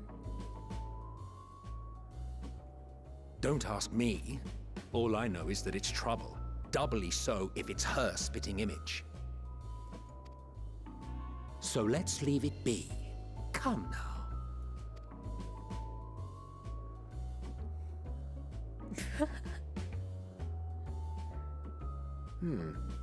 It's trying to say something, but it's literally too intangible to form words.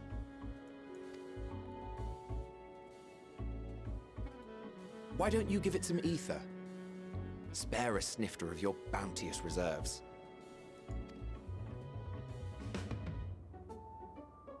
Who do you take me for? Why, a dear friend, of course. One who wouldn't let acts of kindness, such as my accompanying him on errands to far-flung outposts, go unrewarded?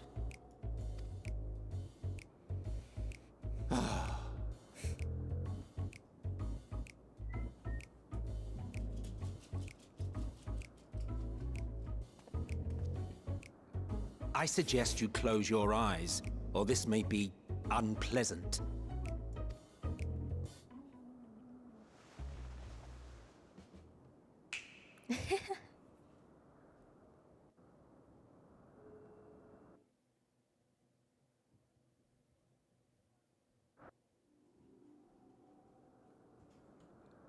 You may open your eyes.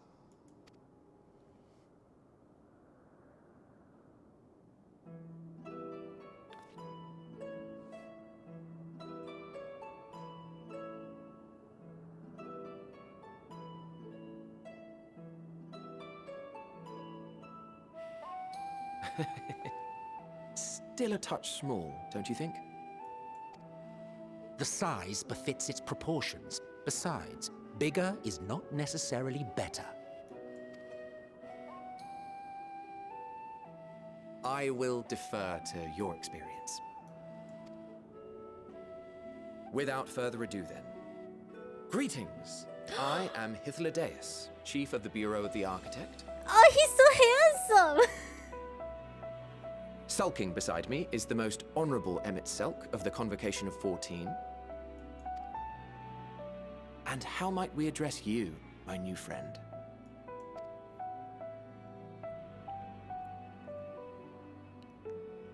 Gra has still my Fine number name. one, but you know. And I'm pleased to see you understand our words. So, tell us, whence have you come? The thinness of your essence suggests you weren't created here.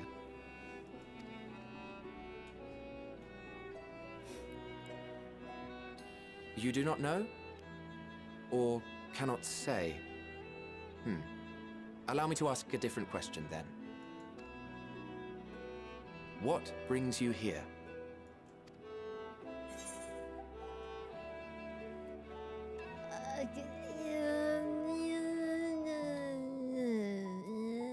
I mean, yeah, but also yeah. But also yeah, and yeah. Yeah. What about Lucy? Oh, she wants to go out again. Well now, the same as us. Perhaps Azim wished to come too, but had to settle for a familiar. If she truly wished to be here, then she would be. Right you are. My apologies if we've given offense. The two of us can discern the color of souls, you see, and yours happens to resemble that of a friend. And with your purpose matching our own besides, we jumped to a hasty conclusion. We are here to speak with Hermes, the chief overseer of this facility, which we also intend to tour in order to gain greater insight into the man's work. we, I say, though this is Emmett Selk's charge. I am here only to serve as his guide. And I should be happy to serve as yours as well, by way of an apology for the misunderstanding. Wait, are you suggesting that we bring it along on official business? This thing we know next to nothing about? I'm a person. If you harbor suspicions, better to keep it close than leave it to its own devices. Wouldn't you agree?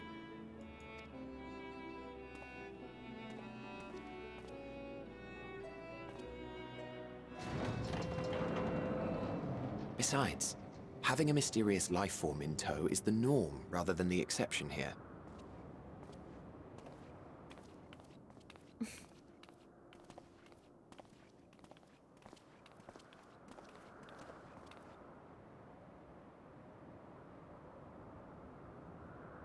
Welcome, my friends, to the testing ground of creation at Heaven's Edge.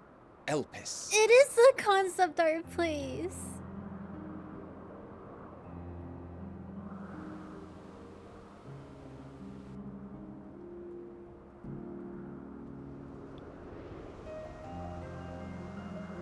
It's the dog. And this presence. I don't know.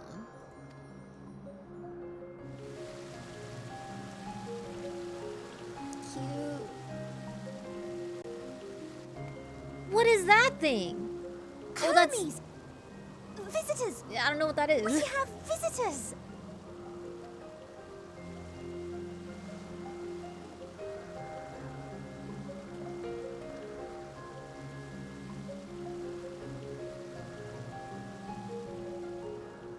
Clearly a bird. Sorry, guys. Sorry. What secrets are you hiding, I wonder?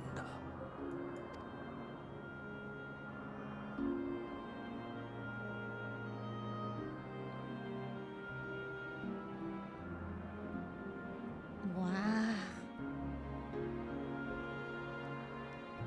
It's foggy. Why is it always foggy when I go anywhere new? I go to Charlian, fog. This is so unfair.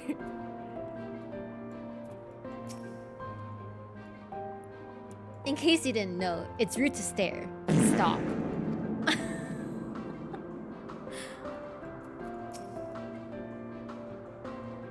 This is hardly my first time here, but the scenery never fails to take my breath away. Oh yeah, same.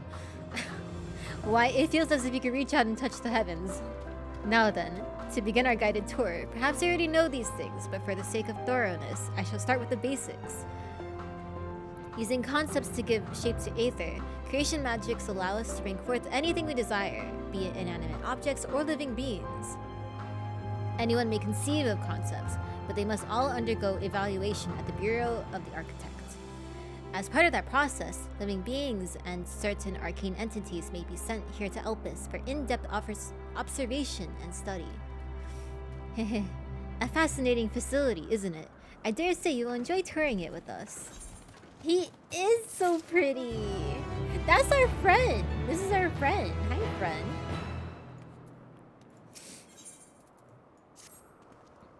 Now then, our friend Hermes, aside from overseeing this facility, he also conducts his own research. Chances are he will be at the main observation hub, so let us seek him out there first. Attired as you are, however, you stand out a little too much. Our dear Emmett Selk wishes to keep a low profile for his errands, so... Do you know how to make a robe? The basic concept will do.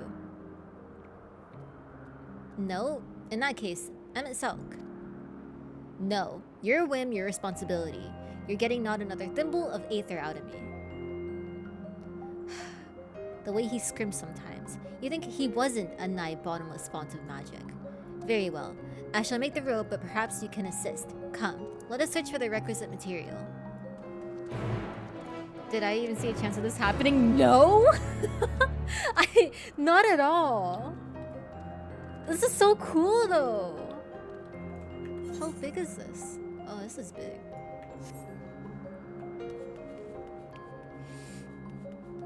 Minus the fog, yeah, it'd be cool to see things, you know. The world unsundered. It is sad. This is what it used to be.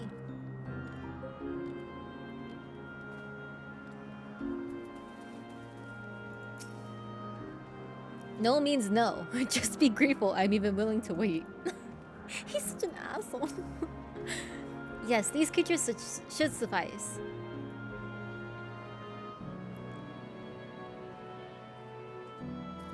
An etheric rope. I want you to use it to capture, shall we say, 2 petalodi. There are 3 species here, I believe. Any 2 different kinds should serve. Now, I should mention that the strength of the rope is tied, no pun intended, to the strength of its user. As your aether is still thin compared to ours, you will need to weaken the petalodi first. Good luck.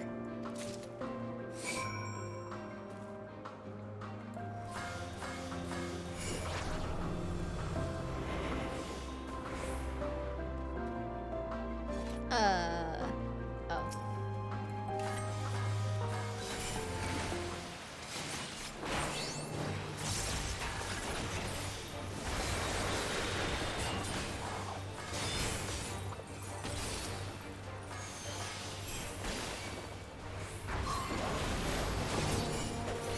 It's unplayable? Yeah, you have to wait hours to get in. But yeah. That's the unfortunate truth. Oh fuck, I'm not supposed to kill it, am I? Damn it. I knew this too.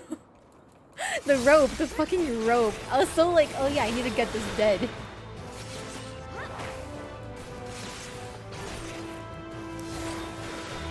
I didn't mean to kill it. I didn't mean to kill it. I didn't mean to kill it. Wait, rope. Fucking butterfly. There, I got it. You see?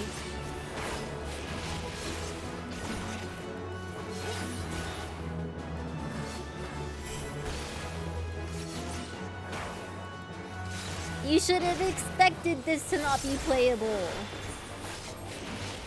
Alright. There we go. We did the thing. Oh my god.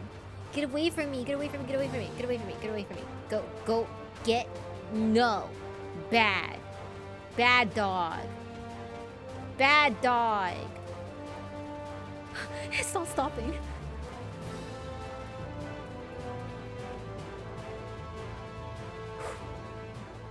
Hi, Spinky. It goes good.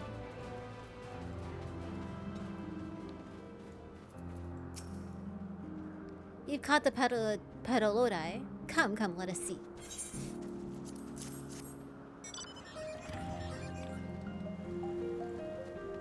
Yes, these fine fellows will do nicely. And now for a spot of revision. Revision? Did I read that wrong?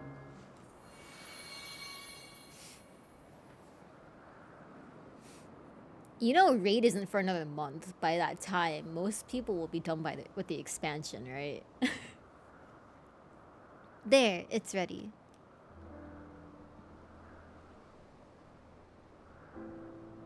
It's nothing fancy, but then we're trying not to stand out. Try it on for size. You turn living beings into clothing? Just like that? Well, not just like that. You need to revert them to their constituent aether first.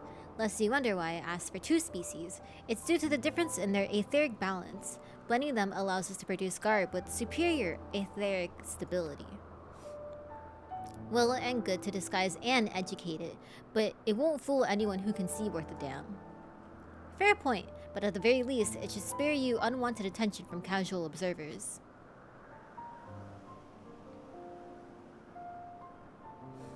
Emmett Silk speaks true.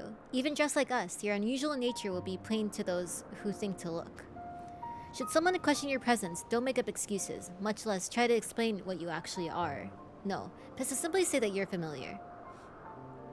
The question is, whose? Ah, of course, Azem's. If you say you belong to her, people will give you the benefit of the doubt for any and all outlandish behavior. Exploiting our associate's absence. For lack of her presence, absolutely. Were she here, she'd have been the first to propose the idea, and you know it.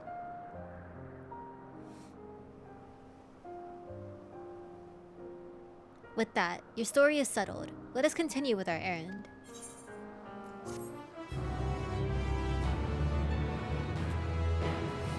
Do I have to like wear it, or can I glamour it?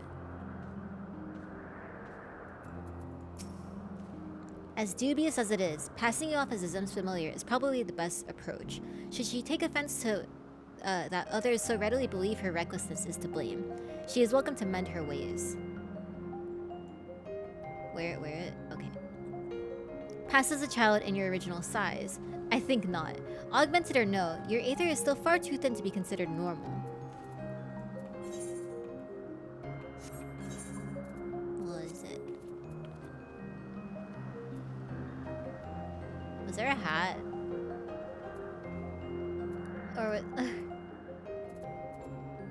Or was it just the robe? Yeah, chest piece. Oh, legs and feet. Okay. Is it this? Is that not it? Am I wrong? I don't know. Oh no, it is this. All right, I'm stylish as heck.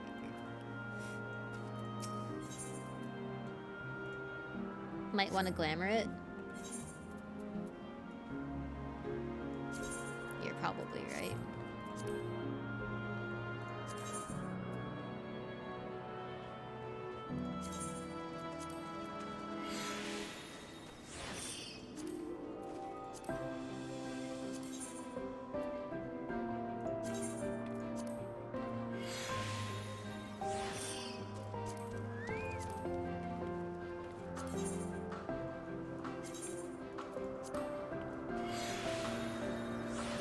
Wait, I need a match. I need to make my ribbon black.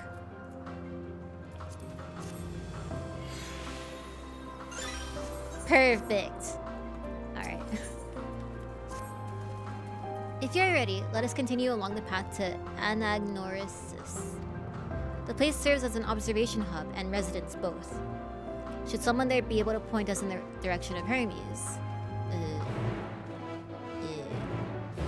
I'm not evil, I'm just dressed in black. Oh shit. I would have died. I would have died if I didn't glam this. I would have died.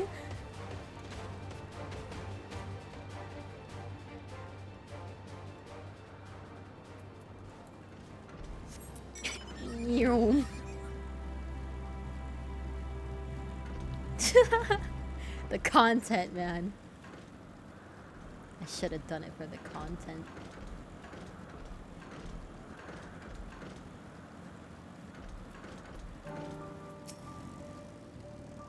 Let's see if this observer knows Hermes' whereabouts.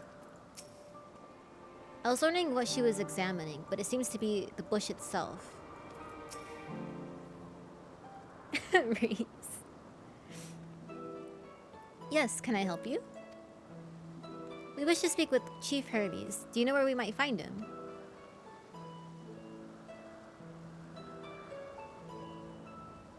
Well, now, by your mask, I assume you're one of the 14. I wasn't aware there was to be a visitation. Between you and us, it's something of a surprise. Your discretion in the matter would be appreciated. I see. My lips are sealed. The chief should be out conducting observations as usual. His focus of late has been aquatic creatures, so I expect you'll find him at one of the pools here. The pools, you say? Many thanks, and apologies for disrupting your work.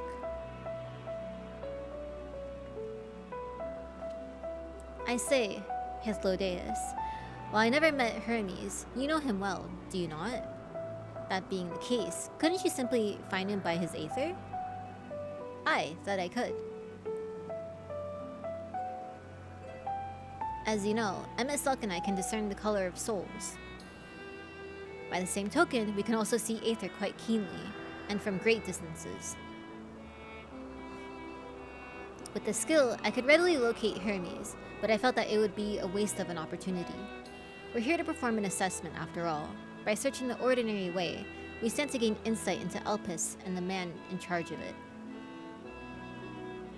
This is as much for your own enjoyment, like as not, but point taken. If you're going to accompany us, make yourself useful and help us look for Hermes. According to his profile, he has short, dark hair. So you know, it's because we're in Elpis that we don't have our cowls up. A special exemption due to the need to be aware of dangerous creatures. Elsewhere, we do not exhibit our individuality. It's unseemly. This is all common sense, but I would not assume you possess any. It's a treat indeed to be able to search for someone by their appearance, and I thank you for humoring me. Come, let's find our man.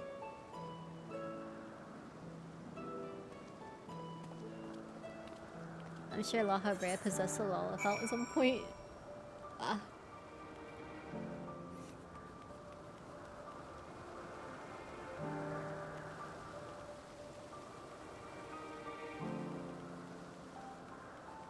Short, dark hair.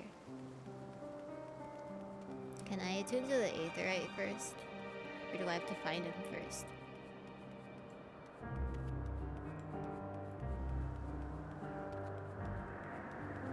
It's very windy here.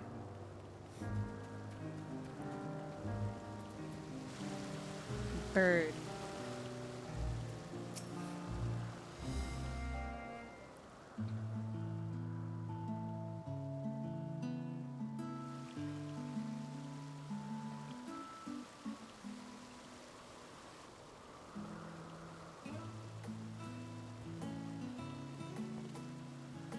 Huh.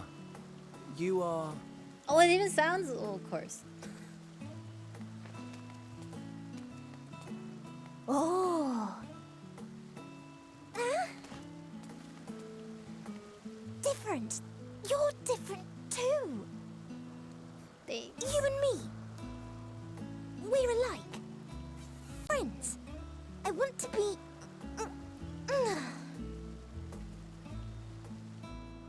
Wait. Please. Wait.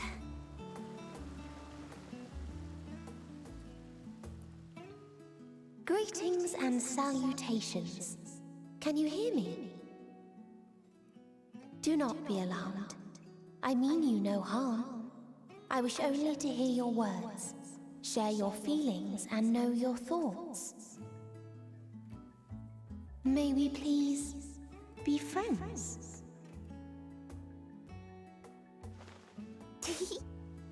May we please be friends?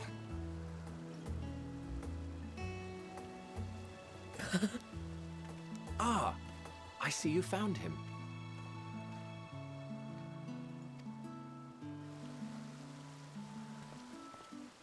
Hythlodaeus. It's been a while. Too long, I think. Too long indeed for close collaborators. On this blessed occasion, I bring not only myself, but others who long to speak with you. Man, he's so pretty.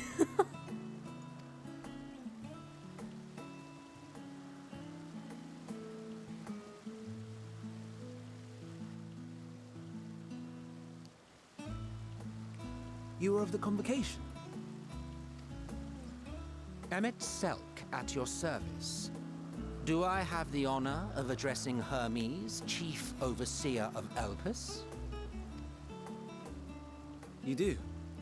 You have traveled far for it. Given your facility's purpose, its remote location is something of a necessity. Would that I didn't have to rely upon a guide. Oh, you wound me. Have I not ever been an attentive and helpful friend?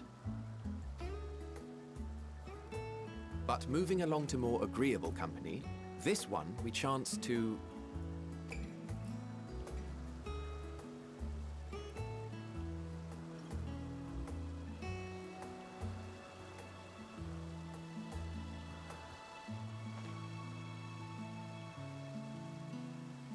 Well, you certainly have her attention.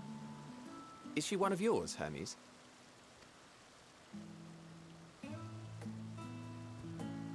Her name is Meteon. It means shooting star.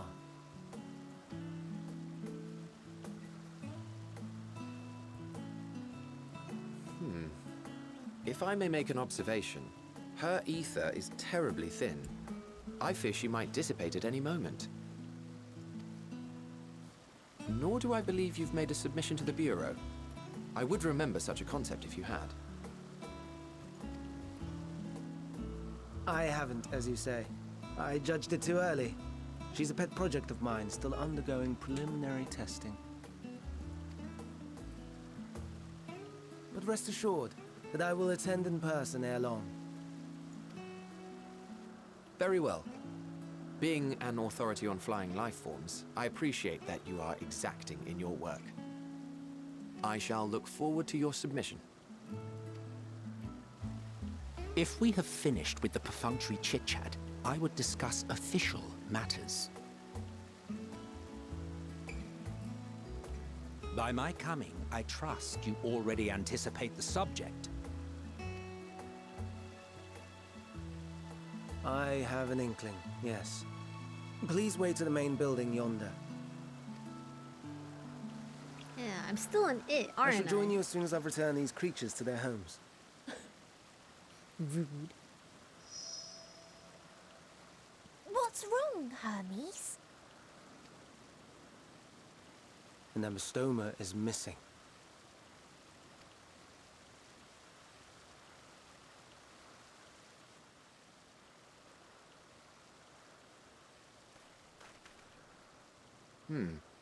I may have found it. A creature with the self-same ether as those there, nestled in the boughs of a tree outside the grounds.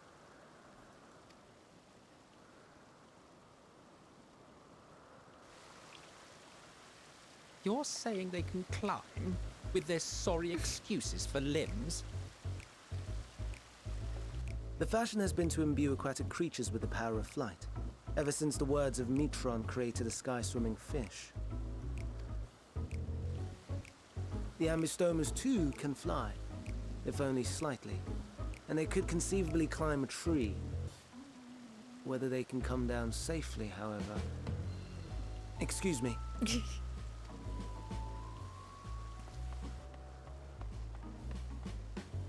I'll help, too!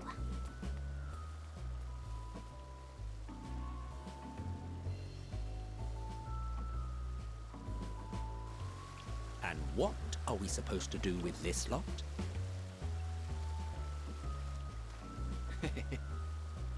May I suggest we split up? If you would be so good as to assist Hermes, Emmett Selk and I shall keep an eye on these adorable creations in the meantime.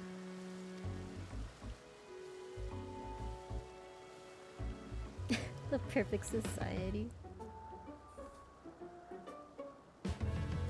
Valley Holgren Knight, how are you? Hey, you're not in your robes. The fuck you doing? Sticking out like this.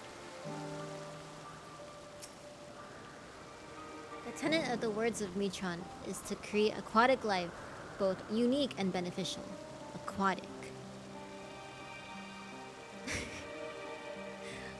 What would possess them to put this creature in the sky? And is it even aquatic to begin with?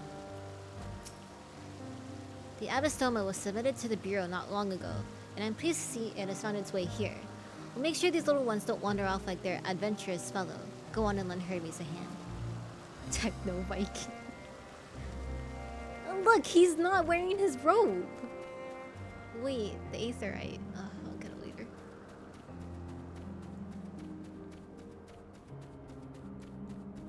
Can I check his name?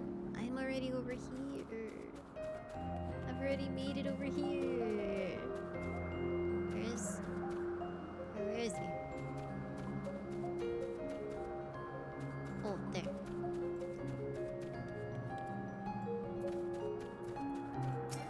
It's still foggy. Whoa, what is that light? You're not the NPC. He's in the fucking tree.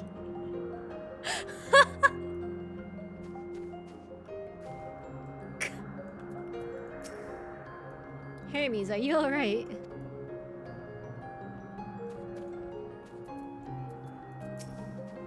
It seems Hermes and Meteon have found their quarry, a creature known in this age as an Abystoma.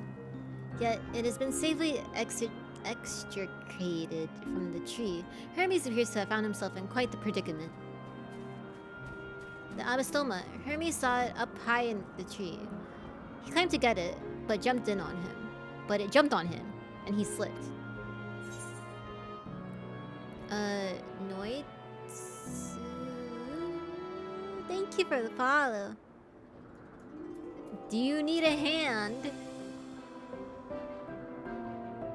No, I'm fine. If a little embarrassed. Now, for your own safety, please stand back.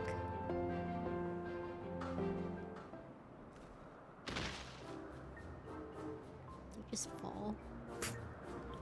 Ugh.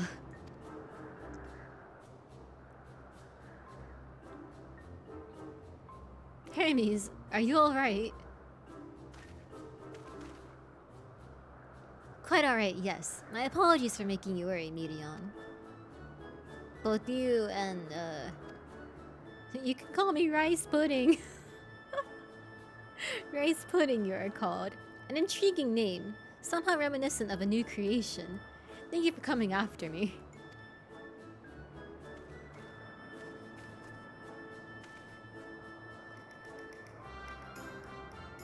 As for you, little one, you must be more careful. You may be able to fly, but it doesn't mean you cannot fall and hurt yourself. Oh no, I'd forgotten all about its fellows.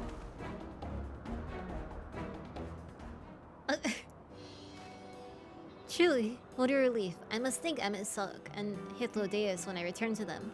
But first, with the distractions out of the way. As Chief Overseer of Elpis, permit me to welcome you to our facility. I hope you'll enjoy your time here. And Jackson, thanks for the follow. And sorry for the 10-minute follow mode. I'm just wary of spoilers.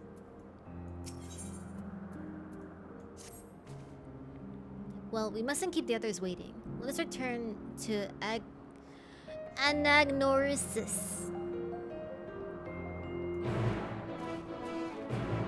I want to touch the Aetherite. I want to touch the... Wait, can I even? I don't even think I can still. Probably not. Oh wait, maybe I can, because this one doesn't have an Aetherite here. But that one is an Aetherite. I'll do my best to attune. And we'll see how it goes.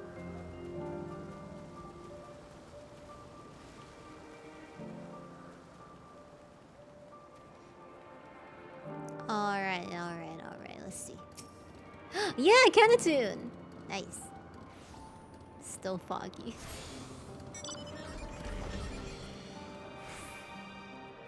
Wait, it's clearing up, it's clearing up! It's pink sky. Sunset.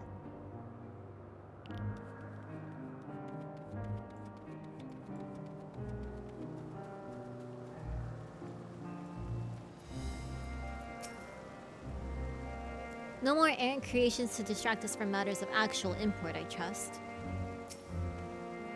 'Twas blissfully uneventful in your absence. The little ones were on their best behavior. 3 in-game hours. My apologies for the trouble. Owing to your kind assistance, all the Abastomas are safe and well. I will presently send them back to their space. If you'll go on ahead to the main building, upon entering you will see a table and chairs, a meeting area. We may speak there. Very well. Take care to not let the creatures slip away again.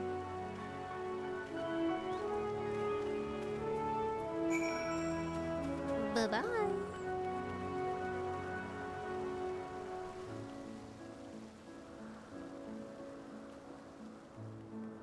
The place is so pretty.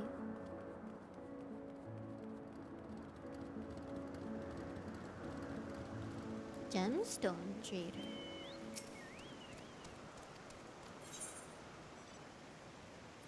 Egg.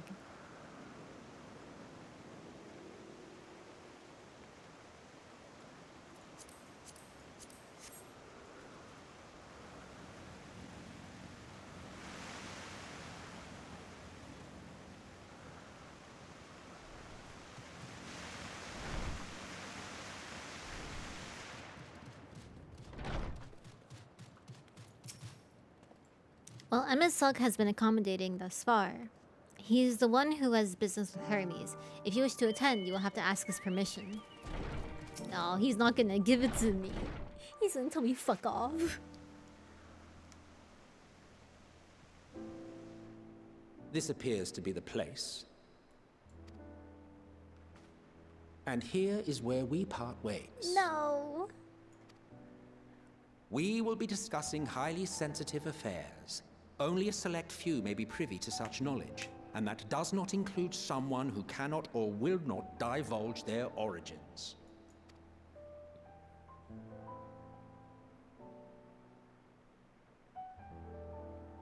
What? Will I have to remove you by force?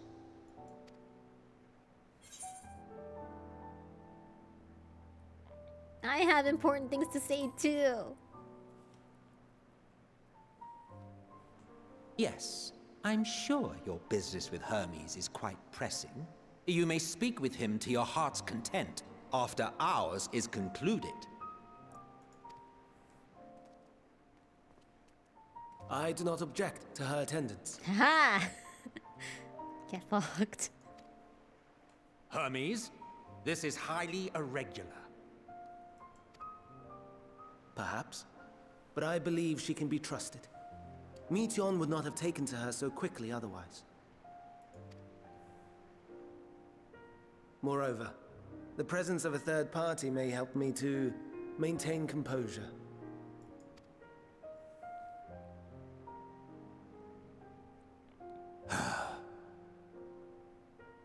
As you wish, then. Behave yourself, do you hear? No.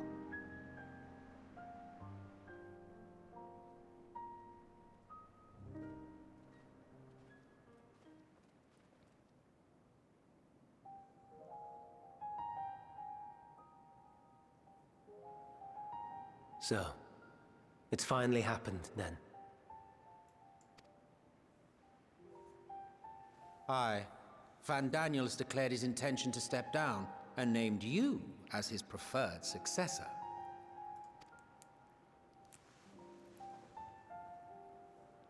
In recognition of your knowledge and your works, the Convocation is giving the recommendation due consideration. As one who does not know you personally, I am to use my impartial eye to take your measure. And above all else, to ascertain your disposition towards the invitation.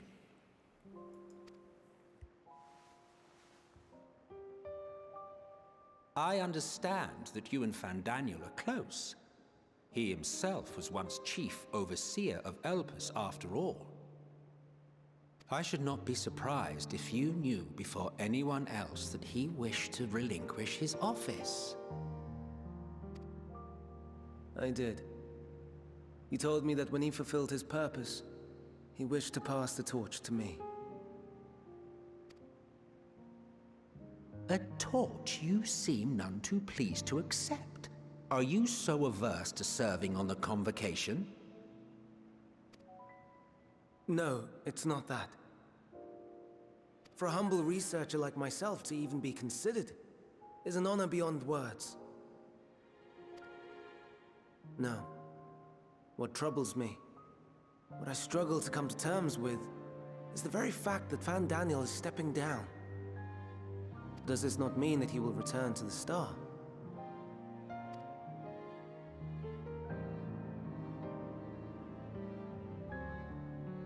Of his own volition, yes, like so many others have before him.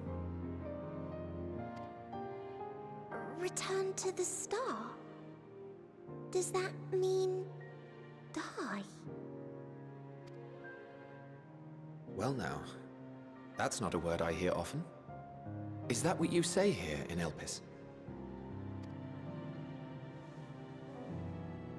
Mankind is the life of Atheris. Each of us, a drop of blood flowing through its veins, bearing sustenance. In our finite time upon it, 'tis our duty to make it a better place, that all who call it home, now and in future, may abide in happiness. To that end, we have dedicated ourselves to the pursuit of enlightened creation. And by our efforts did we transform this once untamed wilderness into the peaceful paradise you enjoy today. To return to the star whence we came is a privilege afforded to we who have so loved and nurtured it. A choice embraced by those who have lived their lives to the fullest, in service to our world. And when they depart upon this journey, it is beautiful, always. The 14 are no exception. 'Tis believed no occasion is more felicitous than the fulfillment of one's duty. Our office becomes our lives, and to retire is to return, or so the majority of us hold. Some few have elected to eschew custom.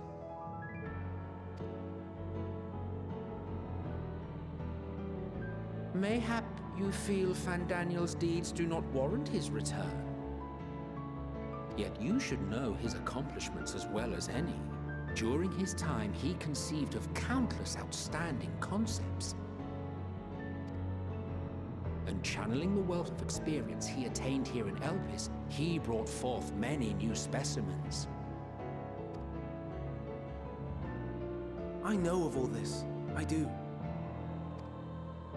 It's just, I cannot fathom why someone so great and wise, who could still do so much good, would want to end it all.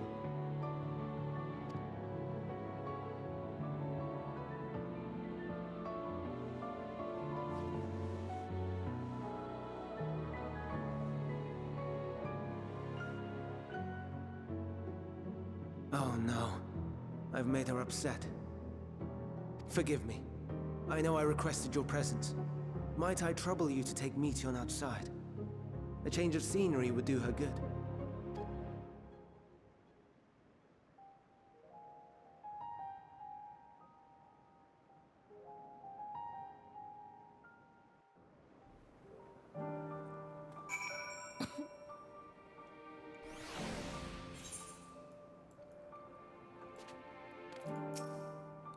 Most would jump at the chance to serve in the convocation, and yet...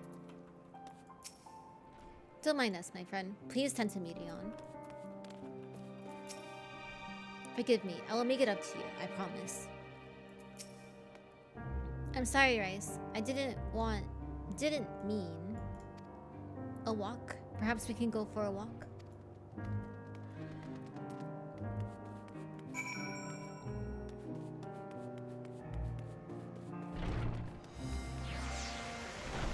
Whoa, look at the night here.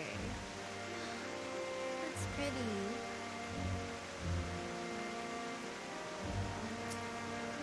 Hermes gets sad when he thinks about death. When others are sad, I'm sad too. That's how I am. How he made me. Hi, Runa!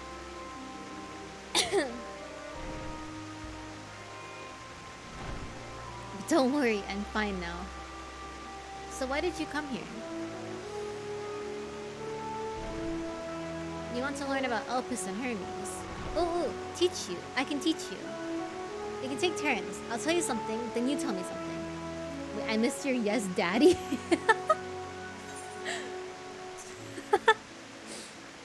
I'm sorry, I missed it. I'm engrossed by the cutscenes. Sure, sounds like fun.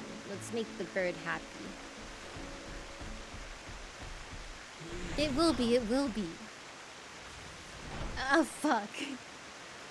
I'm not good at explaining, but Memnon is, so I'll have him explain instead.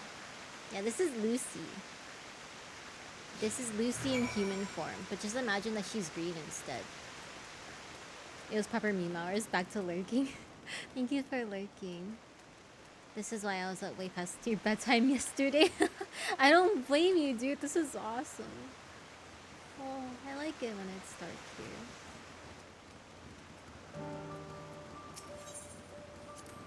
Ah, the Aetherite. Anyone can use it to teleport anywhere. Well, maybe not anywhere. Not to the ground or other isles. For that, you need teleporters. Oh, and permission. Memnon. And what have we here? Though you look like a person, you could easily pass for a toy. I assume you're a familiar like Medion. Is there something you need? This is Rice. Could you teach her about Elpis? A newly arrived familiar, is she? Very well. I should be glad to introduce our fair facility to her. As you know, it is mankind's duty to make the star a better place. As part of this duty, we employ creation magics to bring forth new life. However, we cannot simply release our works into the world, for it would lead to chaos. No. Any and all life forms must undergo extensive testing to determine their fitness to exist, testing which is conducted here in Elpis. Every candidate is subjected to rigorous study, in which we identify their properties, surmise what habits might be suitable, habitats, and speculate as to the effects they may have on the environment and other species. Should it be judged a beneficial addition to the star, it would be allowed to take its place in the world. The two of you, too, were created with the hope of making the star a better place, so heed your masters well and be good, do you hear? We will, Memnon, we will. Thanks for the lesson. This person also questions if you're a Mikote. You had a turn, now I get a turn. Where did you come from? A place far, far away. I probably don't know it. I don't know much about other places. But this place is important to you. I can feel it. Oh, my power. I haven't told you about it. A creation. Let's find a creation. One not being watched. Then I'll explain my power. This way.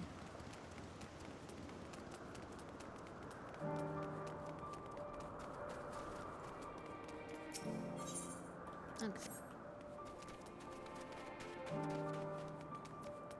Bird.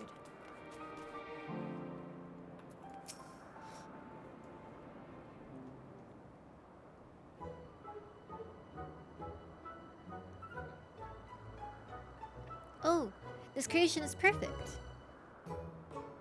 But I don't remember seeing it before. Perhaps it's new? Anyway, I'll try reading its mind. That's my power.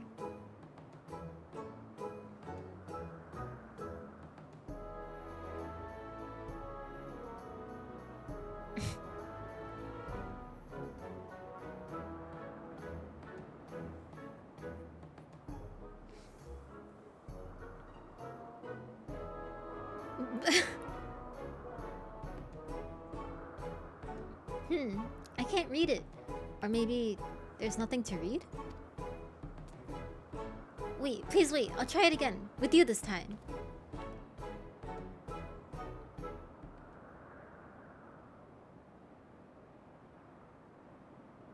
Greetings. Can you hear me?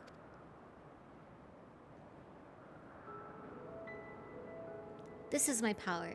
I can read the emotions of those around me and project my emotions to others in return. I'm actually not speaking to you in your mind. Rather, you are converting my emotions into words and intention, a process performed subconsciously by intelligent life forms. What the fuck? This ability is vital to my mission, for it allows me to interact with intelligent beings even should they communicate via unknown languages or other nonverbal means. As a consequence, I am clumsy at speaking. Yet though, I struggle to express myself in this fashion. Hermes wants me to speak as much as possible, for everyone has thoughts and feelings that they may wish to hide. I harbor an affection for you, one that is difficult to define. Aside from the fact that you share common traits with us, your thoughts are complex, prismatic. They draw me in and leave me wanting to know more. Out of respect for your privacy, I will refrain from using my power when speaking with you. Nevertheless, I want you to know that I wish to be your friend.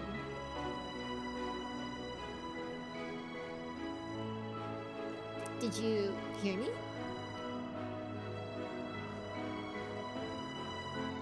Hehe, good. Now it's my turn again. So, what are you good at?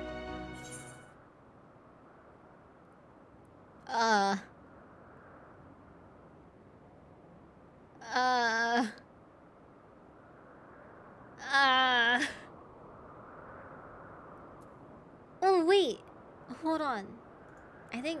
Let me see something really quick. Do I have?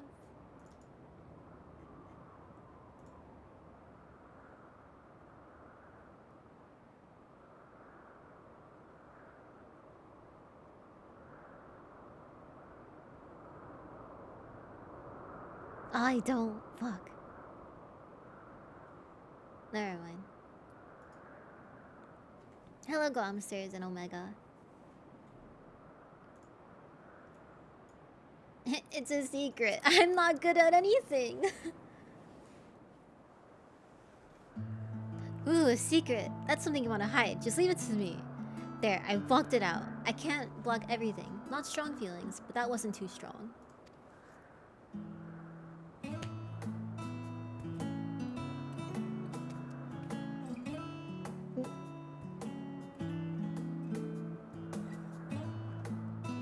I think we might be bothering it.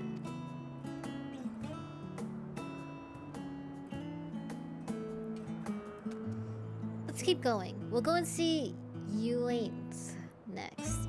She's usually in a small building, one on the west row.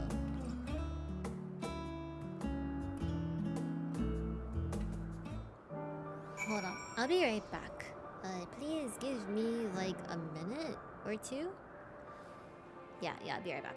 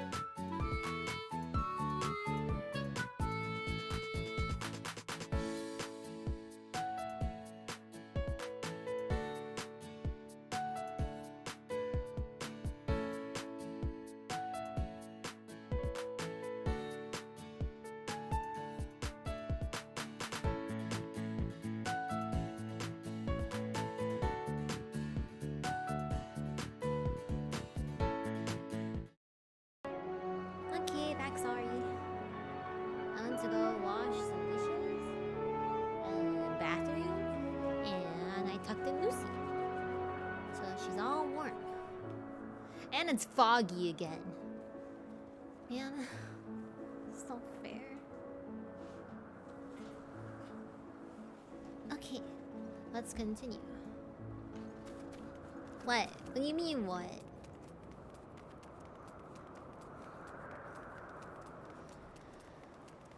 Whole building, not this building.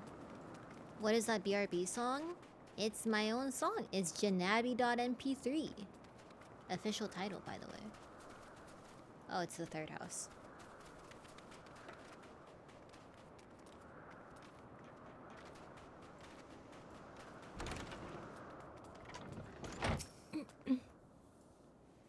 You need it for walking? Well, if it isn't Medion, I see you've brought a friend today. Greetings, you ain't... want? An apple. Could you make me an apple? The kind Hermes likes, covered in syrup. I want to share it with rice.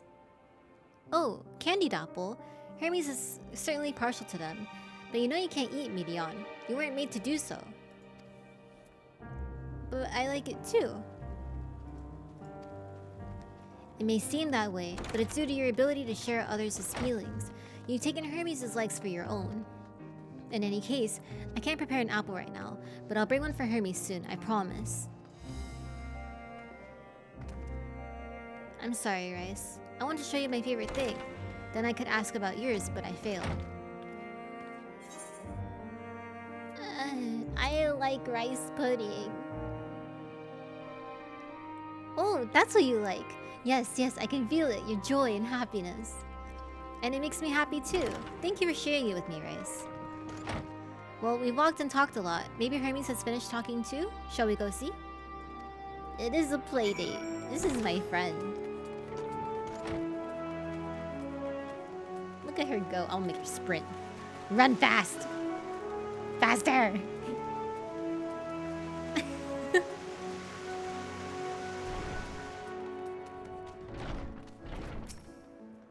What? Back already? Pity.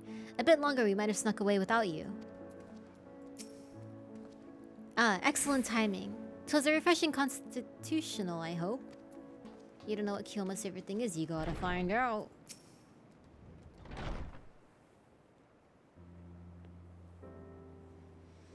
There you are. I can see the fresh air has done Medion good.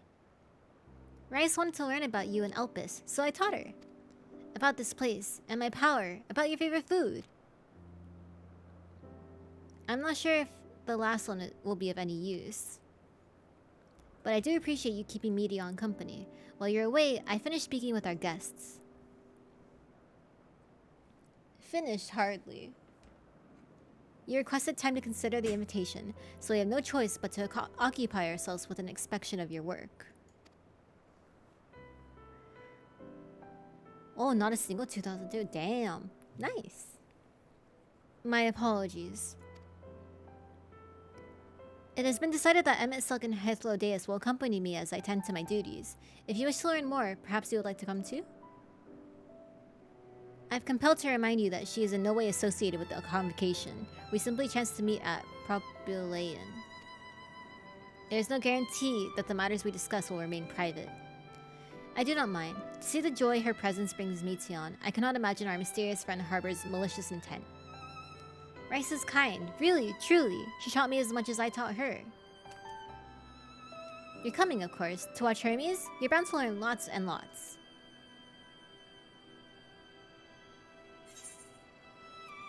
Oh, I want to see what the top looks like.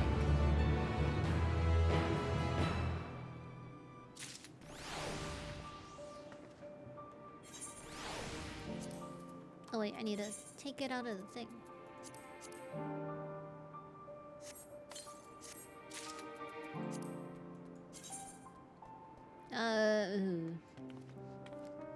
Not what I was expecting. Not what I was expecting at all. Ugh. That's a little disappointing.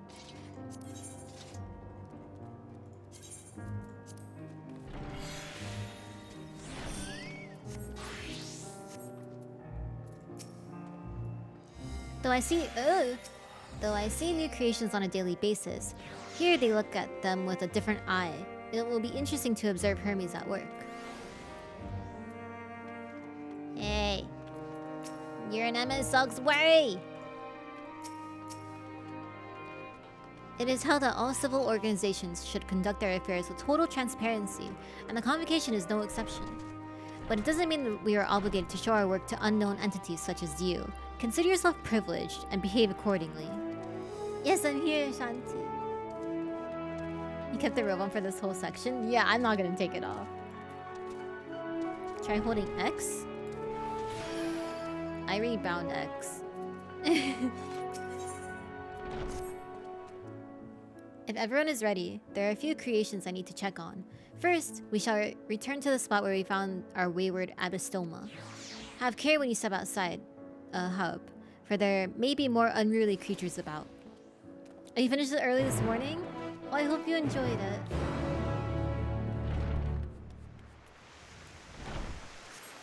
It's cloudy. I just want clear skies, man. I just want to see the sky.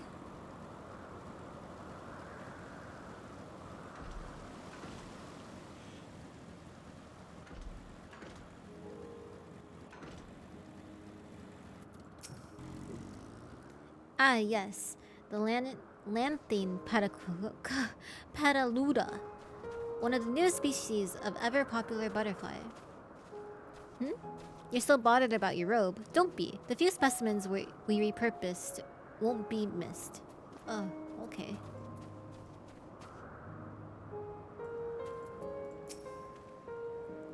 All vim and vigor now. When we were discussing his nomination, he was melancholy incarnate. Behind? You said?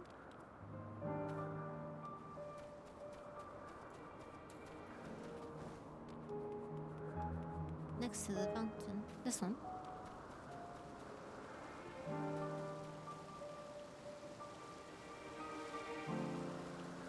Go left. Hi, Rasuta, bye, Rasuta. Oh, here. A little skinny cat.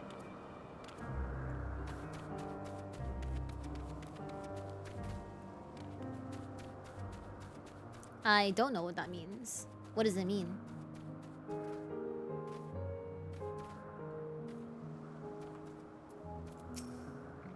This here's a new species of Petaluda we recently set loose. Eh? Oh. It has been doing very well, managing to maintain a stable existence thus far. If it can see its observation period to the end without issue, we shall release it unto the world. Tell me, do you know the difference between living beings and arcane entities? It is the presence of a soul, yet the soul isn't something you can choose to have at will. No, it manifests only in those beings whose forms adhere to the laws of creation, that can endure on their own. Beings that do not fulfill this requirement, such as those spontaneously born of magic or natural phenomena, do not have souls. No matter how much it might resemble flora or fauna, if it lacks a soul, then it is considered an arcane entity. So you see, it is not for mankind to decide what is living. That domain lies beyond our manipulation, and it is hubris to assume otherwise. But come, let us head to the nearby beacon. I've received a report that arcane entities have gathered there. Ooh. Yeah, no spoils or even like hinting at stuff. I'd rather just come across it when I come across it. Hello, Pepperoni. I hope you're doing well.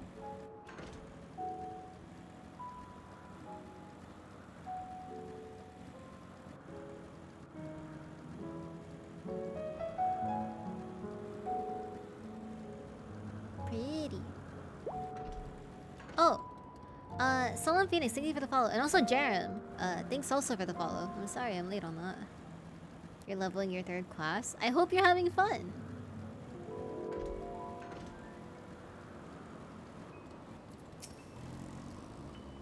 We're meant to be observing Hermes, but instead we're stuck with Medion. Well, I suppose she herself serves as proof of his prowess as a researcher and creator both. A fascinating creation, much like yourself, little one. Renowned as Hermes is for his flying life forms, 'tis a rare privilege to be able to see one of his works in progress. Interesting. You're interesting too. Tell me, how did you find the Atastoma? Ah, yes. Lightning Pneuma, just as the report said. Although we call this structure a beacon due to its form, it is in fact a magical device. By manipulating the balance of elements, it keeps the isle airborne and maintains the climate thereupon. In the course of its operation, it often sees an internal shift towards a given element. Right now, that element is lightning, which draws the Pneuma here to replenish their aether. It appears Medion is busy. Would you care to assist me in her stead and feed the Pneuma?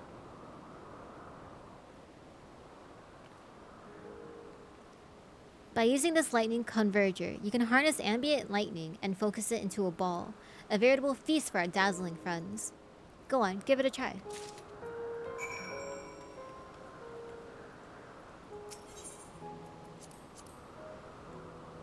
There you go. Eat up, okay? But I missed. Eat up, okay? Huh? Am I dumb? Do I zap myself? Ah. I thought I zap it. I zapped the destination. Understood.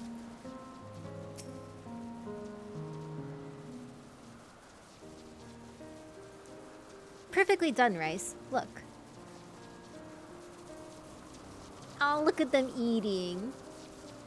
See how they gather their feed, how they express themselves through their actions despite their lack of words.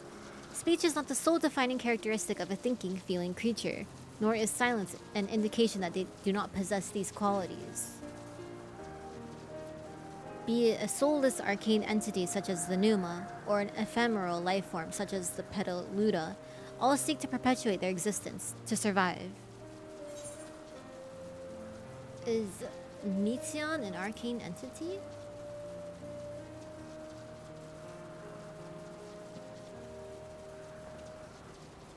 A good question.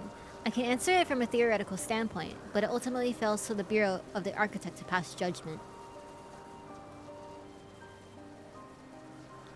Those with exceptional vision, such as Hythlodeus, may be able to ascertain her true nature. But to me, it doesn't matter.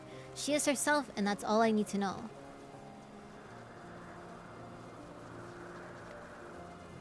Oh, you finished already? I'm sorry, I was in the way. Not to worry, my dear. They've missed nothing of note, and we still have plenty of work for them to observe. Next, we will head east to the Mountain Dew. Morning Dew. I need to speak with some observers there. I don't even like Mountain Dew.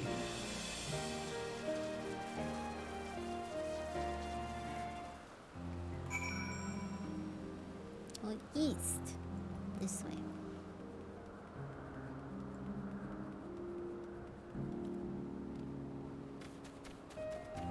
Fake gamer? Hey, I like Doritos, come on. I have one of the two qualities necessary to be a gamer.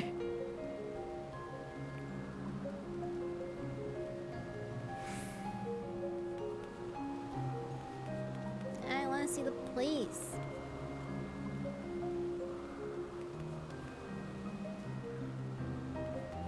First she says gamers are rugged looking and now disgraces. I'm sorry.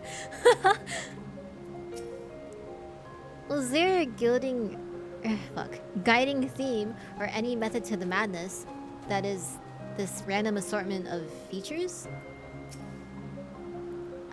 This fellow has been the talk of the Bureau. The combination of a carefree aspect and endless rows of fangs is strangely charming. Look how pretty he is, though. Look how pretty he is. That's a Gubu.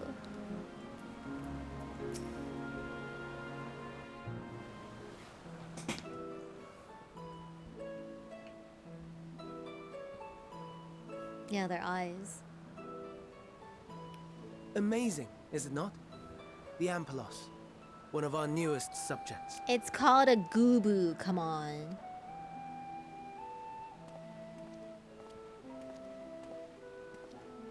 So, how are we coming along?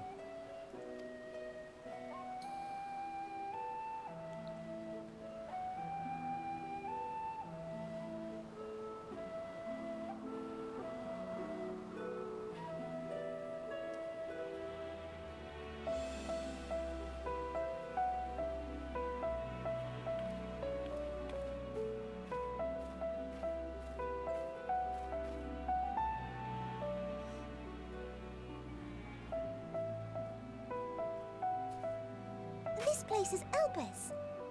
Those flowers. Elpis. Entelekis. Like me.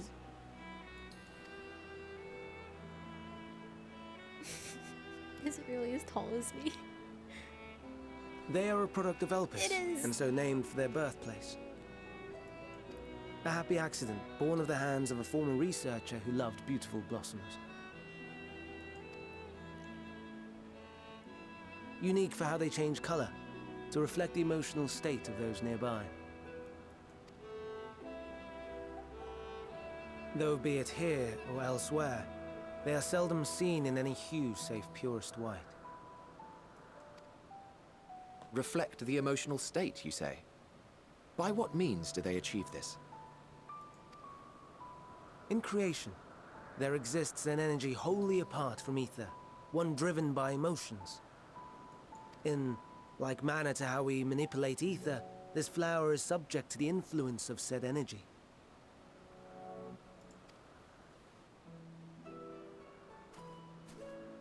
While it has no will of its own, it is sensitive to the prevailing emotion in the vicinity, and reacts by altering its color and vibrancy.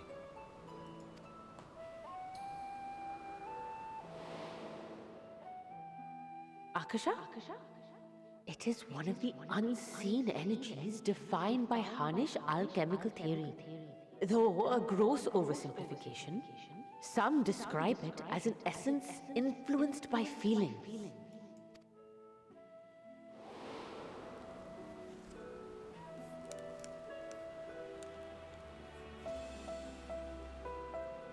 Akasha. Though I'm not familiar with the term, your description suggests it is the self-same energy. Dynamis, we call it.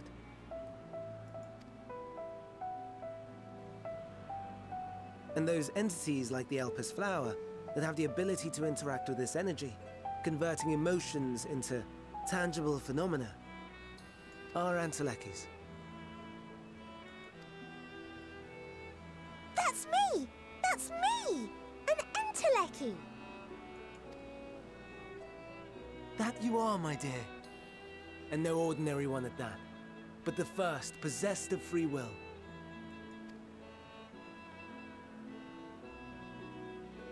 Wait. A form of energy other than ether? Dynamis? I've never heard of such a thing.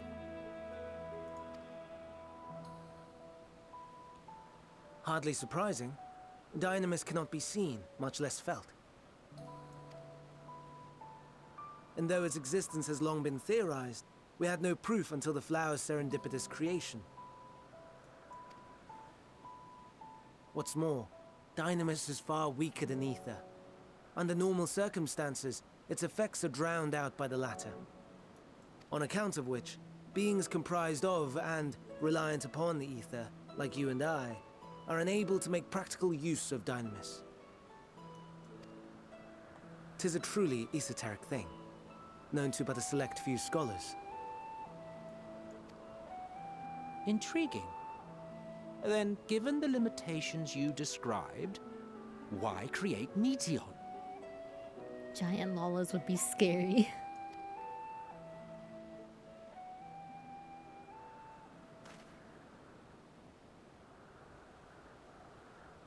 Our star, Aetheris, is especially rich in ether. So much so that its name is derived from it. However, when we consider all energy in existence here and in the vast space beyond, Dynamis may account for as much as 68.3%. The more abundant form by far. Were we able to control it, we could open the door to limitless possibilities. 'Tis not unlike a gently flowing stream, unable to break through the dam of ether barring its path. But if we could imbue the stream with the vigor of a raging river...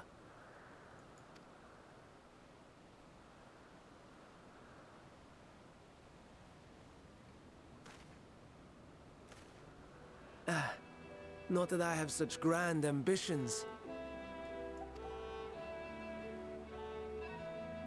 Nay. I merely wish to create a being that could traverse the great expanse.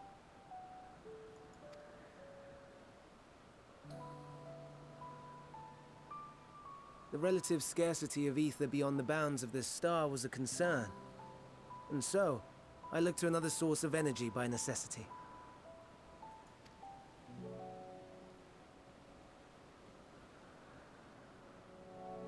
That being Dynamis. No wonder her ether is so thin. Precisely. Yours is thin too. Like an Enteleki. Like me.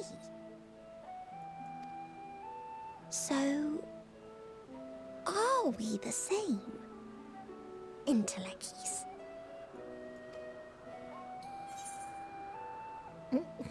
Sure, I don't see why I couldn't be one. If I'm thin, it's because Emmett Silk didn't do a proper job.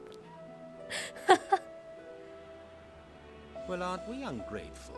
Mayhap I should revert you to the pathetic, faded thing you were. Get the sad face. A deficit of ether alone does not an Enteleki make. It would, however, make it easier for you to interact with Dynamis. And limited though its influence may be, this quality could prove the difference between victory and defeat. You'd do well not to underestimate it.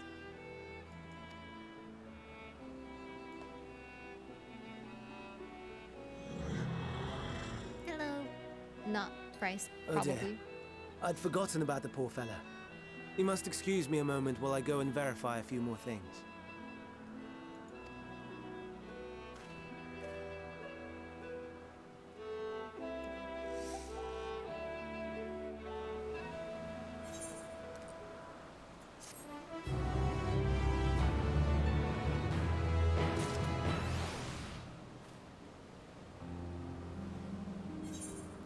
Are the clouds gone? Poggers, I can see the sky! What does it say? Umbral wind. They could have Emmett scale up to an ancient size go. No, that's too weird to put you at relative Lala size. I feel like they do that. Never before had I heard of Dynamis or Entelekis. I can only assume the Elpis flower was submitted to the Bureau before I joined. Not that I or anyone else would be able to make use of it, or even if we knew, but it irks me to discover that there is an entirely different form of energy and no one told me. That personal annoyance aside, Hermes' knowledge is undeniably impressive. Given that there are none among the 14 who specialize in the Celestial, he would be a welcome addition. Assuming he can be persuaded to join, that is. I still can't understand his hesitation.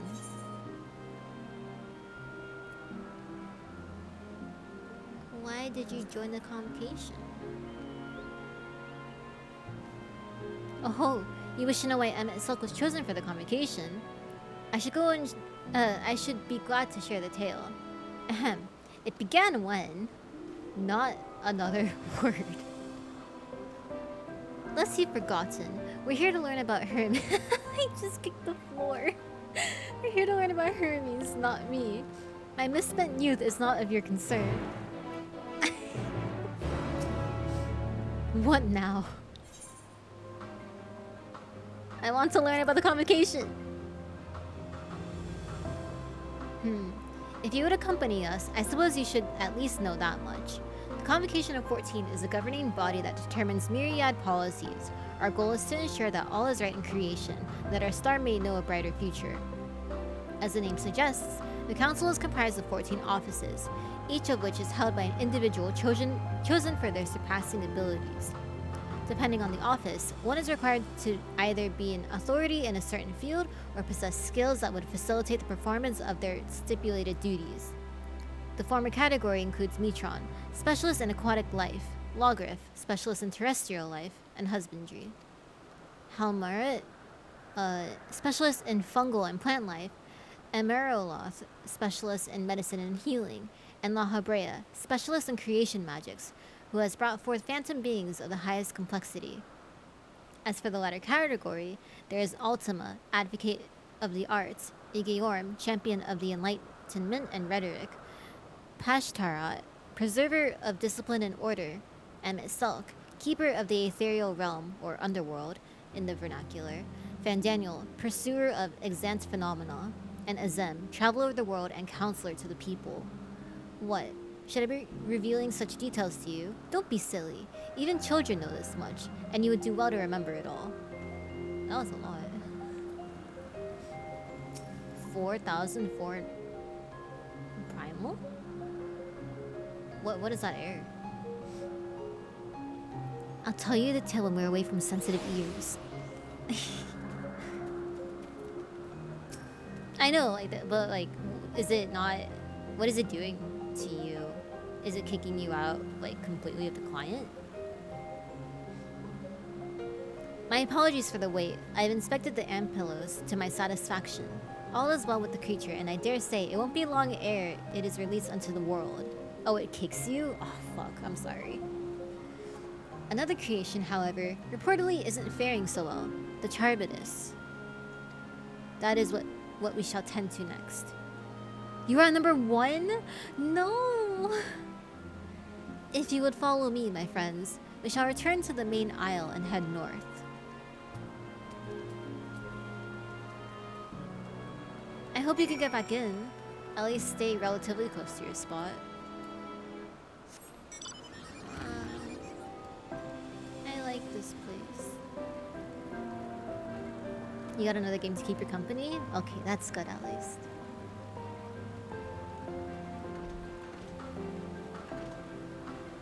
Back into 15-17, which isn't bad, I guess. At least you have something else to do.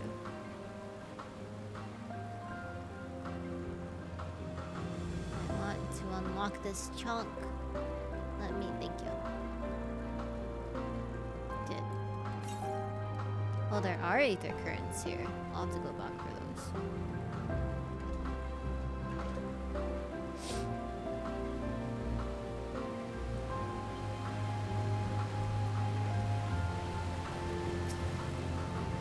There's a slight difference in etheric balance between these Charbiduses. By this, it may be assumed that they aren't the original creations, but their offspring. A serpentine bird or a winged snake. Did any go, oh no, he's hot? Hell yeah, we did! He's so attractive! Look at him! Look how beautiful he is! This isn't fair. Look at him, he's beautiful.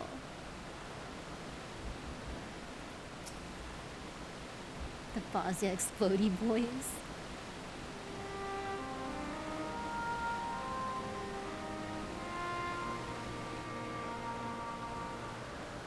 I understand there's a problem with one of the Charbidus. Yeah, for real, perfect world. Yes, that's right. Look, Graha's still my number 1. Here's the thing. Here's the biggest important thing.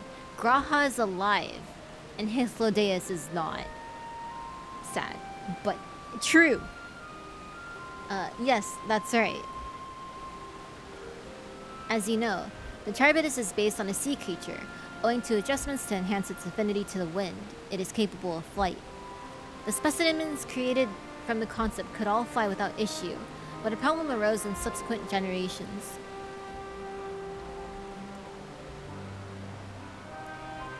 I suppose in the moment he's alive, but I can't take him with me. This third generation creature was born with an etheric balance leaning strongly towards water, its aquatic origin reasserting itself, it would seem. The result being its affinity to wind is diminished and it cannot fly. No matter what we try, we cannot get it to rise even the slightest bit. He's in a different area code. For such change to manifest in so few generations, I fear they are too unstable, flawed. With your permission, I will revert the creature and recommend to the Bureau that the concept be revised. With its etheric balance leaning towards water, the Charybdis would indeed struggle to manipulate wind. Yet it is too early to conclude that it cannot fly. Having failed at first, it may simply have developed a fear. I shall transform and fly with it, helping it to manipulate wind until it finds its wings. What? You needn't go to such lengths.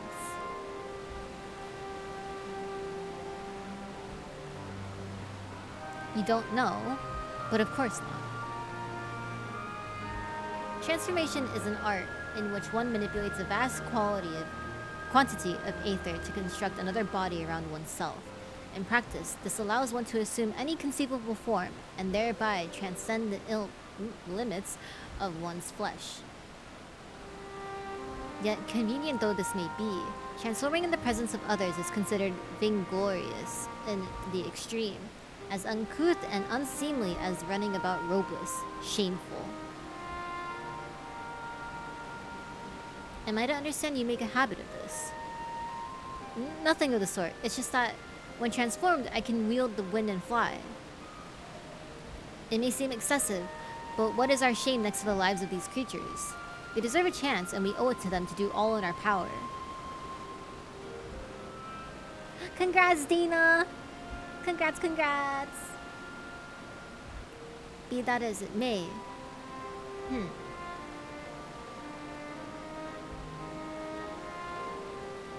Yes, I believe I have a solution. Emmett Selk, may I trouble you to move that Charybdis away from its fellows, somewhere out of sight?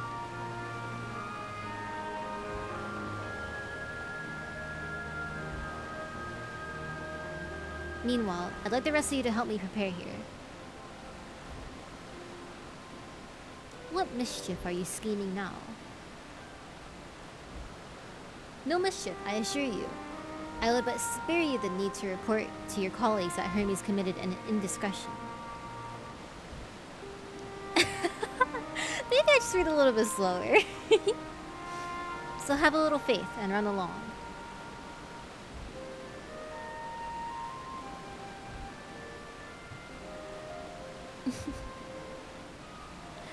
I trust you don't mind.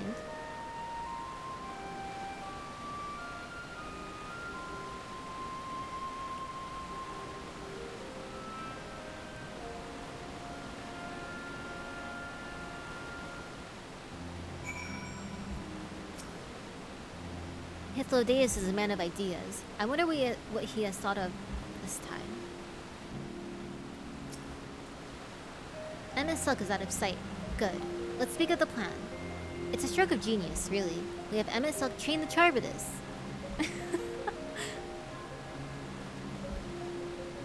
Aside from being able to fly untransformed, he can readily see aether currents, and with his adept spellcraft, he can also employ suitable wind magics to guide the creature along. While he is indeed capable of all you described, it is not his duty. I am loath to trouble him with it. Don't be. As I mentioned, it would also be better for his own sake. With that settled, let's begin at once. Rice, I want you to go to Emmett Silk. Tell him you have a favor to ask. He would be disinclined to cooperate at first, but you mustn't be discouraged. With our friend, the trick is to be unflaggingly persistent. Off you go now, and good luck. Oh dude, I can't wait for the fan art. I can't wait, I can't wait, I can't wait.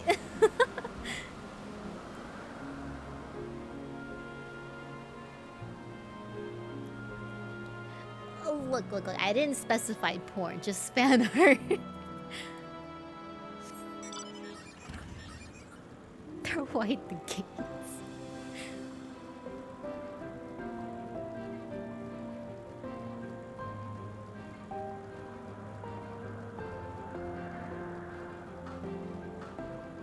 Emmett, where are y'all?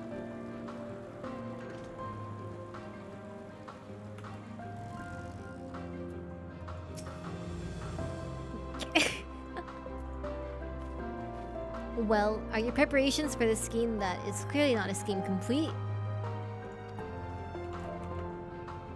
Emmett Selk, I have a oh fuck. I think I need to do it. I have a favor to ask. Damn it! Fuck! Is that a capital I? I have a favor to ask. Oh, no you don't. I'm not lifting a finger.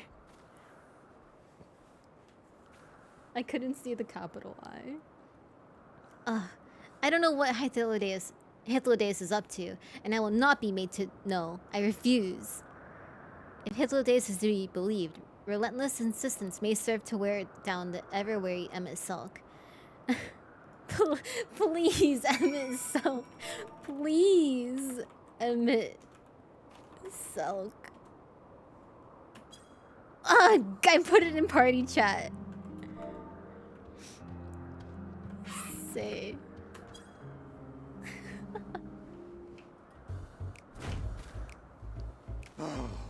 No, no, no. You are not foisting this nonsense on me. Please. I'm given to understand you have the power to help the Charybdis. Oh, and should be quite willing to do so. Oops. And so I appeal to your better nature, most benevolent Emmett Selk. Please teach her to fly. Please. Or else Hermes will transform. Right now.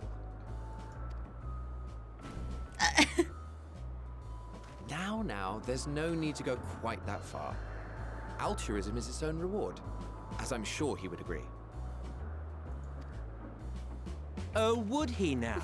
And who contrived to put me in this position, pray tell? Nothing so devious. I merely suggested a possible course of action.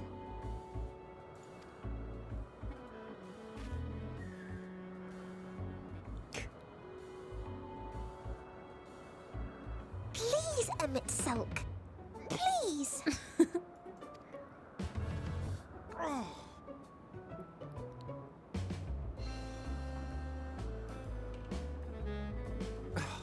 I did not come all this way to play nursemaid to your creations. I'd thank you to remember this favor and let it be the last. I know, he's so fun. I love it.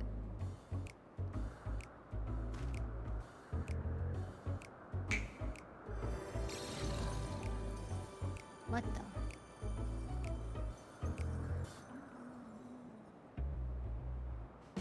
I will aid it once it has taken to the air. It falls to you to shepherd it skyward.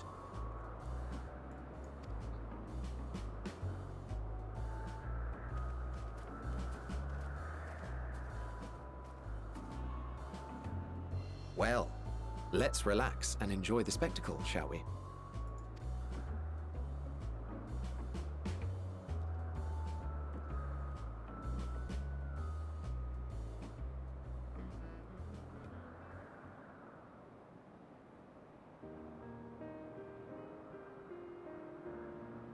You were wondering why Emmett Selk joined the convocation. Truth be told, he wasn't the first choice for the office. I was, on the strength of my ability to see ether.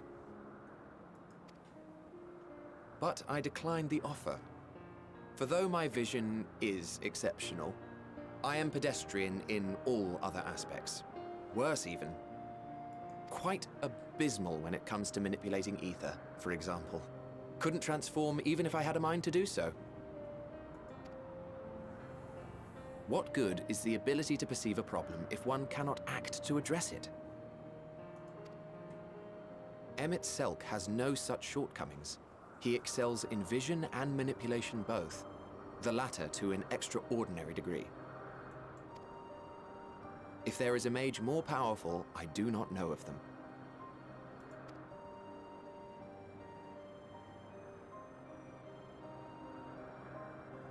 Thus did I recommend him for the office in my stead. And I wasn't the only one. Far from it. Stop exposing me!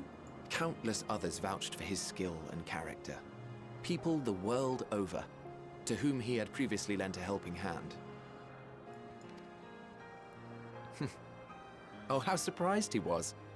Claimed he hadn't done anything remarkable for anyone. Modest to a fault. He deserved every bit of acclaim he received. Yet he may well have gone unappreciated were it not for a mutual friend. A singular soul who can't help but involve herself in the business of others. Where she walks, excitement is certain to follow. Her antics irritate Emmett Selk to no end. But much of his grumbling stems from genuine concern. When our friend calls, he never fails to answer and lend his talents.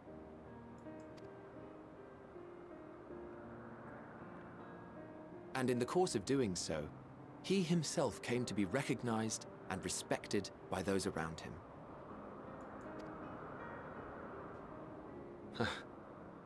They are truly remarkable individuals, and I'm proud to call them friends. To help them realize their dreams. This will be my greatest contribution to our world. And when they have fulfilled their respective purposes, so too shall I have fulfilled mine, and together we may return to the star. Look at me, spilling my innermost secrets. I can't seem to help it with you. I can only assume it is due to the color of your soul. I just don't understand how you can be so alike and yet so different.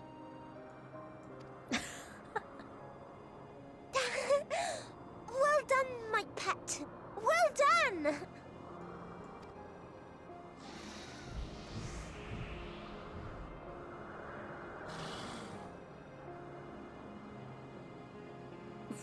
Ah, yes. I dare say the Charybdis will be fine here on.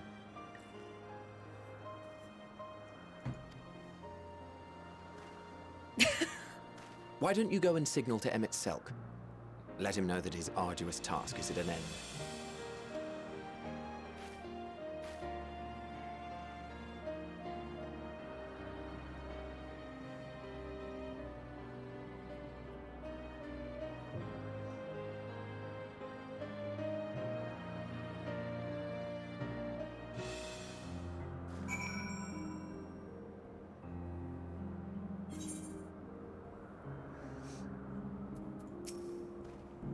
If I didn't know better, I'd say Emmett Selk is enjoying himself. Not that he'd ever deign to admit it.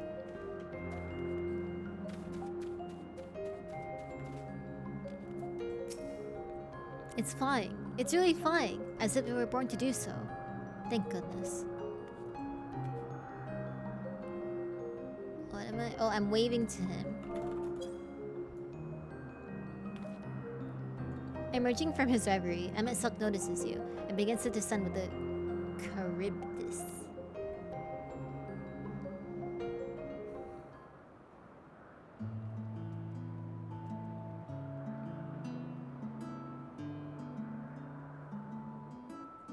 I have no words to express my gratitude.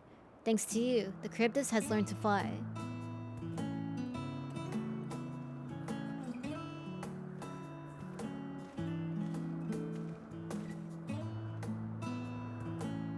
And Rice and I could relax and have a pleasant chat. I'm sure you did. The creature needed some small assistance at first, but soon it was flying more or less on its own. I doubt you will need to repeat the lesson. That was truly impressive.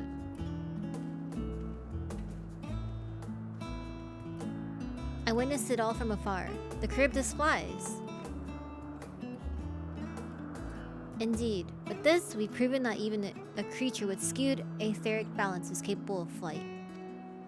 Though we help to achieve this, the Charybdis is a herd animal. They may well aid their struggling kin in like fashion if and when the need arises.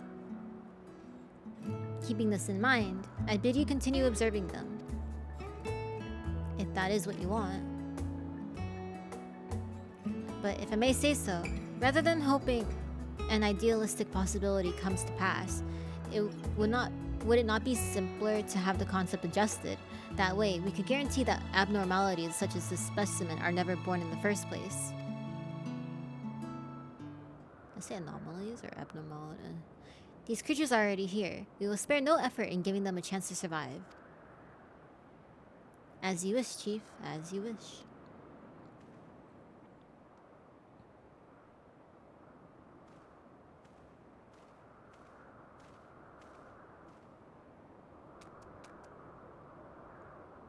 Hermes.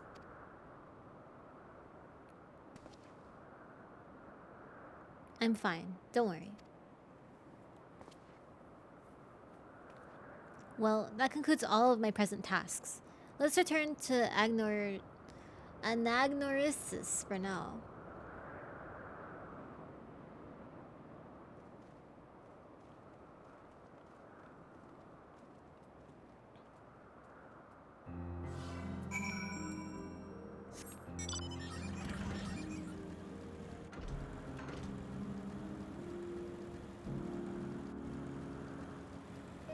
Dude, could you imagine the G poses in this place?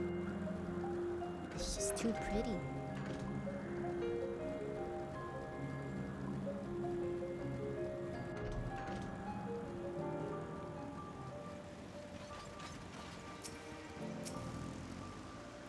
I thoroughly enjoyed myself, at the end most of all. Now you've seen what I do. Was it everything you were expecting? I'm sorry, I didn't mean to fog it. What? Want to apologize for forcing me to help, do you? Save your breath. You didn't force me to do anything. I merely chose the most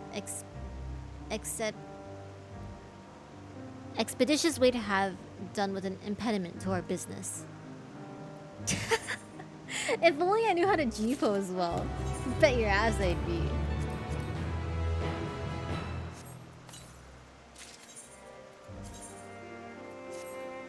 can't see my legs, but I'm gonna glam them anyway.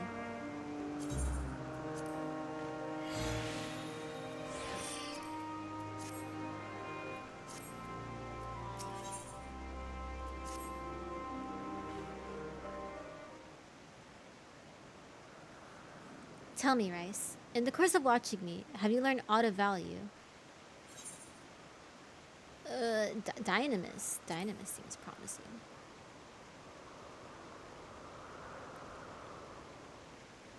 Dynamis, you say? Curious that such an obscure phenomenon should be of interest to you. Hi, Rookie. How are you? Chief Hermes, what good fortune to find you here. Is something the matter? The Lycaon. Lycaon? I'm afraid it's done it again. No sooner did we release one for observation than it set upon the nearby Occupites, slaughtering them. Was the creature hungry or somehow provoked? I just fed them myself, and the Occupites were keeping a wide berth. It is nature of the Lycaon that is to blame, their innate viciousness.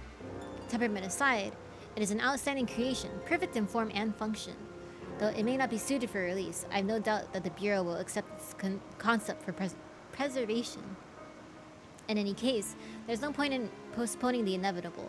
Doros will revert them all once the paperwork is in order. Where is the scene of the incident? You're right. It is a really good question. Just off the path to the 12 Wonders. As you make your way, you should see it on the left. I don't know if Doris is still there, however.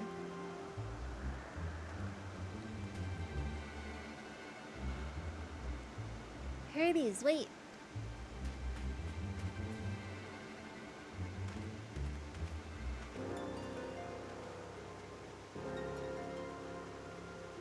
If this is part of his work, then I would observe. We follow.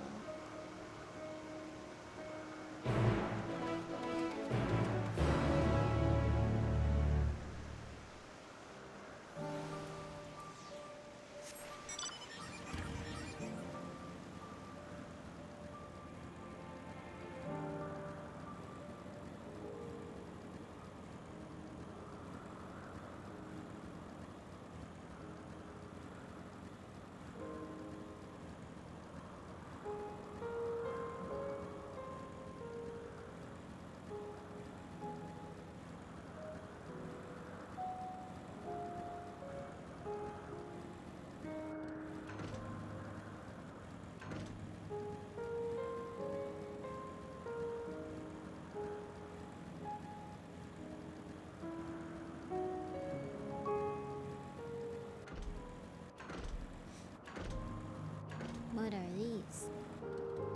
Oh, they're dead. A fearsome beastless Lycaon. But where is it now? The Occupite is no easy prey. With its hooves and horns, it was designed to be formidable even on land. Yet they didn't stand a chance against this Lycaon. The lacerations our burns on are unmistakable. A Lycaon was indeed responsible. But the creature is nowhere to be seen. Doros must have taken it away. The man makes his base at the 12 Wonders. I shall go and seek him out there. Emiselk and I will search the area for good measure, just to make sure the Lycaon did not escape.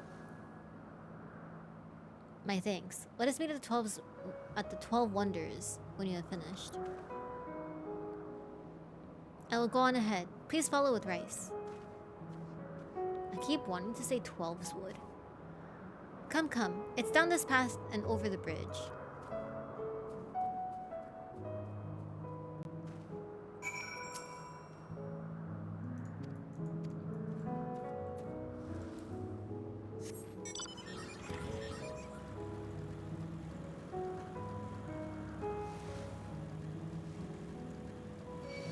No! Don't touch it. What the fuck, a tree?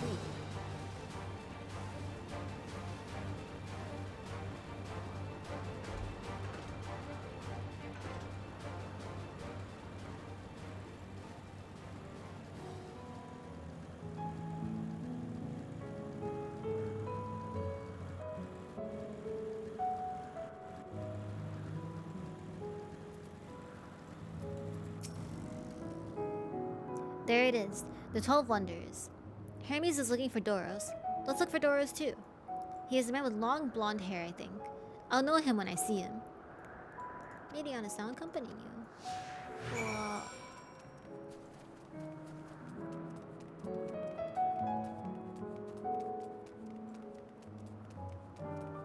Blonde-haired woman. Blonde, right? But it's not a woman. Yep. I see. We do have similar hair, so people often mistake us from afar. I hope you find him soon.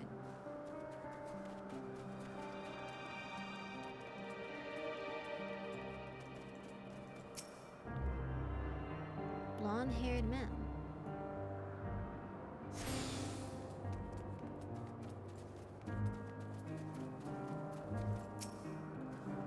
Doros, that's Doros. Well now, if it isn't Medion, what brings you here?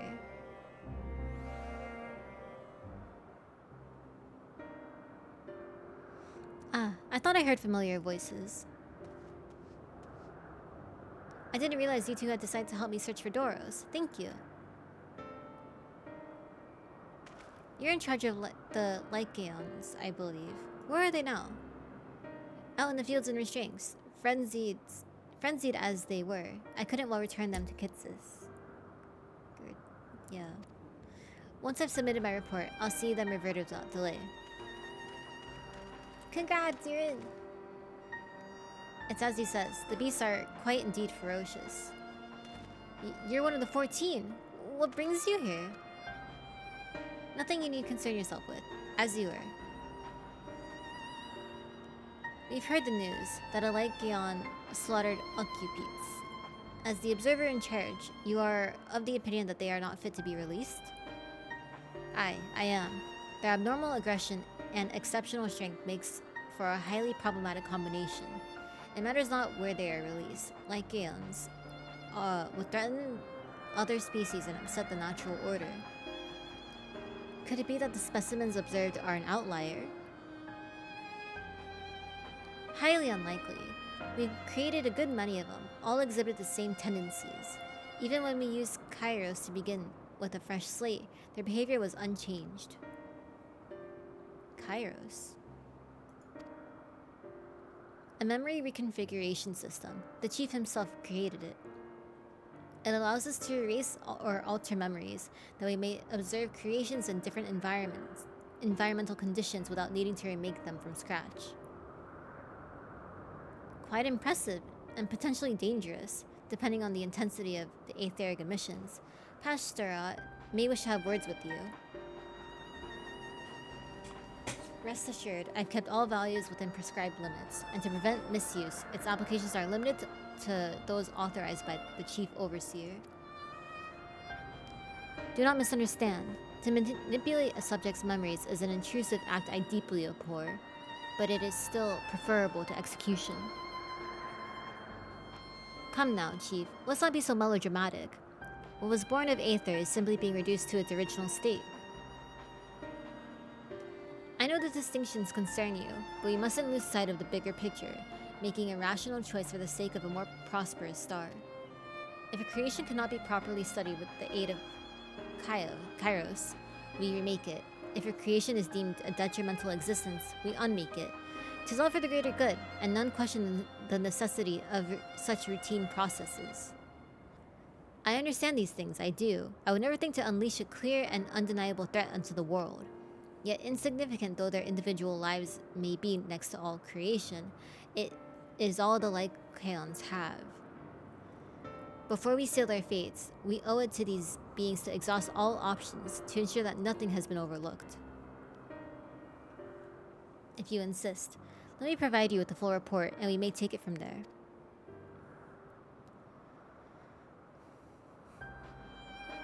Would it be possible for us to attend the discussion, that Emmett Selk may better carry out his duties? By all means. Pray show them to the meeting room.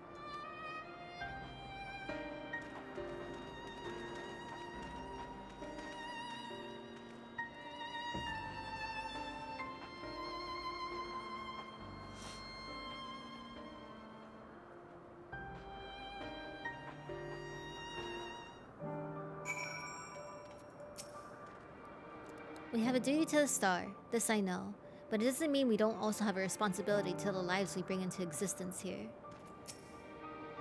To man, other beings are just things, to be used and controlled, like magic. That's what Hermes told me once.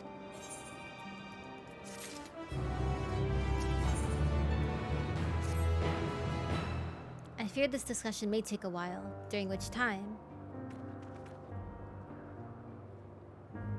Mitzion, are you feeling unwell? It's not me, Hermes. It's you. I won't go to the meeting. I'll stay with Rice. Loath though I am to impose, may I leave Mitzion in your care again? I'm in your debt, if you'll excuse me.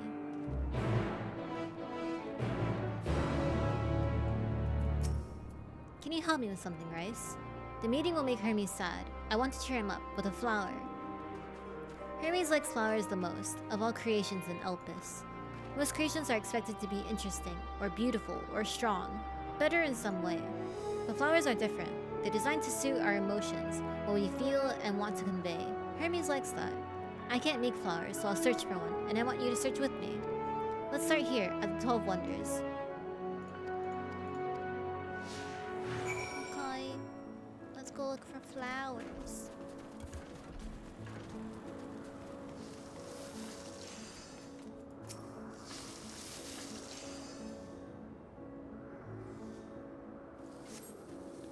Vibrant purple flowers bigger than your hands adorn the tree. Oh, so big and bright. I love them. But they might be too bright. You have to think of the recipient. That's what Hermes said.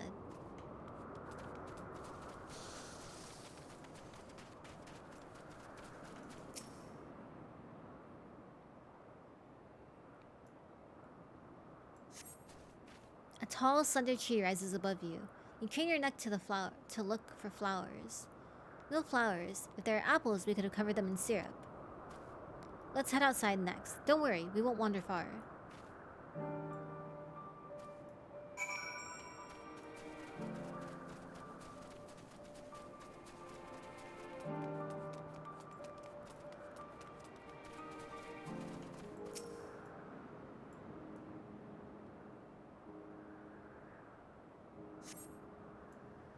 An array of beautiful flowers grows in the bed, their mix of colors forming a pattern.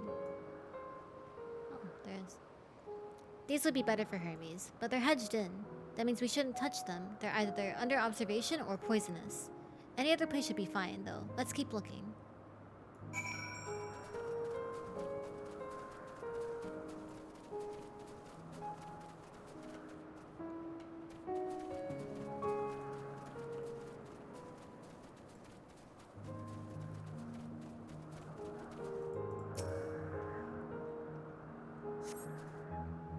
Set on a tall, thin stalk, the oddly shaped flower is mesmerizing in its undulations. Oh, a coneon, a flower that can move. When Hermes wasn't looking, it shot seeds at him. Not a good gift, maybe. But you're good, Rice, at spotting flowers. We'll find something soon.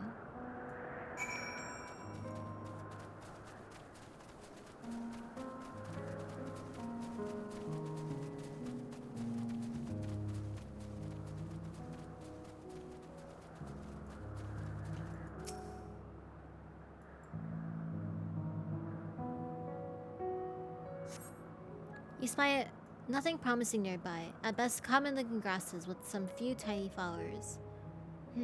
Nothing around here. Ah, over there, Rice. Something big, huge.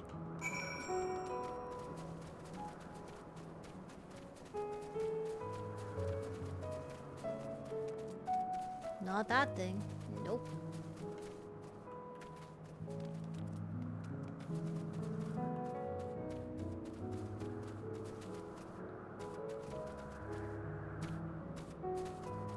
Is it?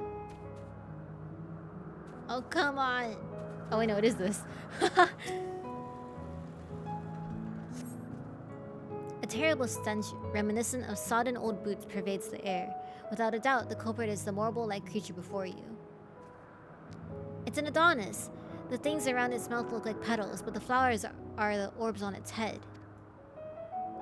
When Hermes inspected it, it swallowed him up. He didn't leave his room for days. What do you think, Rice? Would you like it? It's probably not good for that sort of memory. So, not this one either. Finding a good flower, it's harder than I thought. I'm sorry, Rice, but can we search a little more? Maybe as far as the fields over there. I'll pick something after that, I promise.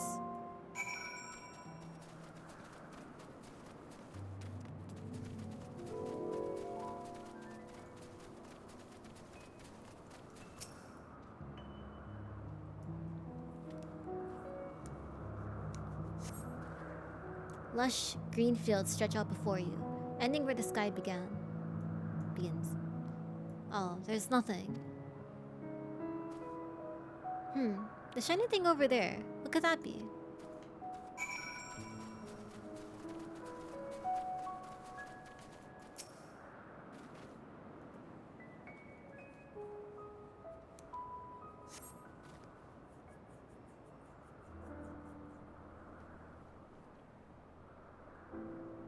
Ooh, Elpis flowers. They're here too. Hermes likes and dislikes them at the same time. Like me, they're entelekis. Like me, they feel his pain and turn dark. That's only for Hermes though. For others, they're always white and bright.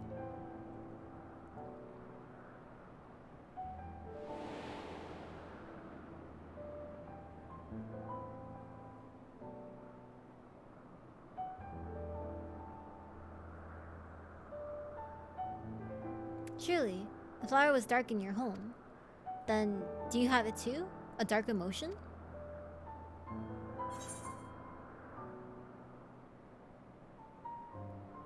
Yeah, I know. Lots of pain.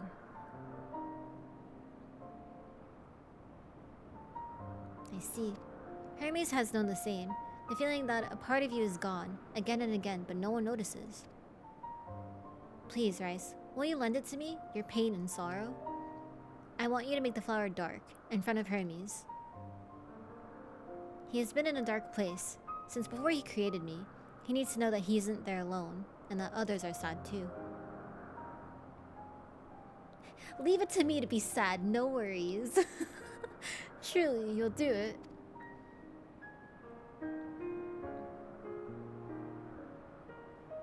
Thank you, Rice. Thank you. It means more to me than I can say.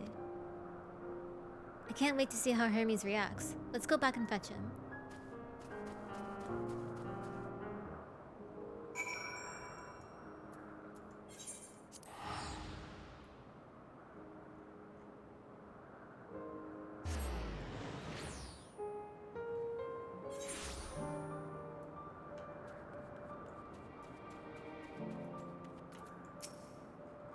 It seems they're still talking. Let's wait until they're finished.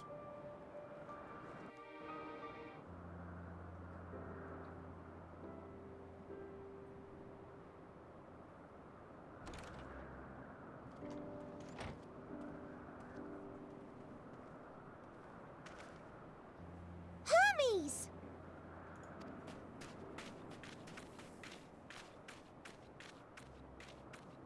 Oh, you were waiting for me. You've finished talking? Yes, we've come to a decision. My thanks for keeping Meteon company. Emmett Selk and Hythlodaeus have already retired to their rooms. There is room for you too, if you would follow me. Wait! I want to show you something first.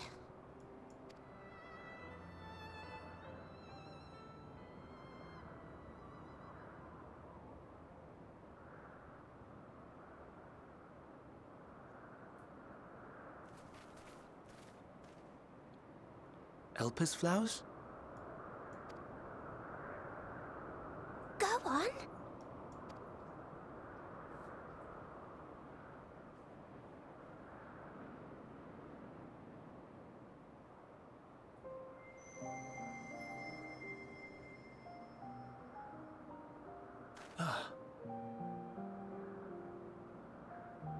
You're not the only one, Hermes. Others feel sad too. You're not alone.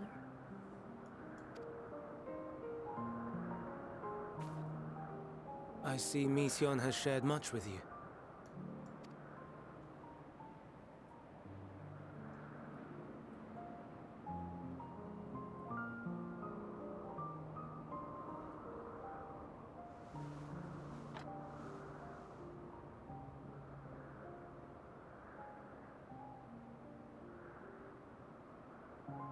May we talk a moment?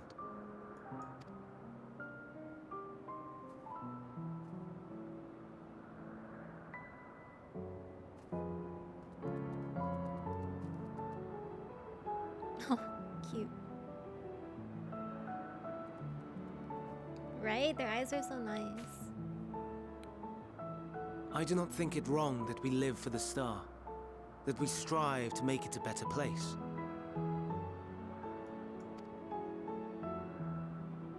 And yet, in carrying out my duties here, there are times when I am plagued by doubt.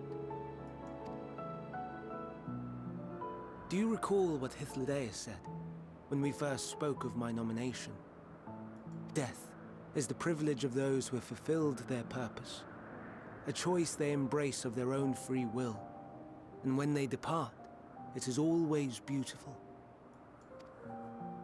Perhaps it is, but only for man. Creations that he deems useless are discarded with nary a second thought. Some scarcely born into the world, afforded a handful of breaths before life and potential are abruptly extinguished. We make an effort to spare them the pain, but they sense what awaits. Rage and anguish and cower and fear. and it is not beautiful. Yet no one cares. No one. So fixated are we upon the duty that we do not pause to question the method. Pain and suffering, confusion and despair, writ plain in the eyes of those poor creatures. Yet no one sees. We turn a blind eye and carry on in blissful ignorance. Not amiss. And always, always the blossoms shine pure and white. A contradiction so blatant I could scream, want to scream. How can you all accept this aberration?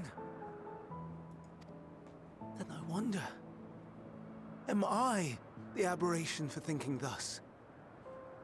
And I am filled with dread. But now I know I'm not alone.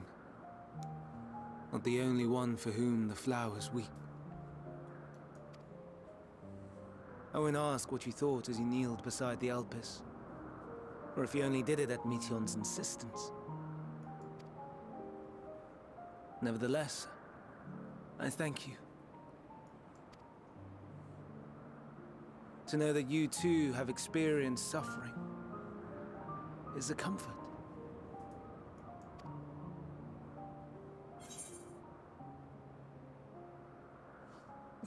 Oh, I could tell you all about suffering. What the fuck?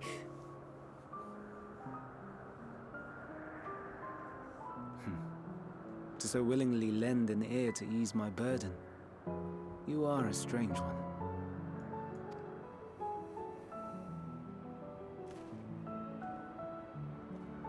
The stars in the heavens. Know you what they are?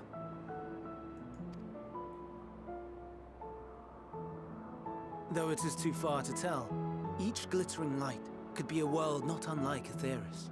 A world filled with life. So many stars, so many lives. For us, there may be no higher purpose than to live for our world. But what of the other living beings out there? What is it that gives their lives meaning? That drives them day after day after day?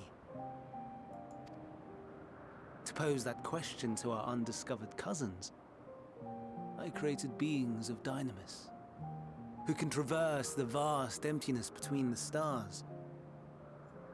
Meteon and her sisters.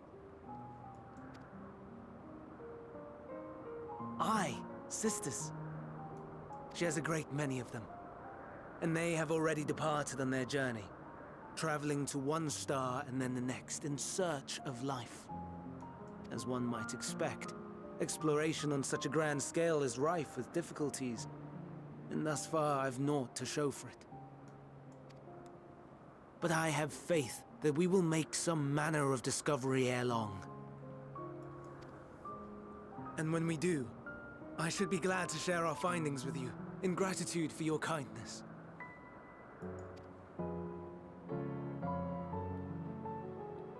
It's getting rather late. We had best find our beds. It would not do for both of us to be sleep-deprived on the morrow. Come, Meteon. Let us head back. All right! Thank you, 991 and Okeen, for the follows.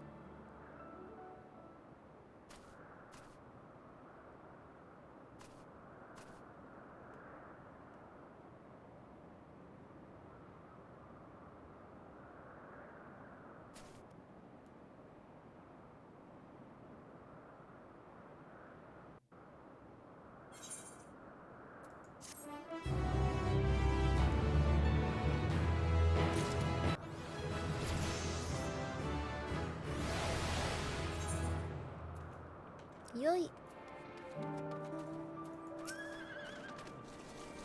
Thanks. The prodigal familiar returns, and after causing all manner of trouble while we were in our meeting, I'm sure. Were you able to get some rest? Please do not hesitate to let us know if you're feeling tired. I worry we might exhaust your scarce reserves of ether.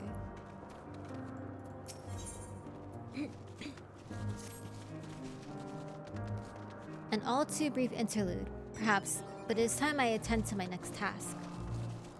As Emmett Selk and Hythlodeus are aware, we reached a verdict regarding the fate of the Lycaons. 7 were created for observation, and all 7 must be unmade.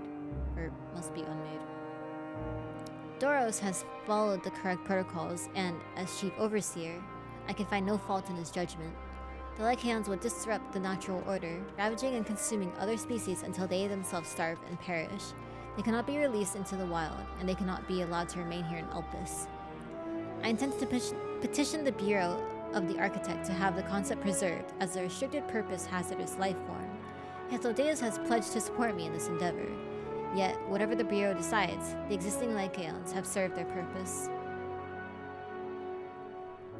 Doros has already isolated the creatures, and is preparing to carry out the necessary measures. I will join him forthwith. It is my duty to witness the conclusion to this study. If you are resolved, then we have but to accompany you. Of course, let us be off then. We return to the main aisle. Oh,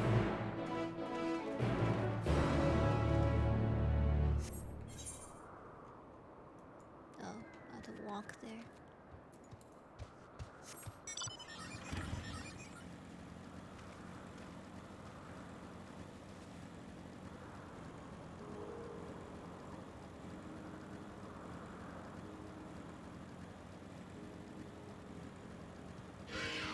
Ooh, I was looking at the sky! Don't touch me! I just want to look at the sky.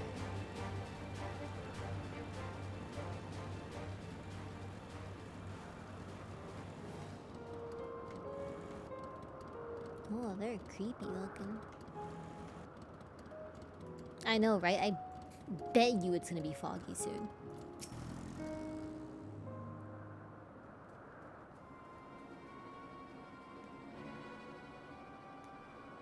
Doros, are you hurt? What happened here? Sorry.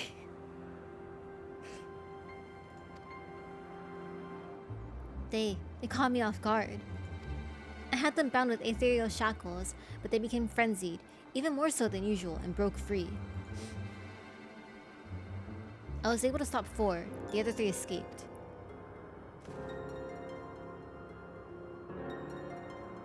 I see them. 2 have taken to the air above the 12 wonders. Thank you for the hydrate. I will. The last is up ahead, lurking in the fields. You and Rice handle that one. The pair in the sky you can leave to me. If this is how it must end, then so be it. I will render assistance to Emmett Selk, unneeded though it is.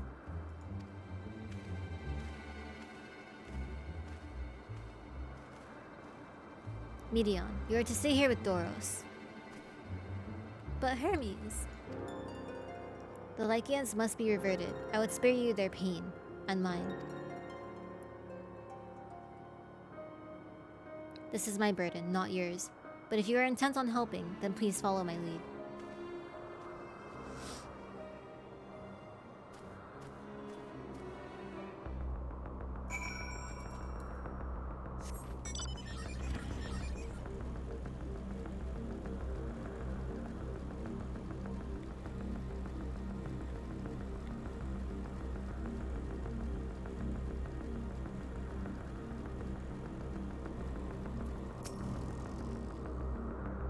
I appreciate your help, and lament that this is necessary.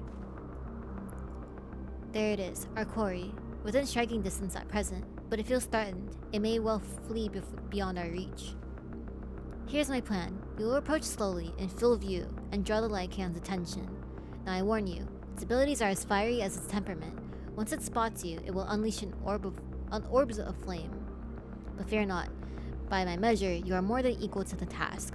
Withstand the onslaught for a few brief moments, and that will give me time to catch it unawares.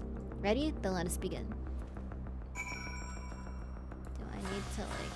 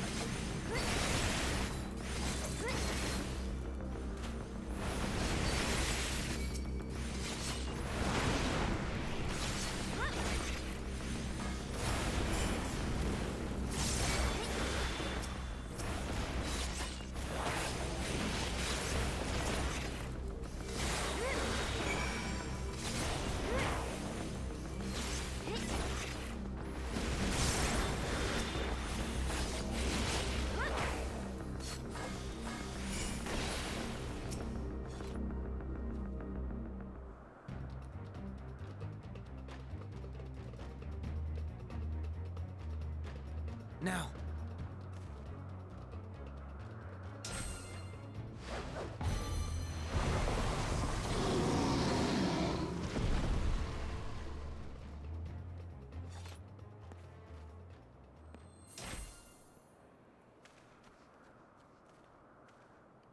Oh. Forgive me. Please, forgive me.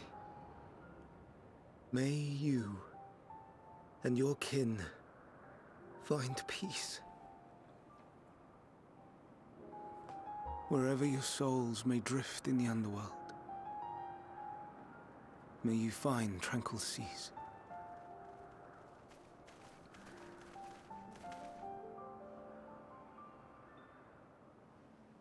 Be not forgotten, in concept endure, to reclaim form and one day live again.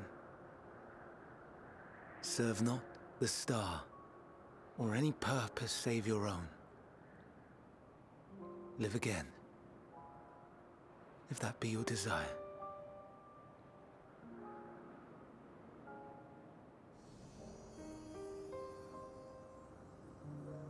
Hate, if that be your want. We are worthy. But leave your suffering behind. Lay down your burdens, be born anew. Fly high, fly free.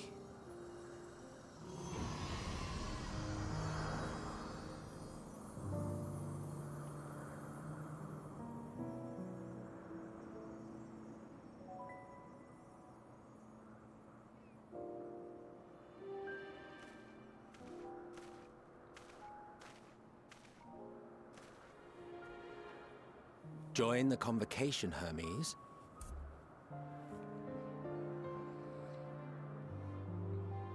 You do not belong here. Leave to replace another. To be replaced. It changes nothing. Tell me, do you think it right that we sacrifice all these lives for the sake of the star? And when the star has reached perfection, what then? If all who are satisfied choose to die, shall we all die in satisfaction?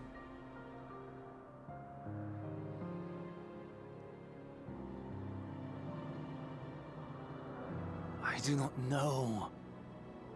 Were I to take up the seat of Fandaniel, it would be tantamount to approving my predecessor's death. I do not know if it is right. And to be torn by such thoughts, I do not know if I am fit to represent mankind. Hermes! Please don't be angry. It hurts so.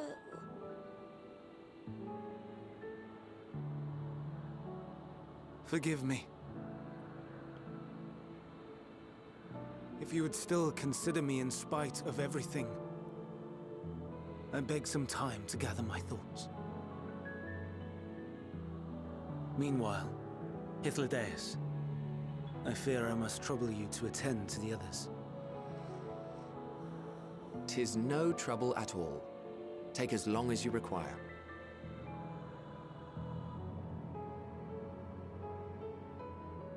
And you, my friend, I pray you find that which you seek.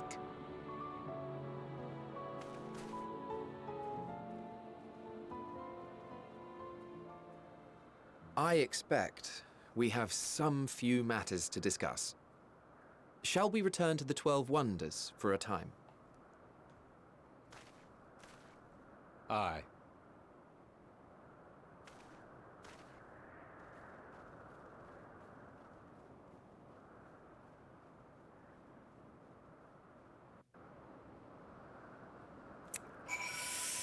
Oh, that got me. that definitely got me. Ugh. And welcome, Okeen. Thanks for waiting out the 10 minutes.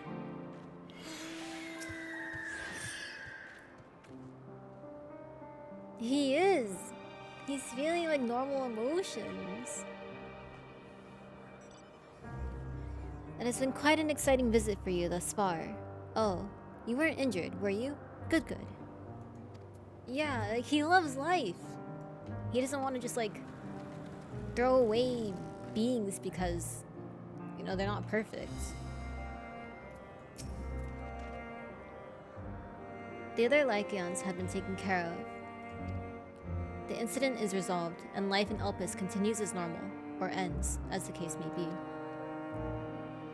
Rationally speaking, I understand Hermes' argument. No matter how well deserved the rest, there is a pang of sadness when a colleague leaves us.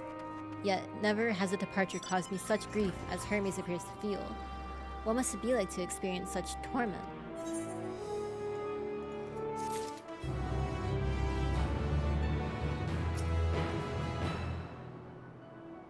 I don't know what answer he's searching for, or if it is within our power to give it, but I believe he would make a fine Fandaniel, and that if he rejects us out of hand, we will all be lesser for it. Where to now? If there is anywhere you would like to visit before we leave, I should be glad to show you the way. Hermes has not yet outright refused his position with the convocation, merely postponed the decision. As such, I may as well resume my assessment. If we cannot accompany him, then I will content myself with questioning his colleagues. Ever the pragmatist, then allow me to remain your humble guide. And what of you, Rice? Will you continue along with us? Yes. Wonderful. Our fellowship travels on unbroken. I say we explore another part of Elpis and see what new encounters there are to be had.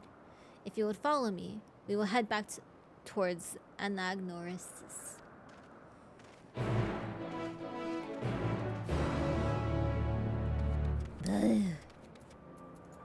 What is that? The third time I've cried today? In 6 hours? Fuck. And it's hot. Heterodeus is awesome.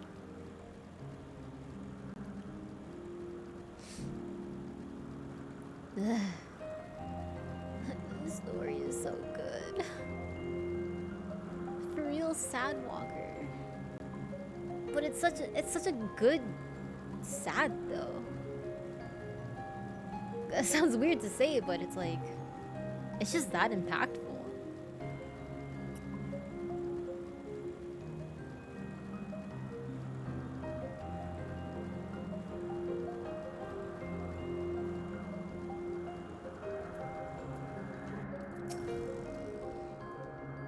Didn't we part ways with Hermes not far from here? Given the size of Elpis, I expect our paths will cross again before long. From here, we follow the path northwards to Nautilus? There we will find one of the teleporters which facilitate travel between the island of Elpis. First-time travelers must be accompanied by someone with the requisite permission, which I have previously been granted. We only need to use the device together once, and henceforth you will have leave to use it freely. Shall we? More and more streamers are going to get here and Hythos fandom will grow exponentially. Oh yeah, I can't wait. You did the wrong leave, wasting those allowances. Wait, you turned in your gloves? What?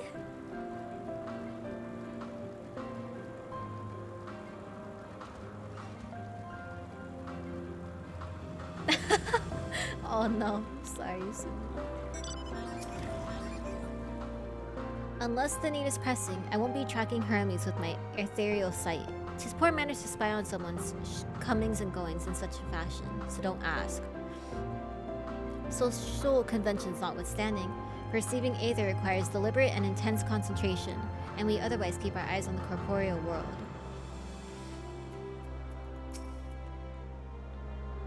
Here we are, Nautilus. This teleporter will take us to Calamelios Zephyros, the western island. That's it right there, looming large over us. Step this way and we can soon admire the view from above. Yeah, I took out the scuff drawings because I don't want to do them while I'm doing MSQ. but they'll be back eventually. Whenever I'm done with MSQ, pretty much.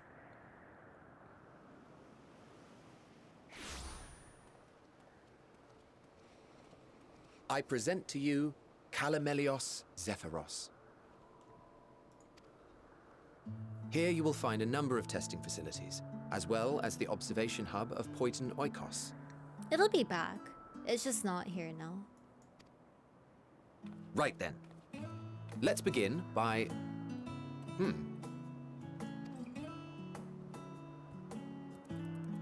Look at well, him go! well. An Arrhaeus. How delightful.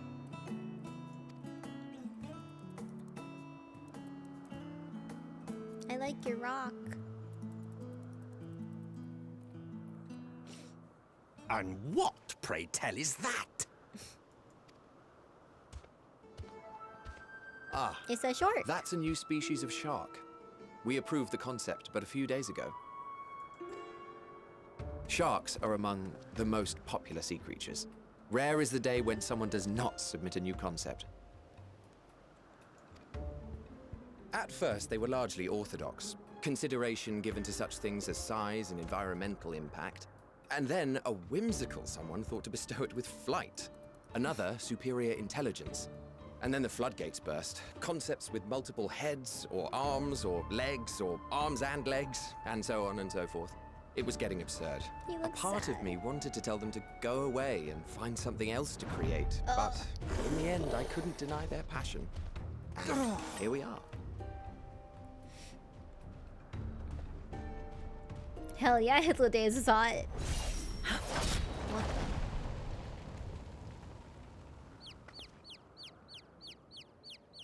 the shark. Oh, Vina. That was too close. Are you unharmed? Well now, if it isn't a pair of familiar faces. Banar, that we should meet you here.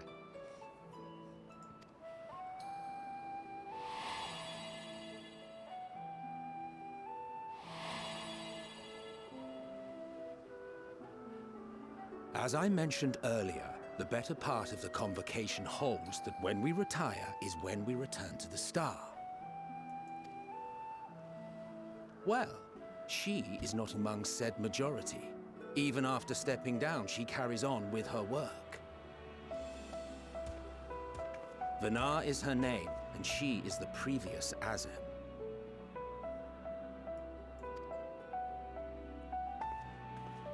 It has been a while, Hythlodaeus. You look well. Less so, Emmet Selk. I dare say the lines upon your brow have both deepened and doubled in number. A shame for one so young. You must make an effort to frown less often.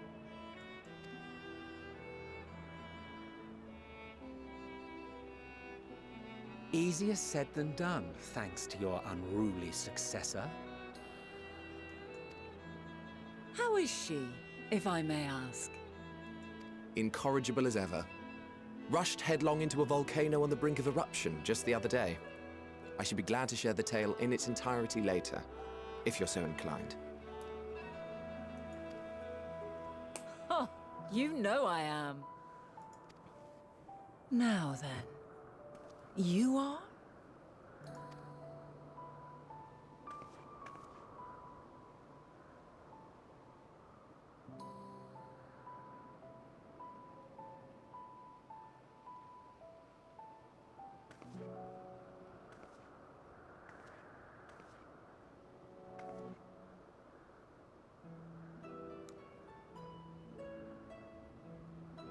I say, have you perchance come from the future? Damn, she fucking knows.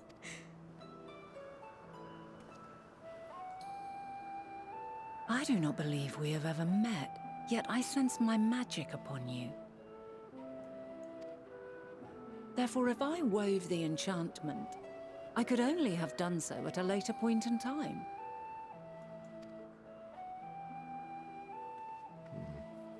What manner of magic is this, if I may ask? A traveler's ward, of course. It prevents the corruption of one's ether.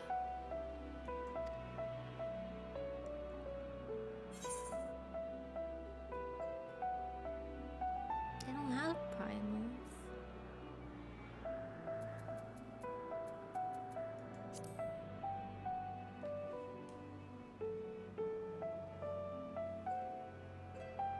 Primals, you say?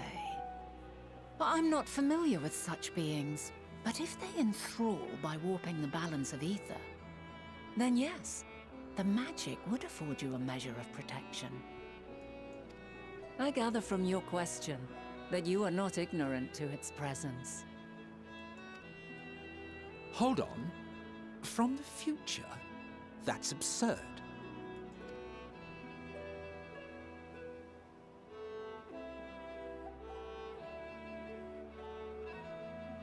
What is it? Are you unable to speak of the matter?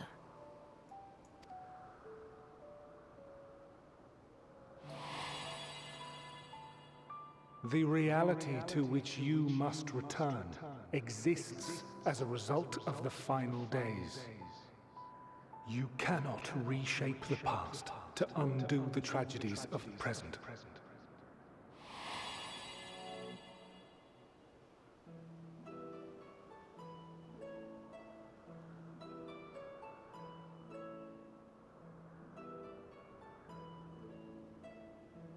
So, your actions here will not change your history, but they may yet affect the course of ours.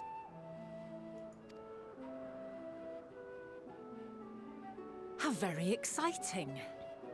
I'm quite fond of delving into the unknown, and there's naught more unknown than the future.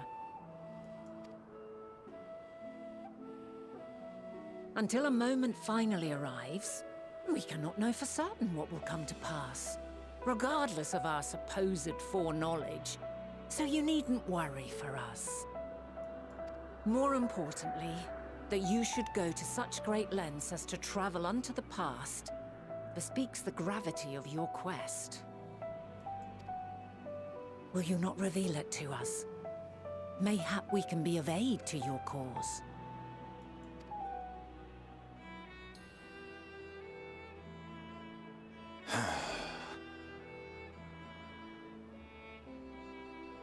If this is true, then you've been keeping quite the secret to yourself. As a representative of the Convocation, I will hear it all. Your identity, purpose, everything.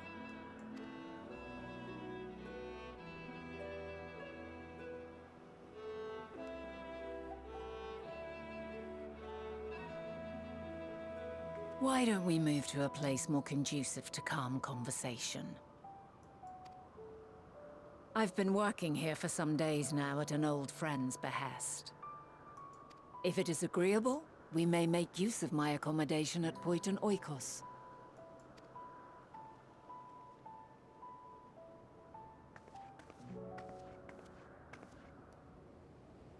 We were meant to meet. I am certain of it. Else I wouldn't have marked you so clearly and sent you unto myself in the past. It's precisely the sort of mischief I would get up to, and quite inspired, if I do say so myself.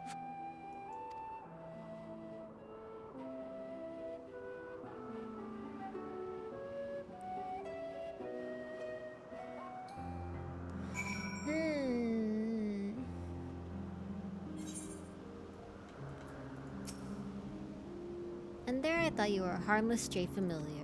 As far as I'm concerned, this nebulous talk of the future and changing history that can wait. First, I mean to find out exactly who you are and what you hope to achieve here. The future. Our future. I'm deathly curious to hear more. My apologies, but before we move along, a colleague has tasked me with a matter which I'd rather not leave unresolved. It involves finding a certain concept engraved crystal, and the quick-fingered Aureus made off with it. An Aureus, you say? I think we might have seen the culprit before being distracted by that business with the shark. Would you like us to follow its ethereal trail? That would, of course, lead us only to the Aureus. There is no guarantee that it hasn't dropped or stashed away the crystal you seek. Please, even that much would be enormously helpful. While you are hunting down the thief, I can follow behind and scour the forest floor just in case. Could I ask you to join the search? I would appreciate another pair of eyes to cover the land to the west of here.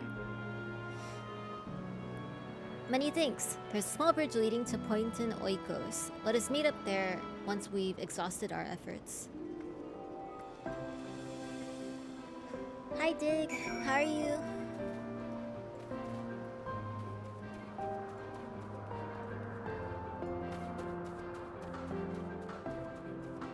Pretty.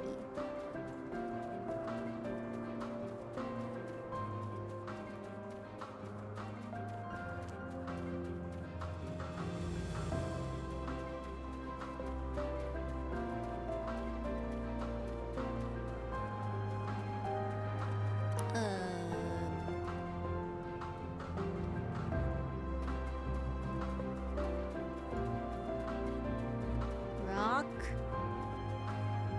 Rock. Right? They look nice. Oh, rock.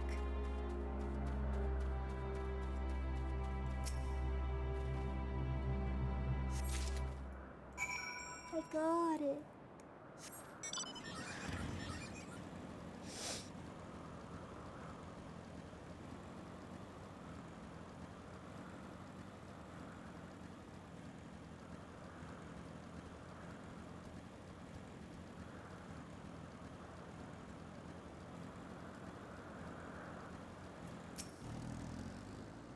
The problem you present is vexing enough without adding the old Azem into the equation. And she wonders why these lines upon my brows grow deeper, when she herself wields the hammer and chisel. The Azems, both mentor and student, are a force to be reckoned with. I find them a delight, personally, but they have a habit of making Emmett Selk look as if he bit down on a sour grape. Our last searcher returns. I'm afraid the Aureus no longer had the crystal, nor was I able to find it as I followed in its wake. I don't suppose he fared any better. I will look over here. The crystal, well done. Wonderful. Now I can focus on your tale without that missing concept nagging at my mind. Have you always had a knack for finding things? I've often been asked to do so. Oh, you too? Some of us destined to always be searching for ourselves and for others. Long ago, when I held the seat of Azem, I was forever trekking back and forth across the star in search of answers to people's problems. Naturally, the need for such journeys has lessened considerably since I entrusted the position to my whimsical successor. Yet, I am still eager to come running should an old acquaintance or new interest require my personal attention. That is what brings me to Elpis, in fact. Many times has my presence been requested, my opinion sought concerning the habitat of this or that creation. Agreeing to help locate that missing crystal was a minor distraction, which now promises to become a major revelation. How strange and wonderful it is the way one thing leads to another, wouldn't you agree?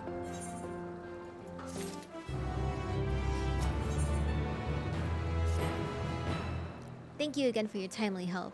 Now then, it's time I return the stolen property. If you would go on ahead to my accommodation, I will join you as soon as I have attended to that task. Follow the path straight ahead to the building at the top of the slope. I have the entire place to myself so we can speak without fear of being disturbed or overheard. One gathers that being more than a tad reckless is a prerequisite to occupying the office of a zone. Seems like it.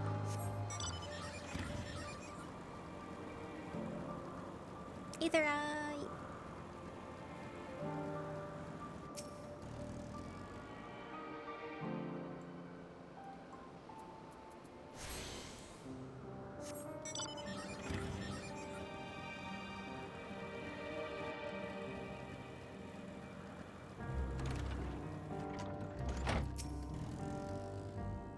You needn't be nervous around Vana. Those white robes mark her as one of fair and impartial reasoning, Aside from the emissary, Elidibus, such garb is only worn by those who have stepped down from public office to serve as advisors.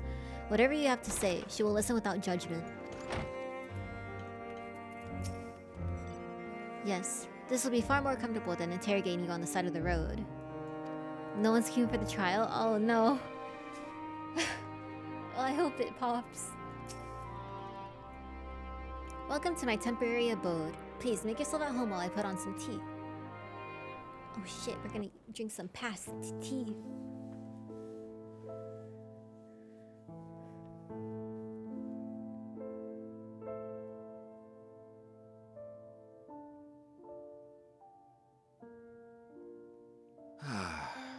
A wonderful aroma.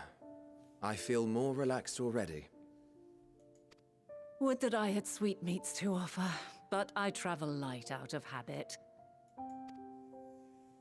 There's plenty of hot water though, so please have as much tea as you like. Now then, will you tell us your tale?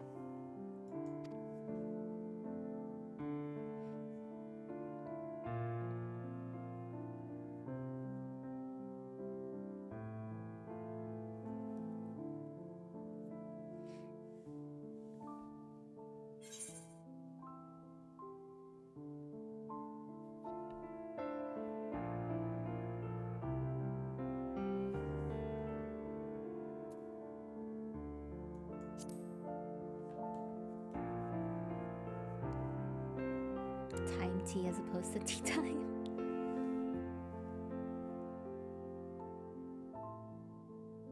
Why don't you start from the beginning?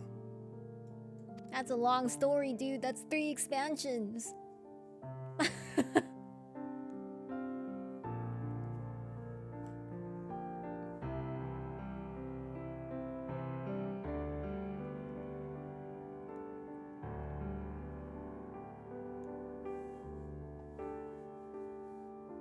And a couple years.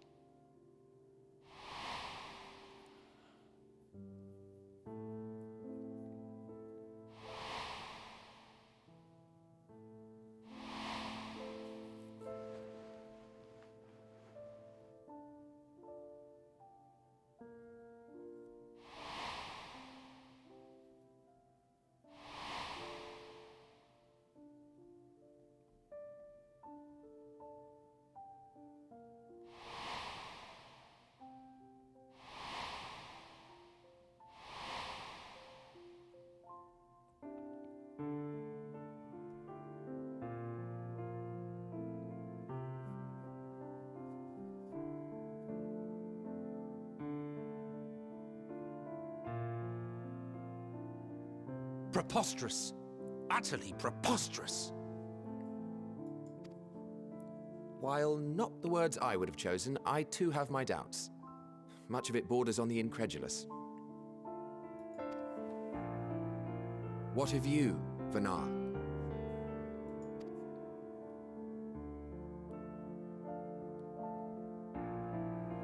Not knowing the precise details of the first final days, it is difficult to determine the veracity of the tale.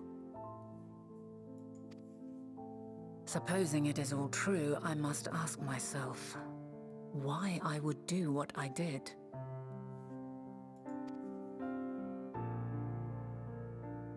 Why would I feel I had no recourse but to oppose the 14 and create this Hydaelyn? Circumstances change, of course, but it would not have been an easy decision regardless. No, there must have been a reason. One compelling enough to force me to take such drastic measures. Then there is the Elpis flower, which I said would serve as a guide. That it's of import to your mission is plain, but your presence here leads me to believe that this place also holds significance. But what could it be? What are we meant to accomplish? Might it not be simply thus? In the future, whence she came, the final days could not be averted. Mankind has no choice but to flee the star. By alerting us to that eventuality, perhaps you wish to pave the way for other futures.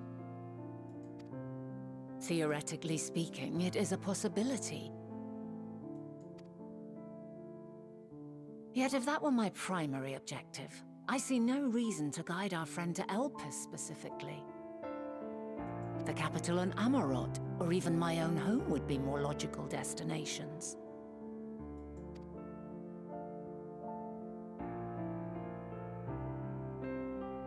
True, true. I note also that Hydaelyn did not specify a point in time to which she must return. By this, it may be inferred that it was not critical that we should meet. Alternately, she had reason to believe that our paths would converge, coincidental though it may seem.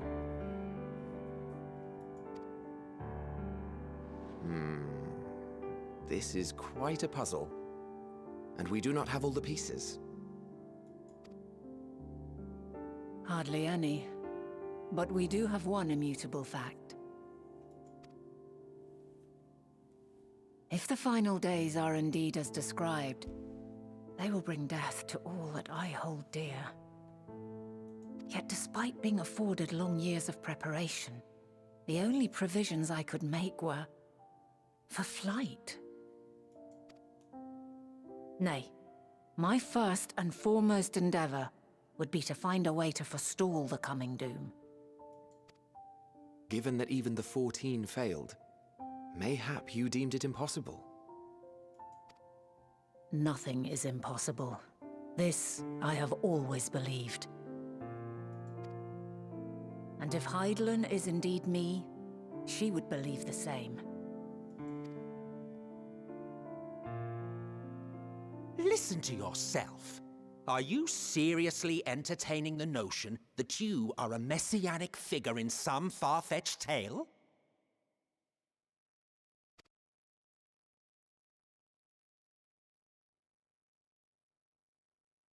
Well, I will not. I refuse to accept that our world could be undone by some unforeseen calamity. I also take offense to my portrayal as a megalomaniacal madman. To sacrifice oneself for the star is a noble act, and I would hold those who gave themselves to this zodiac in the highest esteem. Yet, you claim I recreated Amarot and populated it with phantoms of our people? A bizarre indulgence that would be insulting to their memory. Worse still, I even invited you there. Literally invited my own downfall. Why would I do something so idiotic and inexplicable?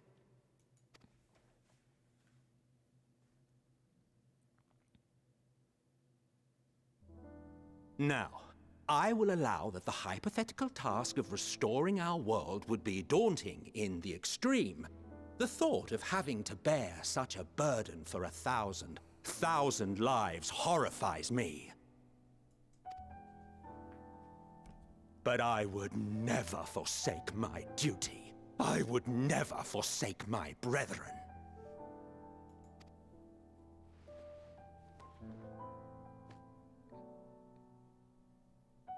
You do not know me. I've had my fill of your fiction. I will return to my duty, and you will not bother me again.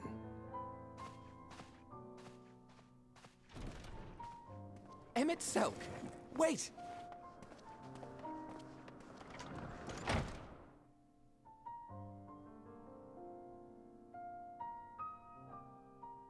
You've seen much of Elpis already. If you have any observations to share, I should like to hear them.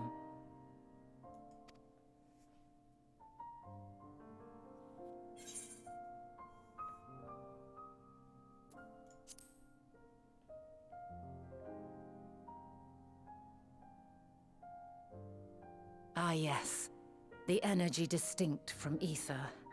Though not my field, I have a basic understanding of Dynamis. And you say Hermes researched the phenomenon in the course of creating Meteon? Yes, I believe this warrants further investigation.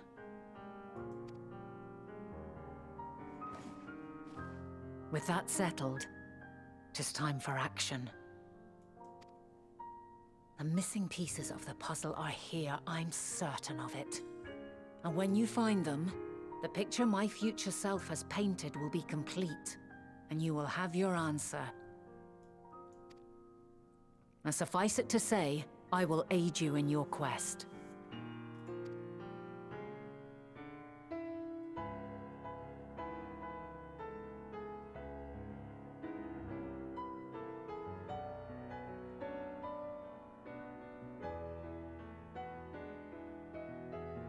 Have faith.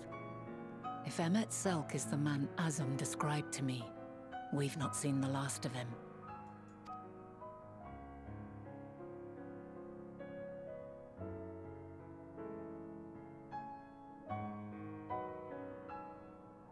Damn, dude.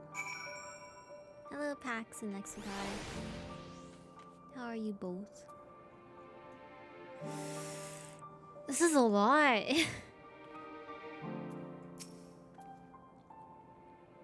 Shall we begin our investigations then? I am acquainted with Hermes, of course, but only as a visitor received by the chief overseer of Elpis. Of the man himself, I only know that which is common knowledge. Thus I suggest we fall back on the tried and true method of conversing with the locals. The observers who live here can surely tell us more of Hermes and Meteon, and have a good idea where we might begin. You didn't like Garla mode? But yeah, this zone is amazing.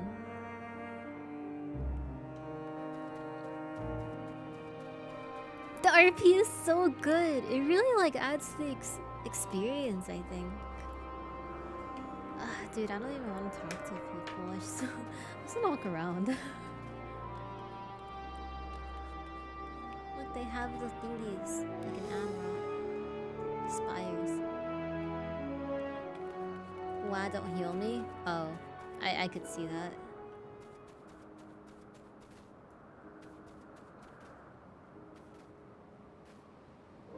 Honestly though, I feel like this is a good place to stop. I'm like, in a way, trying not to binge it too hard. You know? Like, honestly, I am going to replay the MSQ anyway. But yeah, I feel like the really good stuff is gonna come really soon, at least for this zone. And I'd like to be able to spend more time on it, as in like another full stream, rather than me kind of being tired at 11 o'clock, you know? Yeah, I know that I still have quite a bit to go, but yeah, I feel like this may be a good place to stop, just so I can, in a sense, catch my breath, but also just, like I mentioned, I can stream tomorrow and have more time to really have it all sink in as well.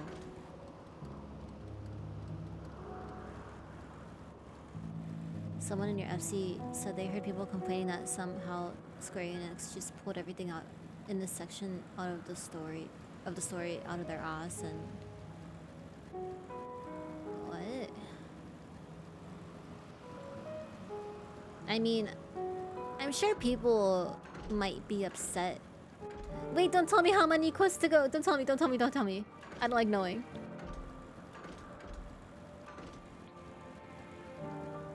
I'm just gonna do the Aether Current quests.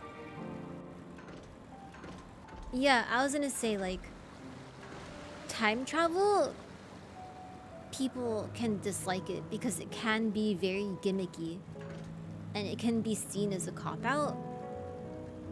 But this isn't time travel for the sake of changing the future, because Elidibus even said, like, your future with the final days will not change, but their future can, in a way, right?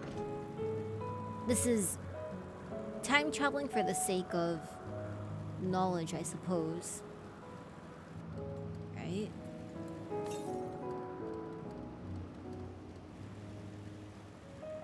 Yeah, it's for information. Like, if we were... Sorry. If we were just an observer over here... Southeast. Like, here, right? It would be less impactful. But because, you know, we were able to be seen by Emmet and Hythlodaeus, now we're, you know, active participants to a future we still cannot change.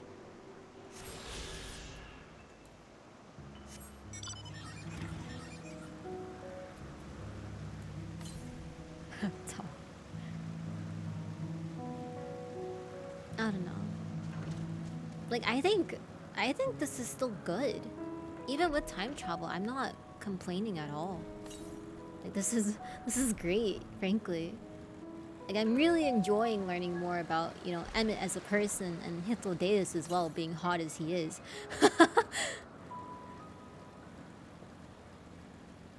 Yeah, I love being able to meet Hythlodaeus, considering, you know, he helped us in Shadowbringers and even post Shadowbringers as well. You know, like, we're finally meeting our new old friend, you know. And I swear to God, if he calls that again.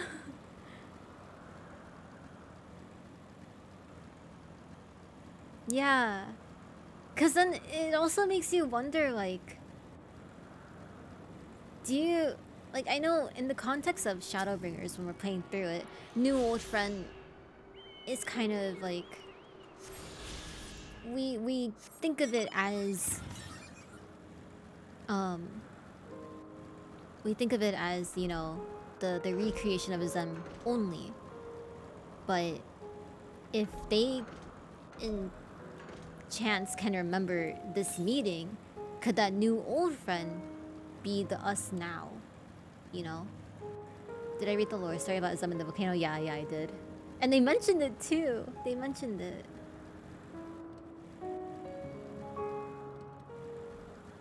It works so well here, and I'd say that yes, there's an aspect of fan service in meeting all these people back in their heyday, but the story here is just too good. Yeah, exactly.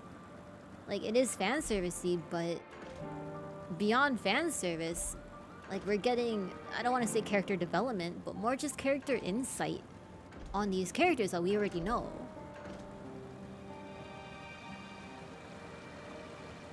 You think of it like he thinks you're a Zen, but now it's not necessarily that. Yeah, like, now it could be that he remembers us as we are in here, you know? It just, it's a good touch.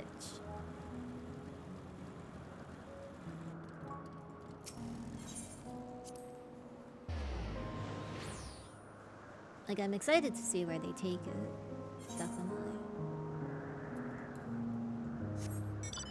But also, like, the zone kind of makes me sad as well. Because, like, you know, they frequently talk about, you know, how, I suppose, great the Unsundered world was.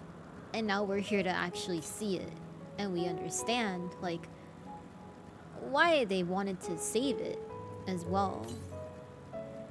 To the extent that they went. Yeah, I love the aesthetic here. Go even further. Maybe now you know why Heidelin chose you as her champion. Yeah. Where you at, Janabi? What's the last thing that happened? We told Emmet, Vina, and Hythlodaeus about what's happening with us, pretty much. The conversation at the table where Emmet stormed off. I'm probably gonna stop doing story for now. I'm just doing Aether Currents. But yeah, I'm just gonna keep talking, I guess, about it. My thoughts on it. The strives from the tragedy of the first final days. More perspective is always a good thing. Yeah. Definitely.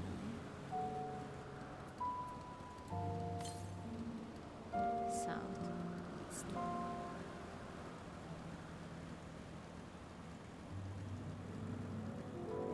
You know what's also like, I know, fuck, who was it? Someone mentioned like they would have hated the original Seed of Fan Daniel would have hated to see what he became. Cause you see here, he cares so much about life, even the life of just creations as well. And then Fan Daniel in our time is like, haha, I want to die. I want everything to die with me. You know? It's such a drastic change. What's my thoughts on the story so far? I absolutely love it. I am so happy with how they've done this expansion. Like, I've enjoyed every single second of it. High point, Zodiark first trial was fucking crazy. I was not expecting that at all. Like, not at all. I was fucking like, how the fuck can they do that? If I were to say there's a low point,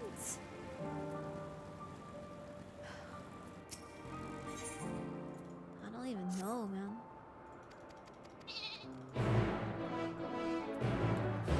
I think, okay, I don't think this is a low point, but I feel like they could have taken it further. Xenos taking over our body. I think that could have been so much more impactful than it was. Like, think of the damage that he could have done being us. Just a manipulation. But it was immediately seen through by like Ishtola, Alice, and Graha. I was almost a little disappointed.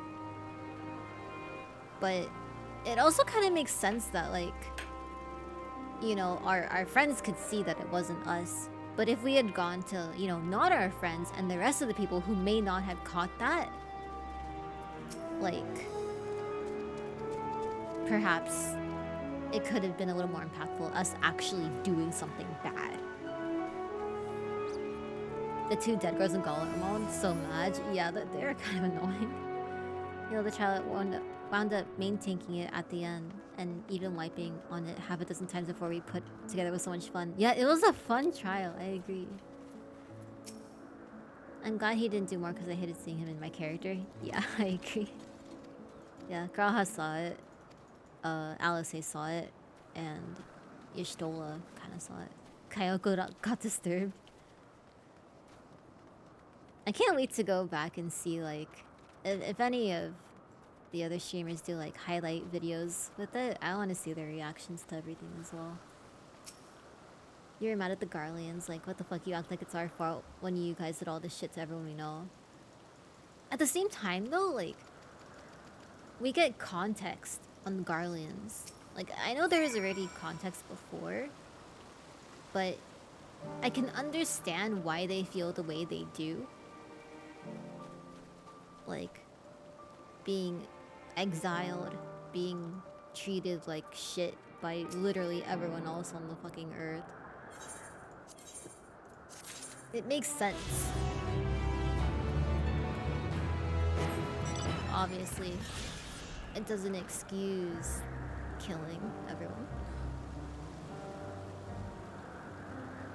It was the single most stressful solo duty you've ever done across all expansions.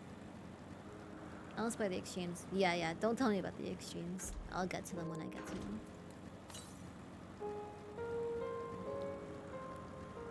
More detail on the Zodiac fight, just the twists on the don't stand here mechanic or the floor. Dude, yeah! Dude, I love the rotating floor mechanic.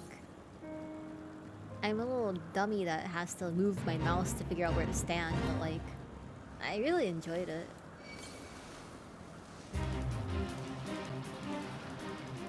The final state in Garlemald was so dark, and I loved it. The one before Xenos. The crawling one? The instance?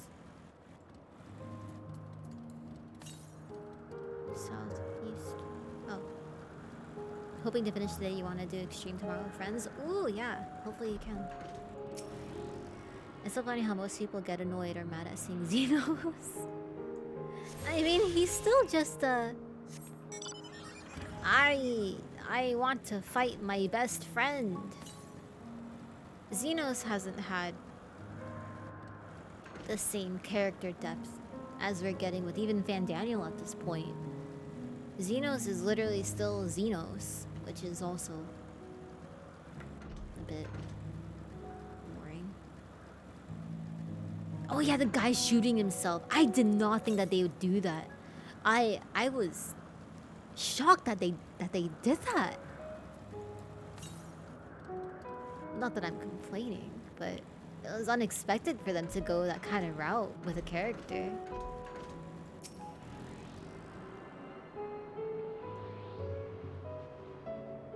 Poor Solus though, he didn't deserve the bad ending he got.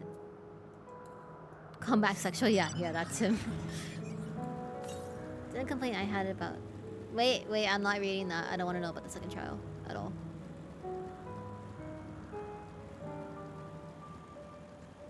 Do I have anything here?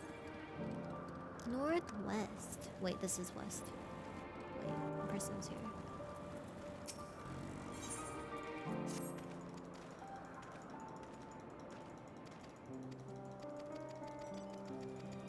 Dude, I even told myself, like, I'm not gonna play today because I wanna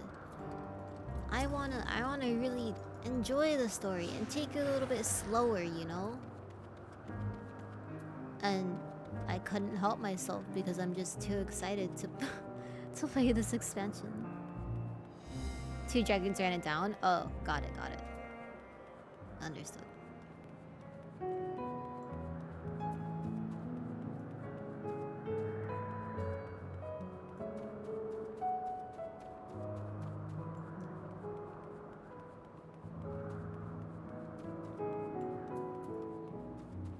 If you get one big pog. Oh boy, can't wait to try them. Yeah, you stupid. Get away from me. Please. Oh.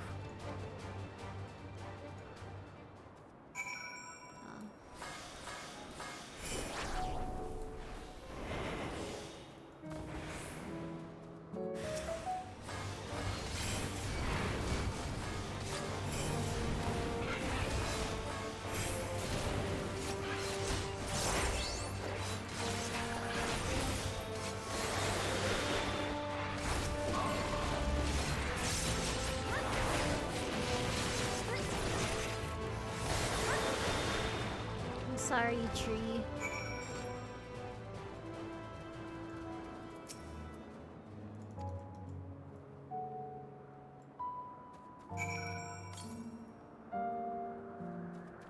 Northeast.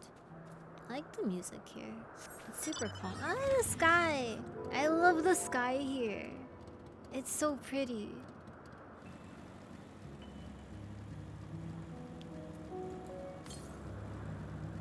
Yeah, I haven't seen any of the mounts, titles, minions, hairs. I've avoided looking at everything. I want to be surprised.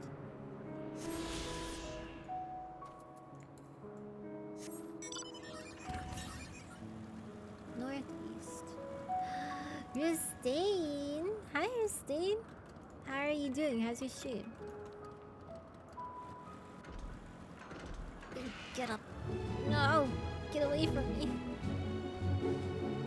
Hello! Guess which Chinese zodiac the mounts are? What? I don't know. Is that what they're based off? Reaper is badass. Oh, I'm glad you like it. Hi, Steve. How are you?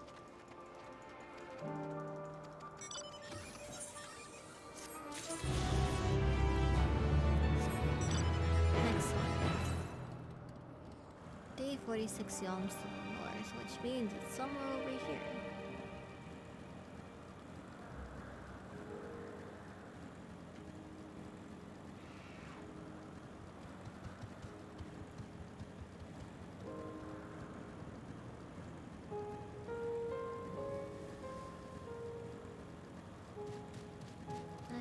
don't tell me, don't tell me, don't give me hints. I really don't want to know. Not yet.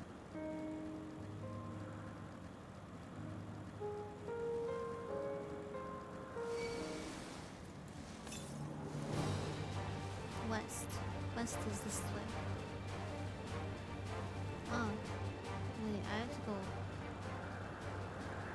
Teleporter. Wait, wasn't I already there?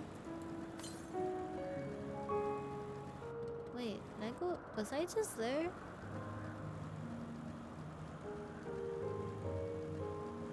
Or is it?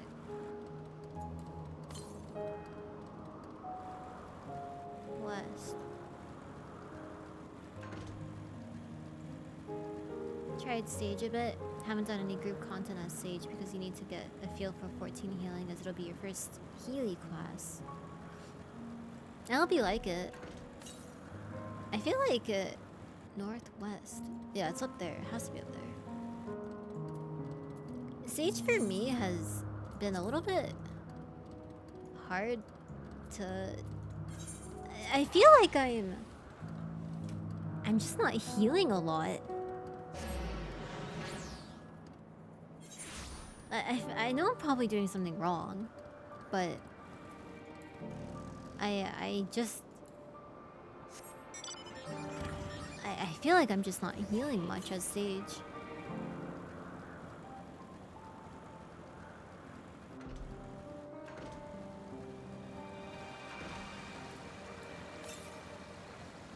I still haven't even tried new Astro. Chad, do not be doing Aether Currents as she unlocks every zone. Oh no, I go back and do it typically. But I'm just doing it now because I mean I'm just talking anyway. Pretty strong. I think I'm gonna have trouble getting used to using the cards on myself. And also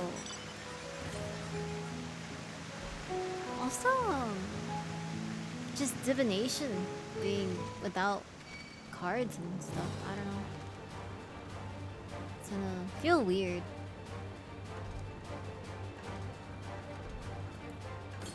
But I don't know. I feel like I've been almost avoiding playing it because I do need to get used to Sage. I need to be able to play Sage well, at least. I did like what did I do today? Rabinaster. It was a little bit messy, but I feel like it's helping me learn. 879 Yalmus North. It has to be over there.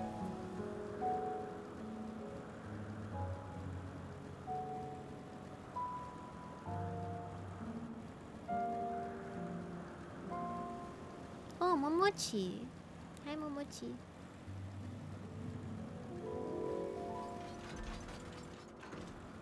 Mostly just enjoying whacking things with a big buzzsaw Axis Warrior still. Actually, I kind of want to try doing like a trial or something. A Sage. Just to see.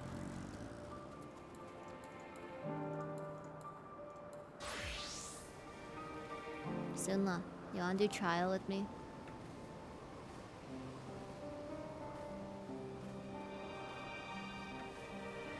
What level? I'm 73.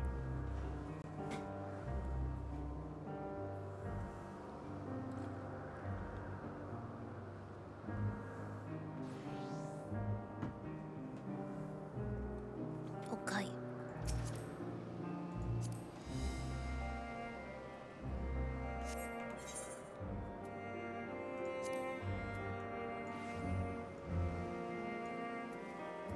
You posting some kind of viruses? That's not allowed. Oh yeah, you need to accept the thing. Okay, but on how many Reapers?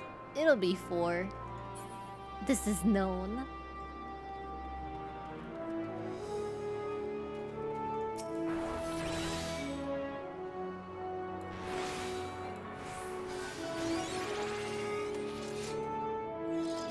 Show me your best edgy. What the? That's so cool. You have to get up stupid early for work in the morning. Oh gosh. I'm sorry. Go to bed. You have to.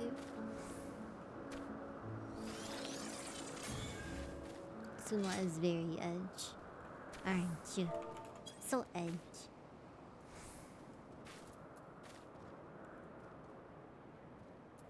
Wait, I'm gonna try something.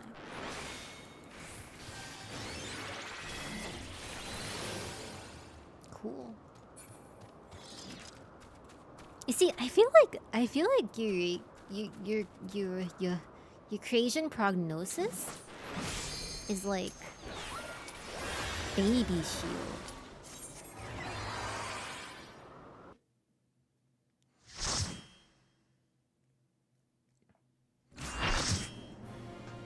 Damn, that was loud.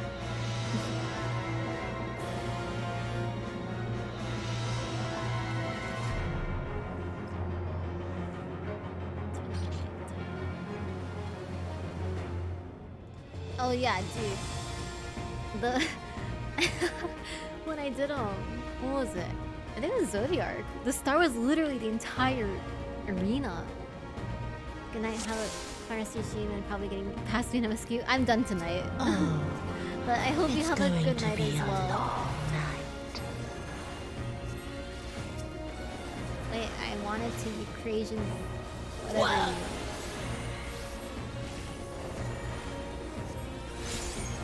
Have a good night.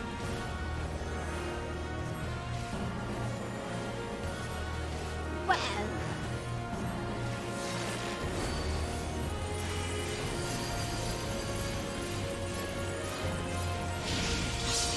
Your end is near. Oh fuck.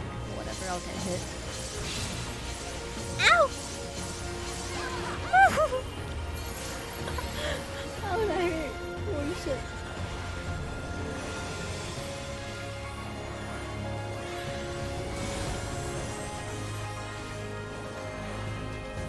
Oh, do I not have the skill yet? Oh no, I just don't have any things. That's why.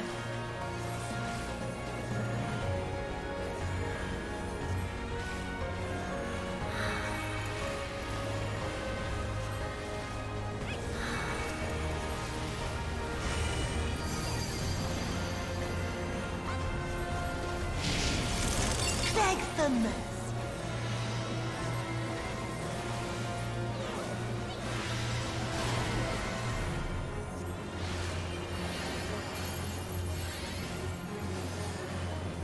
You love elephants and will murder you. You try to poach them. Will be all the sweeter. Agreed, agreed.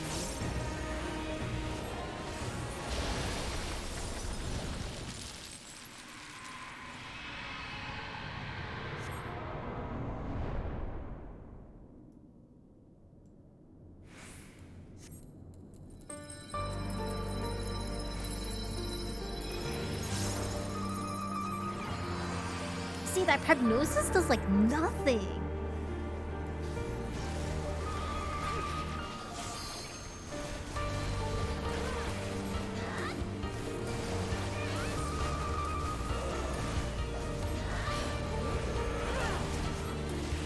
Yeah, this part is cool.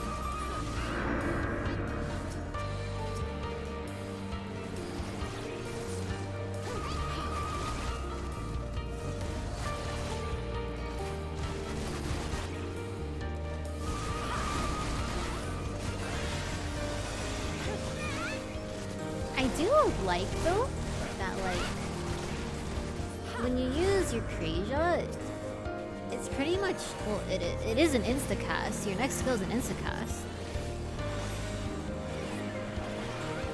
It feels like you barely have to cast Sage.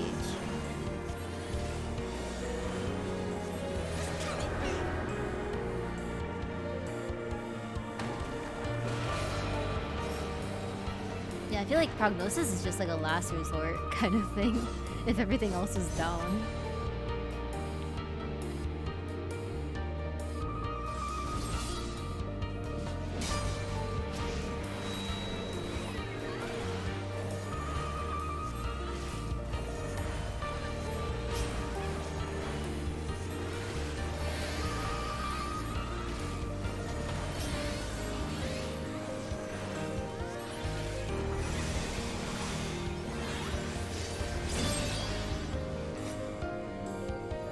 Edgelord Rice. I haven't even unlocked Reaper yet.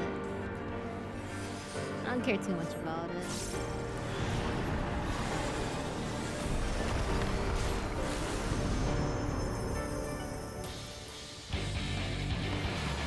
In darkness blooms the spider lily. From mortal husk, I rise anew. Suffused with night, I shall prevail. Baby shields are broken.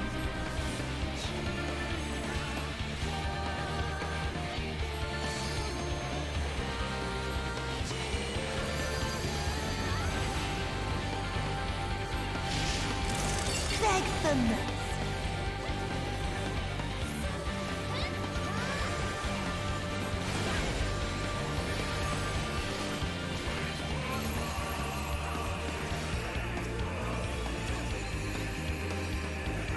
In moonlight's chill shine petals pale. Oh no, the other sage died. Whoa!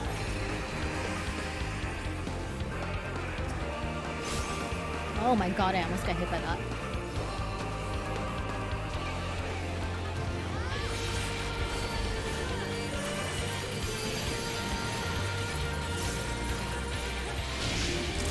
Beg for mercy.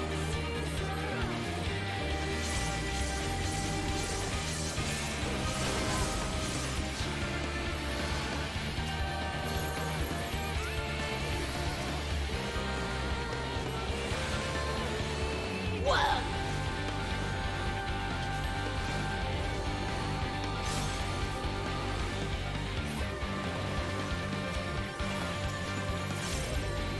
Suffused with night, I shall prevail!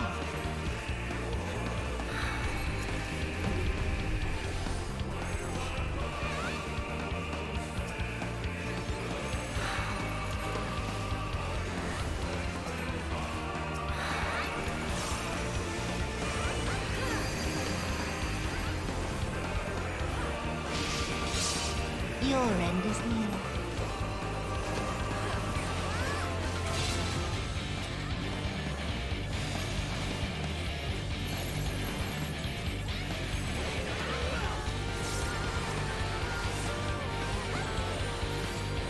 In sunless gloom, black tendrils trail. Sage.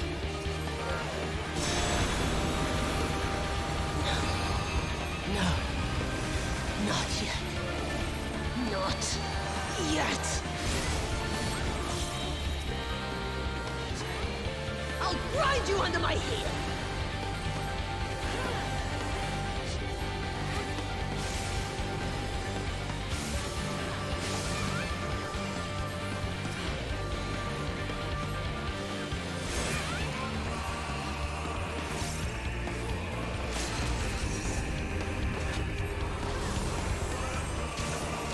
Oh, that's the sage LB.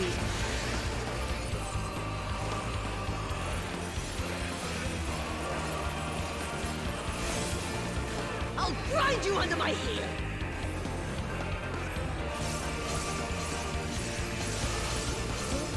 He just died.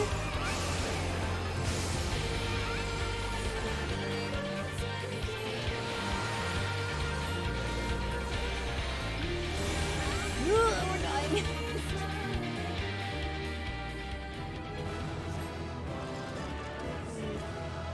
Using the first trial as your first time having to heal non-NPCs made for a good trial by fire.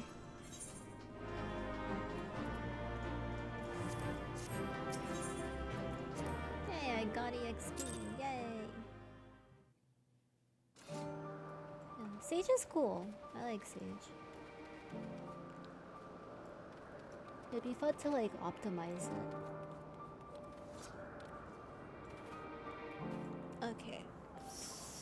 It is like 11:30, which isn't terribly late, but I'm probably not gonna do any more MSQ.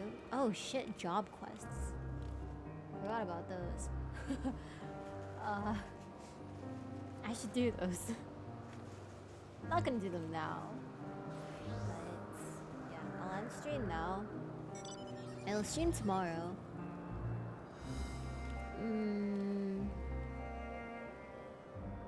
I need to go to the store with my mom. So it may be... Keep going. I'm sorry, have you been up since 7 a.m.? I don't think so. Anyway. Yeah. Duh. Anyway. I might do an early stream tomorrow depending on when I can... get in the game. Let's see if it's a long queue or not.